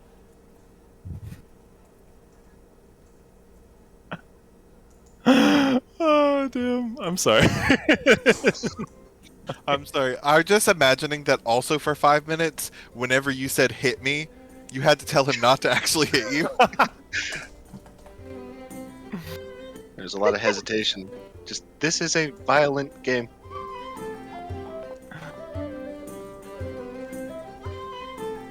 Oh, well. Should have been a 13, but you know what? We'll just say you got a fucking king. Well, you fail.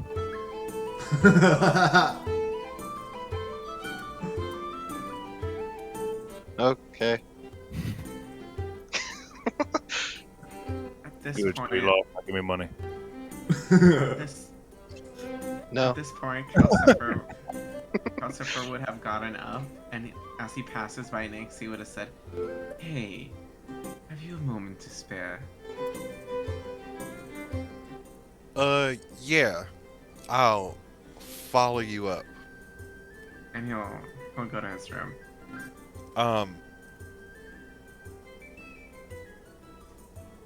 He will stand up and just say, "Well, I think this is gonna be a fun trip. You people are fun." He'll, like, glance over at Uther, look him up and down. I guess you're fun too.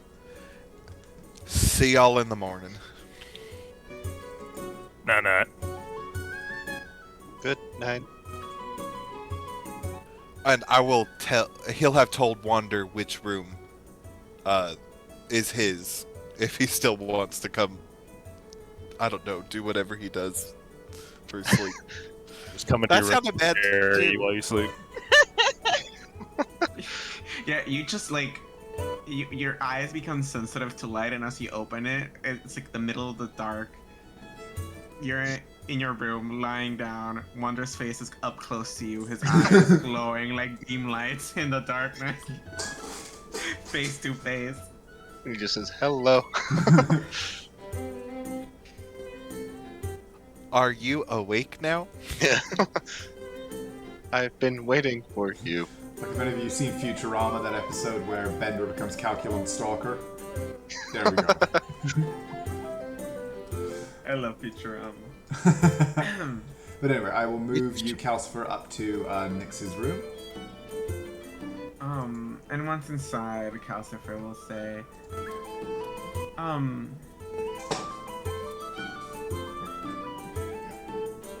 I do hope you can forgive me, as I have very little to actually say. Quite unfortunate, you see. I have been inquiring as to the nature of this establishment's patron, but this is all hush-hush, by the way. I haven't seemed to found a reputable source of information. Seems that very little people actually know about her. Well, I'm sure that's by design. But Go on. I just find it interesting. I mean, not the whole, like, brothel part of it, that makes sense. I don't know, do you get the feeling that there's just... Something more. Yeah, like just below the surface. I don't know. Actually, you probably know a lot about below the surface.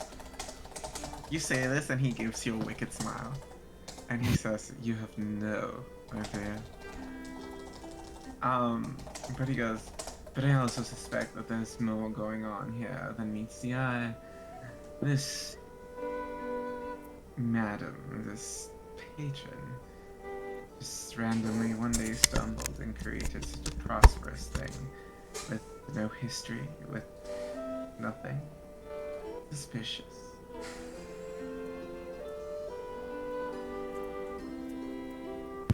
Well, you know, I hadn't actually thought about it from that angle. I was just thinking, like, most of the time, like when these towns and stuff grow up, it all kind of grows up, I would think, equally. And it just seems like a lot of the funds are put back. Into this place. Yeah. Yes, it's quite the place. And in my experience, small towns, they're very, let's just say people like to talk. I find it hard to believe that so many people know so little about someone that's always in the spotlight.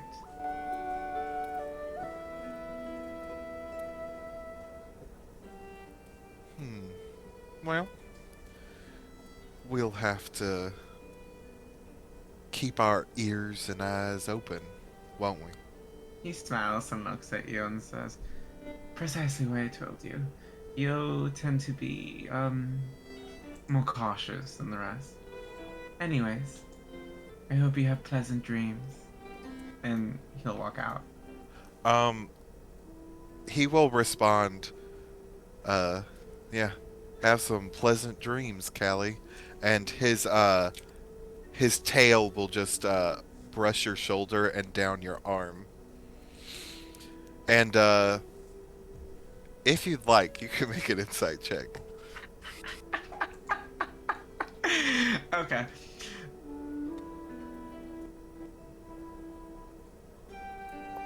Well, anyhow, good night and thanks.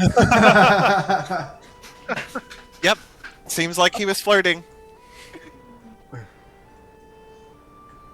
Wait, it seems like he was flirting? I said On what a I 5, thought. yeah. Yeah, with a DC 5, I mean, it was a fairly obvious flirtatious gesture, and that's what you saw it as. But I do shut the door. Okay. I say goodnight, I do that, and I just shut the door. Interesting. Okay. And yeah, Christopher will just go to his room, which I don't know which one it is. You were told that yours will be the fourth room along. So basically, for the sake of simplicity, you guys have all been given like your rooms in a row along here. Good night.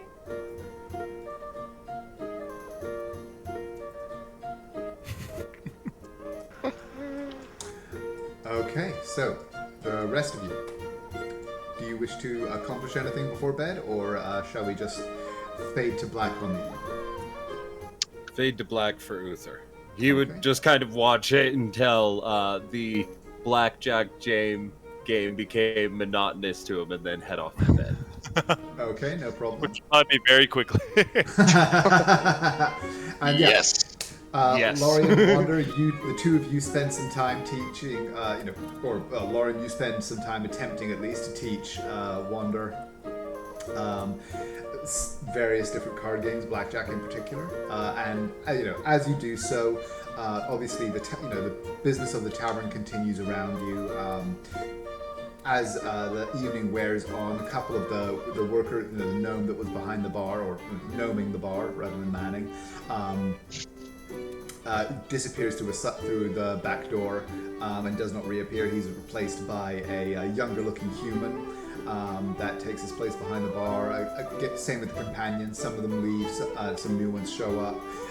Always there is music, laughter, movement, and energy, which seems to be cultivated throughout. And Zavara continues to walk around for most of the evening, depending on how late you stay up. How late are you planning on staying up? Or are you just going to retire, like, within a couple of hours of sunset? I would have followed Lorium's lead, but before we end, I would ask him just one thing, and I would ask him, is your eye gone?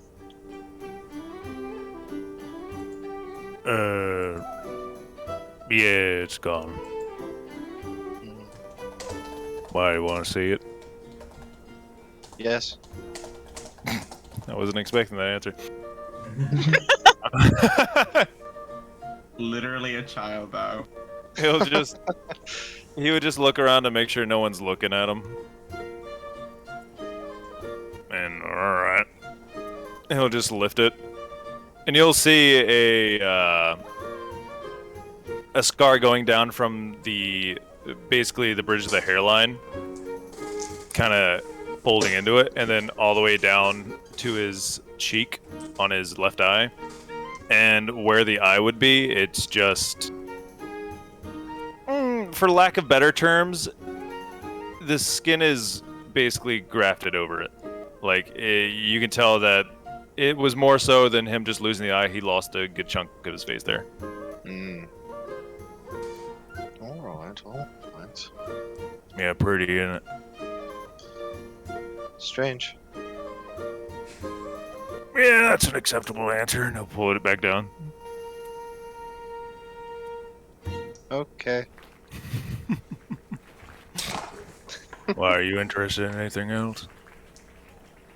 I thought maybe I could help. Oh, no, I think, I've heard of powers being able to bring shit like that and limbs back, but I think that's beyond all of us. One day. One day, and he'll just, like, put a hand up to the bandana. It's alright, I've learned to cope without it. If it's still gone in the future, I will help fix it. He'll just softly smile in a very...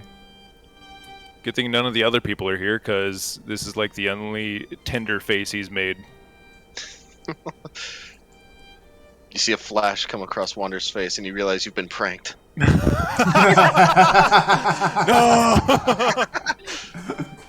He's actually going to disintegrate my eye, my other eye. You're blind now. Get shit on. Blind fighting. Nah. It's very kind of you. You clearly Thank understand more than, well, you'd think. I'm learning. Yes, you are. And he'll just pat you on the shoulder. You hear something grind in his shoulder. I'm sure that'll sort itself out. It usually does. Alright, though. Do you sleep at all? Something like sleep. Okay, well, that's something that's good enough, I suppose. Yes. You're not heading up to Nix's room then? Yes. Alright, well, let's get you up there before you get stopped by any weirdos. Okay. Just, if they offer you to buy shit, just don't buy it. And I'll move you guys up to your Okay. respective rooms so you don't have to navigate through all the walls and everything. Okay. So you go up to Thank you. there. Yeah. And Mariam, you go up to there.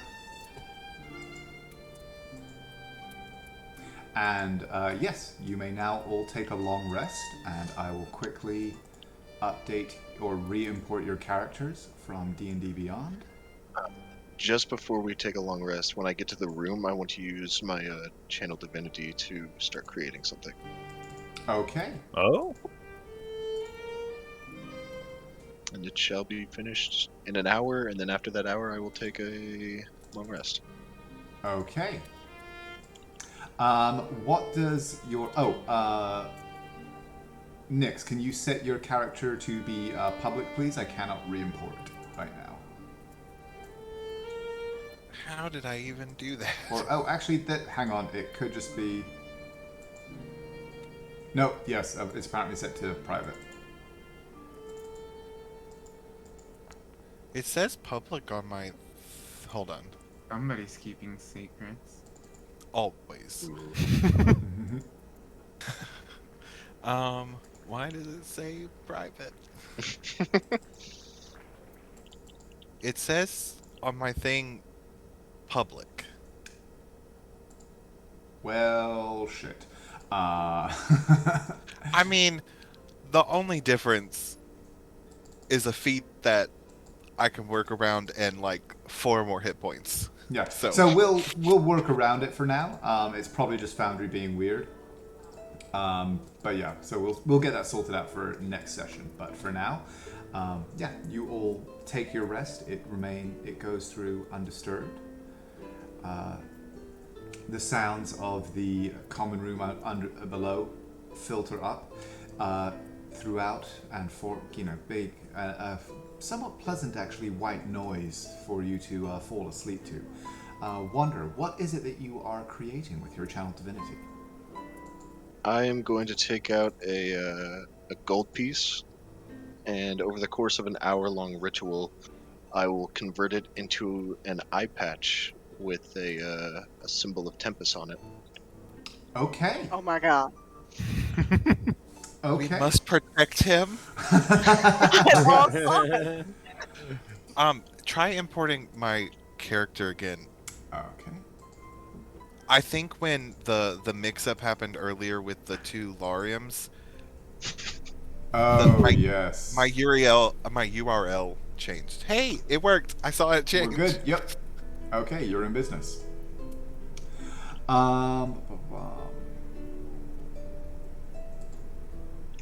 Okay, so let me just see this. I just want to double check to see if there's any kind of roll or anything like that to determine quality for your creation.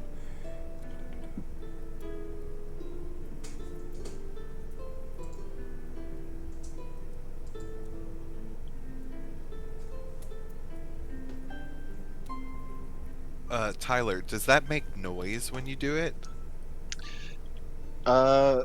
Like, as per the rules, no, but I like to think it does.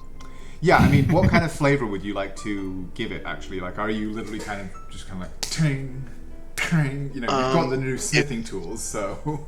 I like the idea that it sounds like a dying 3D printer. It's just like the entire. It's the most horrible noise.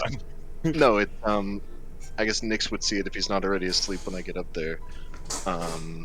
Wander actually enters the room and then sits himself like against the wall in a corner, and he falls, but in a way that his legs like revert into his body. I guess how like slide into his body. And he, Collapsible. yeah, and he takes his hands and they go into his chest, and the head kind of sinks down into his neck, so he's kind of like a rectangle. He's like a mini fridge now. Just like And, Wally when he falls asleep. Yes, exactly. And it's this quiet whirring. It's not exactly silent by any means. It's like a small fan set on like high,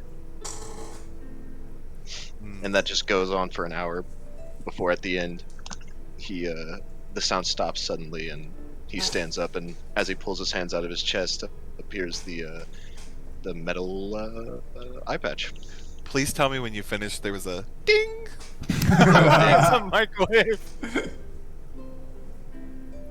You're perceptive enough. Nyx would not have interrupted you, but he definitely watched you the whole time.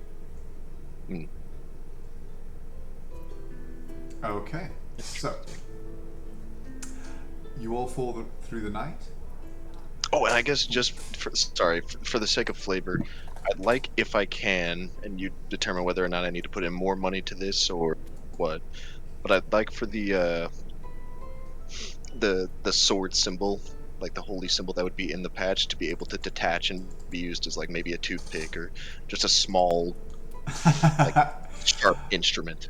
Maybe the size of like a pointer finger. Yeah, I mean, there's no limitations other than, in terms of your Artisan's Blessing, there's no limitations other than the object that you create must be worth less than 100 gold pieces. And I would say, yeah, that, well, with the amount of material in a gold piece, you'd be able to, considering that an eye patch is a fairly flimsy kind of piece of material, it'd be fairly straightforward for you to make something that intricate. All right, then that is done. Okay. So, the night passes. None of your rooms have windows, so when you awaken the following morning, none of you are precisely certain what time of day it is. However, Naira, given that you have a companion in your room, you are once again the first to awaken to the now familiar sound of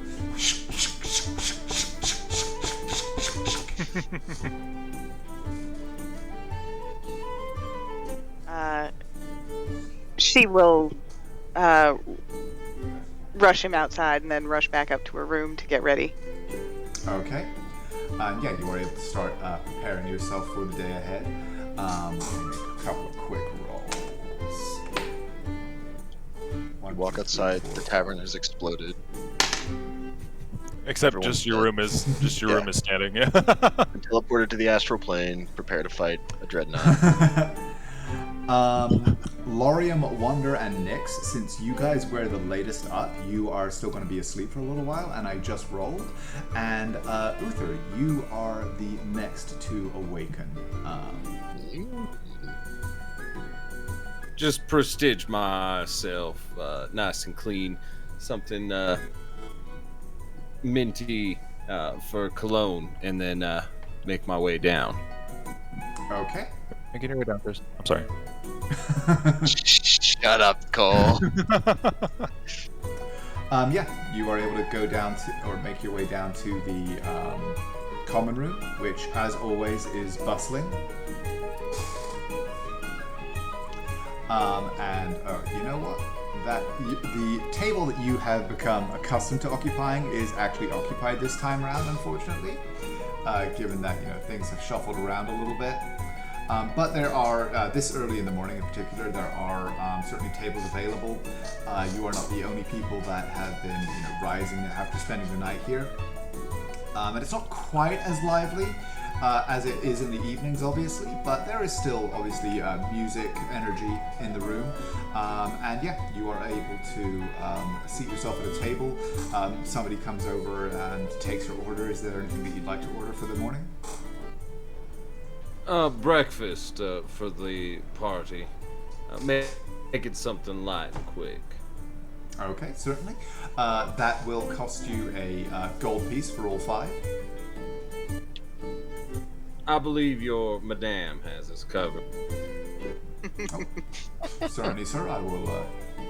I'll be certain to confirm with her. But he runs off and brings out a platter of kind of breads and cheeses with some light meats and the like for your breakfast, along with a pot of tea. As soon as I'm ready, by the way, I'll just head downstairs. Okay. Yeah. Let me move you over with Valco.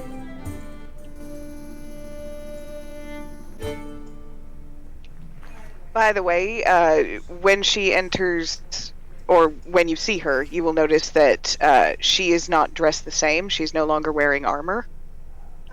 She is in fine travel clothes. I can put the image. Oh, actually, do you have the image? Yes, I do. Can you see it on your screen? Or can the two of you see it in the common room? I can see Yes. it, yeah. Yeah. So I'm dressed like that now.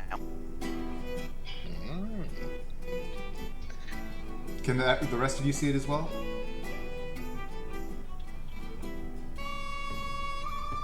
I don't. I so. Yes. Uther can. Yeah. I don't know if they can in the other room. Okay, yeah, no. Yeah. So I'll pop it in the general chat as well. Awesome. Well, now that's a new look for you. It seems to sit on you well. Oh, Why thank the you. change of attire? I didn't much care for the armor. It was a little bit clunky. The suit suits you better. Oh, thank you. She is clearly nervous. What's your passive perception? Oh man, himbo, not the highest. Let's see.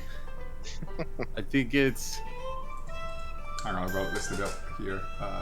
Uther 10. It is an even 10. Yep. Then you can try and roll a perception if you want. There is something to see. yeah. He would definitely be perceiving.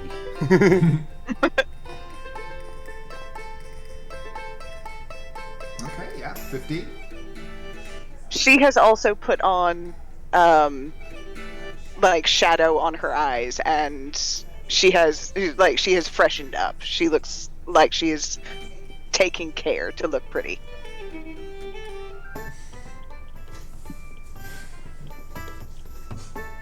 He'll just smile at you, very much without his professional mat, as breakfast, and then we can head off into those big scary woods to deal with that problem you've got of yours, so you can become nice and famous, world renowned.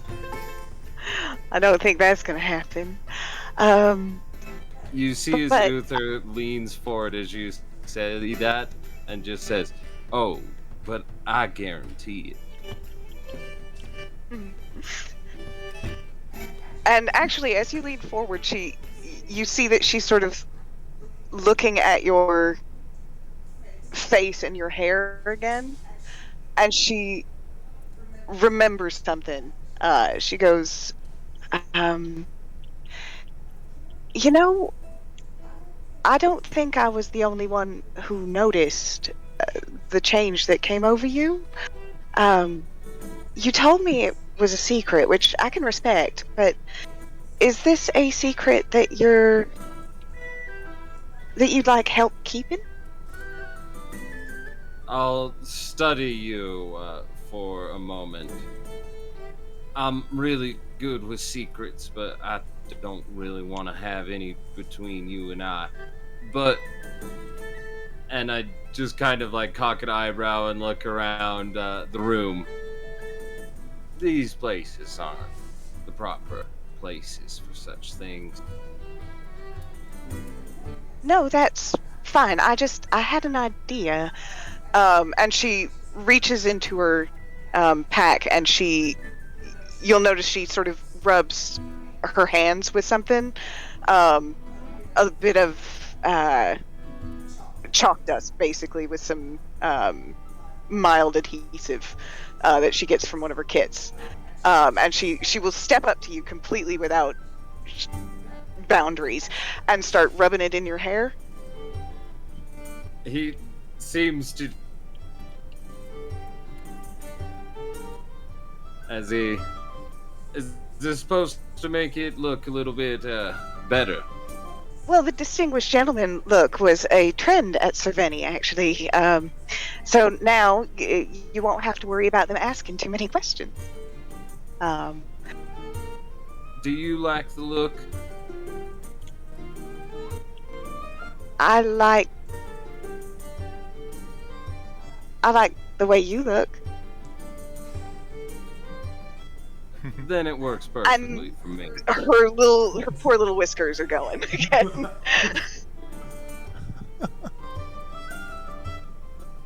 Oh, and I have something for you, actually. Something. It's silly, but it's kind of a gift. And she will take out that rolled up parchment. I hope you like it, but don't feel obligated or anything. It's just a little something. Oh, I think Vasco needs me. It would float out of your hand unexpectedly as you see as I'm like wiping my hands on the napkin. Oh. And I take it out of there. I remembered some tricks I used to know. I have to teach you. Yes, please. Do you open it up? Yes, definitely. It is a map of the Harashan coast, of just all of the sort of countries that I know of in the area. It's got a bunch of major cities and landmarks depicted, and next to each location, Naira has added sort of a little summary of some moment of like historical significance related to the area, something that she thought you might find interesting. You got me a continental map. How did you know? I made it, actually. Roll a perception check.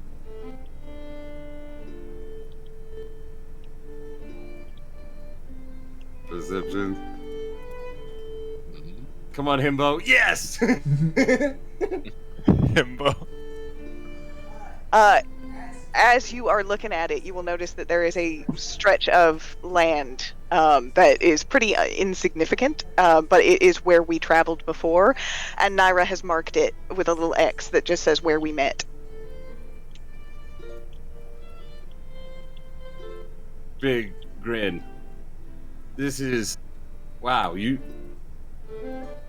amazing. Did I ever tell you that? Hi. You may have said something like that before, but He's thank just you. staring at the map, by the way. I hope you like it. I'm just gonna. This looks lovely, and she just goes straight for the food and is just trying to keep herself busy. As I go and roll it up, I'm gonna outdo you so hard, it's gonna blow your mind.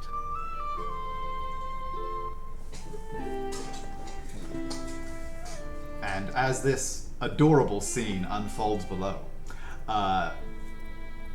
Nyx, you are the next to come awake. Nick bolts awake and is like, "There's a disturbance in the forest." My whiskers are twitching. No, he will. He will get up and start stretching like cats are wont to do, and then is Wander active? He's not moving. Nyx will just he'll get really close and just kind of be like studying you. The head pops up as you do that. Oh Hello. shit! Oh, Wander.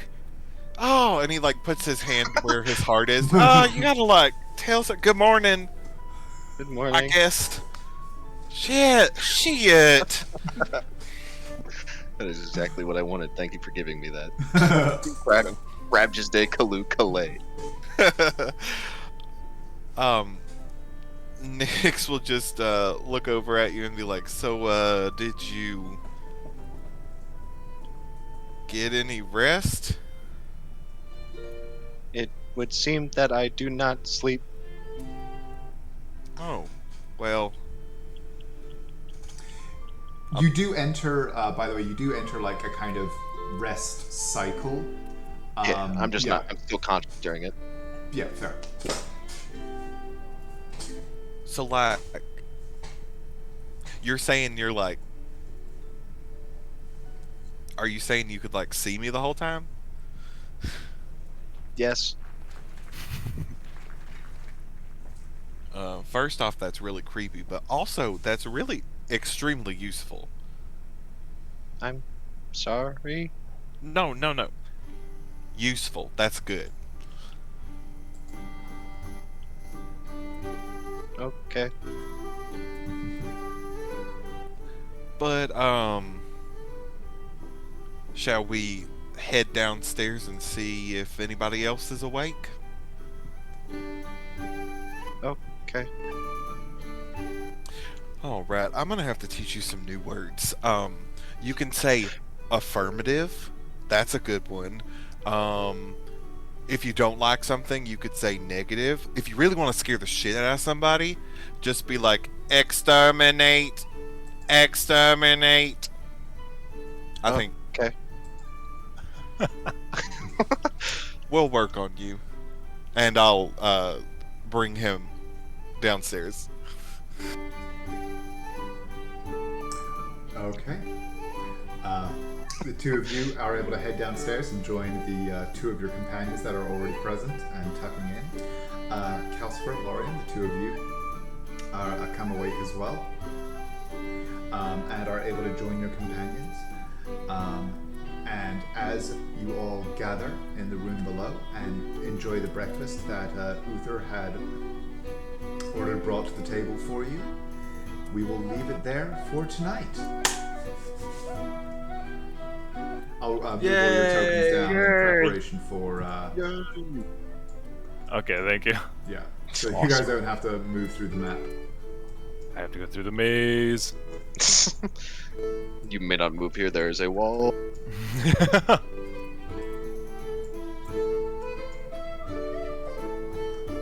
Yeah, and we will leave it there for the night. Thank you all very much for participating. And excellent roleplay from everyone as always. Congratulations on your 4th level. Yay! It served you well. Level 5, I get level 2 spells, yay! Peasant. I think I get like evasion or something like that. I'm excited for that kind of stuff. Oh yeah, Can he we'll dodge? start getting Yeah. crazy at about 5th. I mean, not that they're not Rogues pretty are good the before best. then. Very true. Good at fucking everything! Yes. No, that's Bard. And ask Adela. Oh, well, true. Tee-hee. And cool, we will stop the recording there.